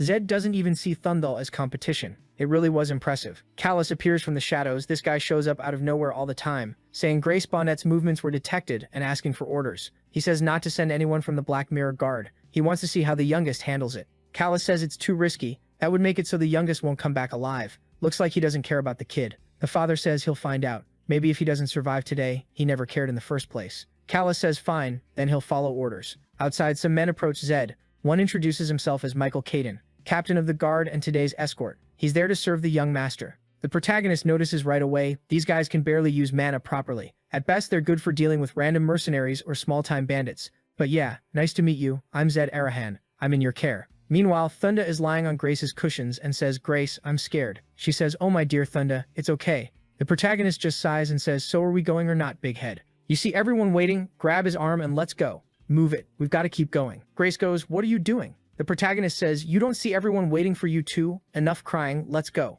But Grace pulls him back and says, everyone already knows they're waiting. Now stop acting like this in front of everyone. It's embarrassing. The protagonist is confused and says, these people work for the Arahans, and the real embarrassment is you complaining like this. Let's go. Then he turns and warns them they don't have time to waste. Grace is furious in the background, thinking this bastard is going to keep acting like that. But fine, soon he'll be the one begging for forgiveness. Scene changes to Mount Treatment. Beautiful place, no desolate. And Thunda is trailing behind the exhausted army, asking how anyone is supposed to climb something like this. Then he says, Grace, you idiot. You should have brought a carriage. You really think I'm climbing all this? The protagonist is up ahead, confused. Why is he talking like climbing this is a big deal? Anyway, weirdly, everyone is exhausted. So fine, they rest. Everyone sits down and someone asks if the protagonist is okay. He says, yeah, this is nothing. Kaden comments that he's impressive. Even he's getting tired and he didn't expect a mage to have this much stamina. Even Master Hondo wasn't that resilient. The protagonist recognizes the name Hondo. Sounds familiar. Hondo Arahan, the oldest son of the Arahan family and also one of the game's characters.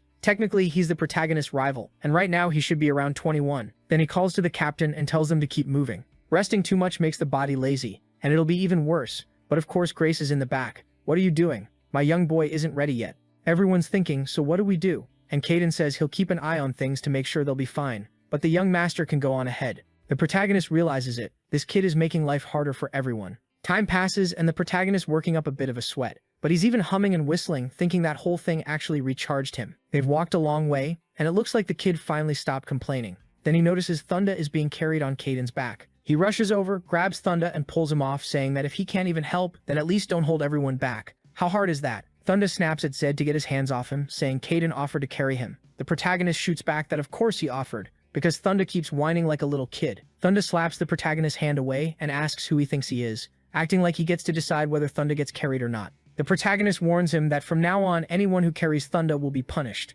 Climbing the mountain to the mausoleum is part of the ceremony, and anyone who interferes won't get off easy. And on top of that, they're marching forward right now. Anyone who falls behind can stay behind. Then he takes off again in a run. They reach the mountain peak and the soldiers are sprawled on the ground, exhausted. The rest of the group comes in from behind, and the protagonist notices Ryu is there too. He didn't even know the guy was coming along. There's a woman there. He's kind of thrown off because he doesn't even know who this gray-haired woman is, saying Thunda, Grace, and the captain still haven't arrived. The sun's about to set, and they can't keep waiting. The protagonist scratches his chin and says, well, he guesses he'll start his certification first. The woman points out that Master Thunda is the sixth son and the youngest, so technically Thunda should go first. The protagonist asks if there's any rule about order. As far as he knows, whoever arrives first goes first. The woman, a little awkwardly, admits that's true. Then he asks if it's the butler's first time watching this ceremony, and she says yes. The protagonist comments that there's no rule saying he has to wait for Thunda, so he's going. Now they're standing in front of the Arahan mausoleum. She tells him to go in. There's a large altar inside. Mana is forbidden and he can't touch anything except the altar.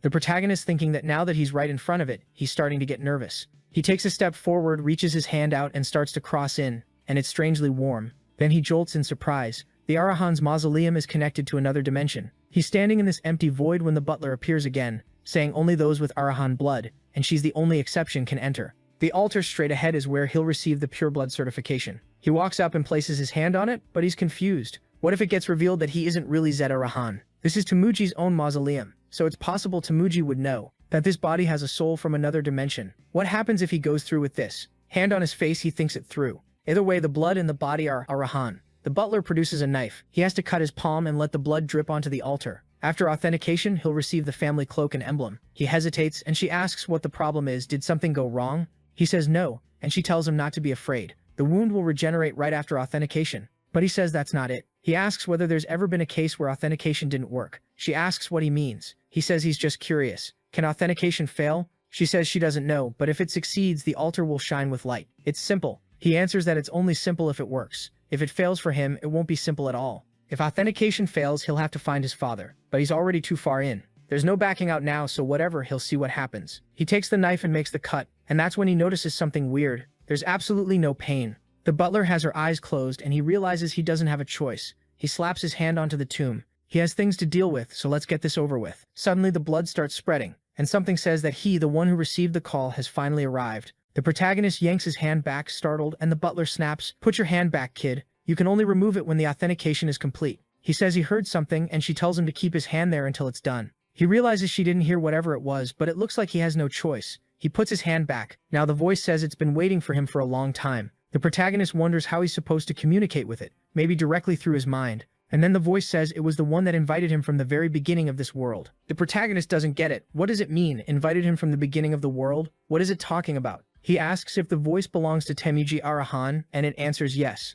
The protagonist is shocked. It really is him. He asks if Temuji is the one who called him and why him out of everyone. The voice says it was looking for someone obsessed with strength and at the same time free of temptation or corruption. Zed still doesn't understand why he's there. Temuji explains that it's not time for him to have that answer. The stronger he becomes, the more he'll feel Temuji's presence. The protagonist insists he has to at least give a hint, the reason, the why. But the voice only tells him that since he answered the call, he should know Temuji will always be with him. That sounds like a threat, like the devil's inside the kid. But then all of a sudden the altar flashes with light. The butler looks startled that the light is golden. The protagonist steps back and she says something is strange. The light was supposed to be red. He asks if it's finished or not and she says she can't tell. Why was the color different? The protagonist says, well, my brothers all have that fire aura, right? Since I've got lightning power, maybe that's why. Either way, the stone lit up, so we're done here. The woman says, I think so. Obviously, the protagonist wants out of there as fast as possible. If people find out Temuji's soul is inside this body, they'll want him dead. The butler says the pureblood authentication is complete, now you'll receive the cloak and the emblem.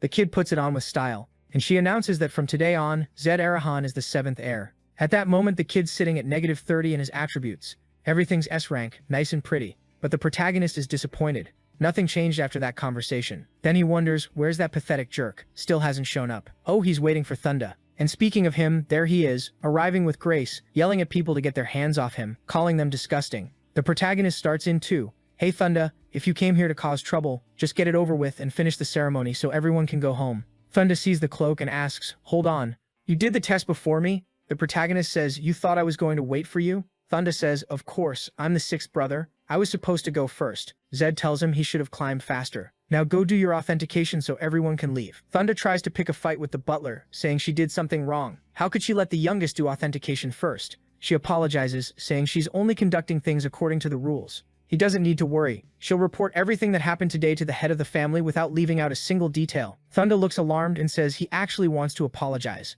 And also, there's no need to tell the head of the family everything, right? The woman loses patience and tells him, for the love of God, just go inside already. The temperature's going to drop even more. Everyone needs to leave. In the background, Caden watches. Then he calls the protagonist over and says he has something to tell him. Off to the side, he says he's been feeling a strange presence in the middle of the mountain. But the Triman region is supposed to be deserted. And what he doesn't like is the way Grace has been acting. She didn't react at all when he felt that presence. There's no way a 6th Circle witch like her wouldn't notice. Which means she's pretending she didn't. The protagonist says, so you're saying she's got a reason for it? Caden says yes. The protagonist says, if that's the case, then there's nothing to worry about. Caden is confused. Excuse me, sir. I don't know if you realize this, but Grace can be dangerous, especially with the conflict between you and Thunda. The protagonist smiles and Caden immediately realizes it. Wait, he already knew? The protagonist says yes, and he was about to tell the captain. They're probably going to get ambushed on the way back, so everyone needs to be ready. Then the protagonist hands Caden some metal spikes, saying they're used to create a barrier. There are 4, set them in a square, and inside that area will be the shadowless protection barrier.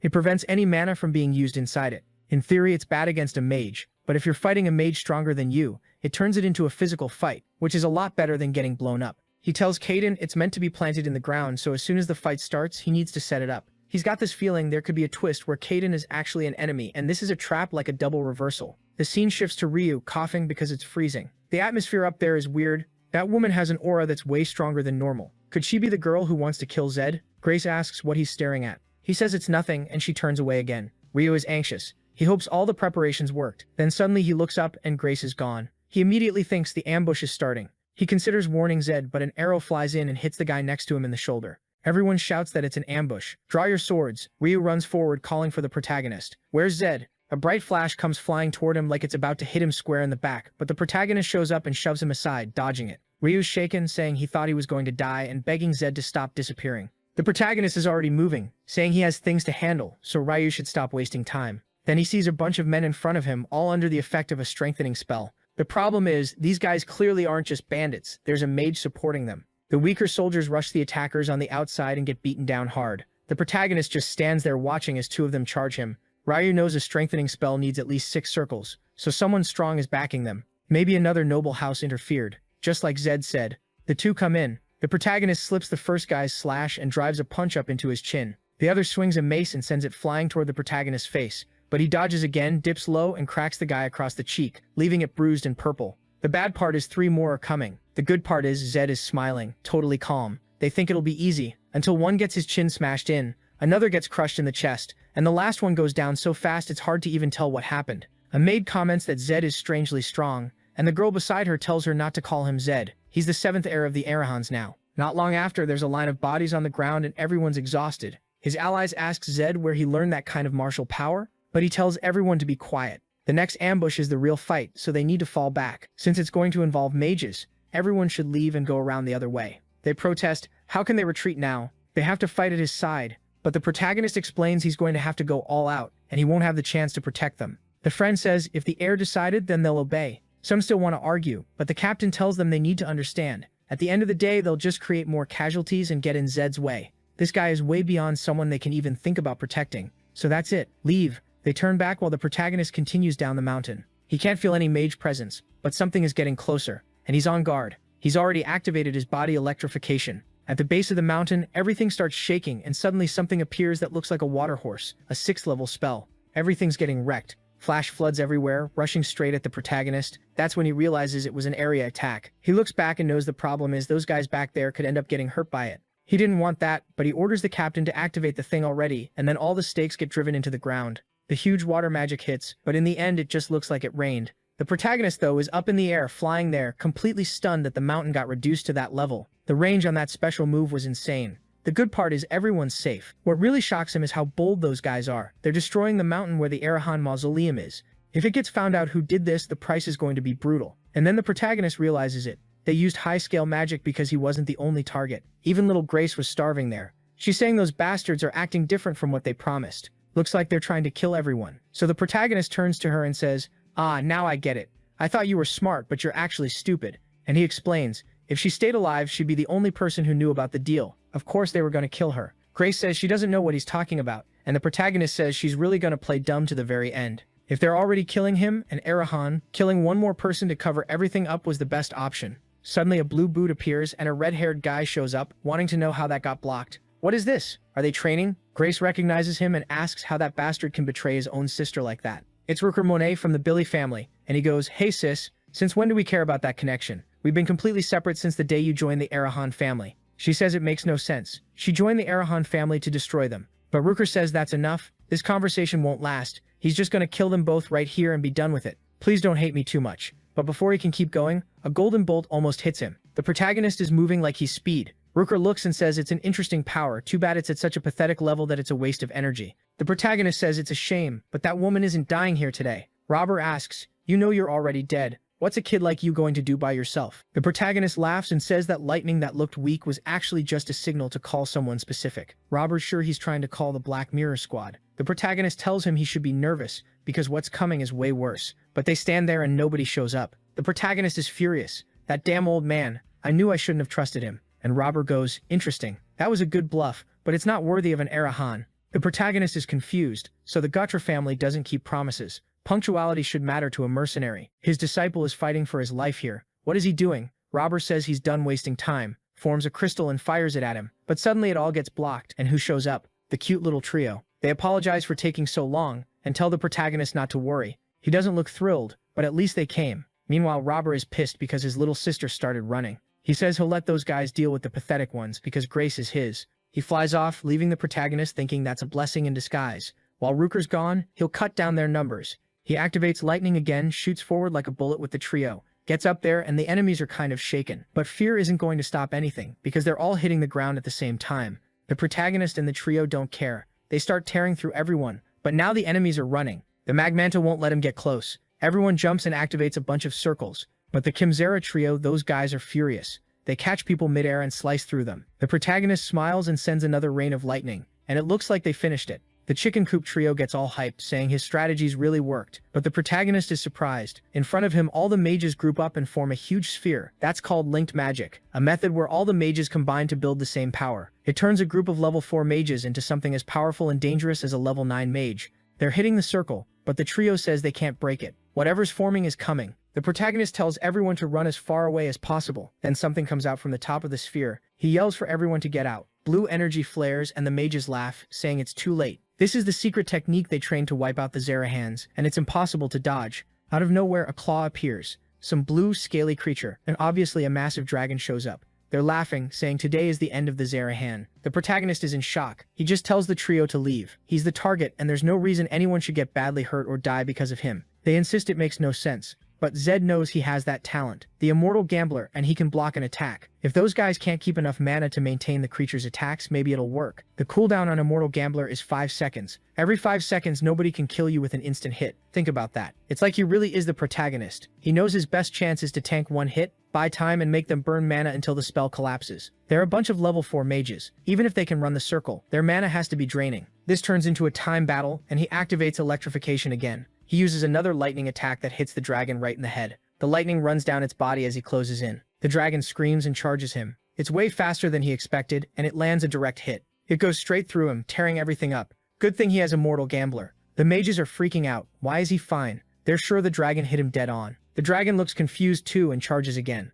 This time the protagonist says no way, the same attack works twice. He jumps and manages to avoid it. The problem is there's smoke everywhere. Total chaos. He can't even see the dragon. He feels it coming from behind, and he gets hit again. Immortal Gambler triggers. The jump bought him 5 seconds, but it's hard to avoid the follow-ups. Another wave of smoke. He doesn't know where the dragon is coming from. Then it appears beside him and triggers his mana again. This ability is absurd. It keeps activating. But now the kid's mana runs out, and the electrified form disappears too. Still, he forces it again. Turn it on. The dragon keeps attacking, hit after hit after hit. Basically, he's immortal. As long as he's fighting something that can't deal 2 lethal hits within 5 seconds, he won't die. And the mages, somehow they've got endless mana too. He's talking about himself, but these 4-star mages have been maintaining this spell for half an hour already. Again, the dragon prepares another attack, watching the kid with its little green eye. Then the energy across the whole field starts getting pulled in. It's going to use a breath attack. Now it's bad because it's not a single hit. It's a continuous stream that doesn't stop. He'll probably die and then die again right after.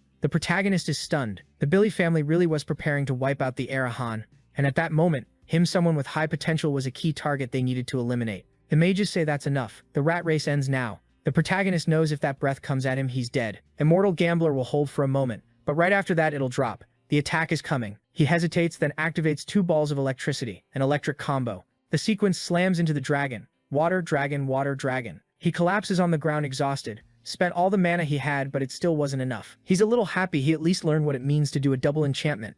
At the same time, he wonders what happens if he dies. Does he go back to the original world, or does he just disappear? Boom! Explosion. Everything flashes. Debris flying everywhere. Reblis in shock, screaming, telling them to let him go. He wants to see what happened to the kid. And from up on the mountain, you can see a strange red aura rising. Wait, am I imagining it? Is that his father? Or is it that Temrud guy showing up? And the protagonist is going to wake up that Asta-type vibe, you know? Like that Clover kid with that dark red energy. The boy is there now with red lightning all around him. The dragon keeps staring, like it's about to attack again. Meanwhile, the little mages won't let go of each other, trying to figure out what's going on. Why is the dragon just standing there, and how does he still have mana? The protagonist stands there face to face with the dragon, lightning everywhere, and then he just says, "Return." The dragon seems to hear him and turns toward the mages. He's controlling it. Now they have to defend themselves while the dragon attacks them from all sides.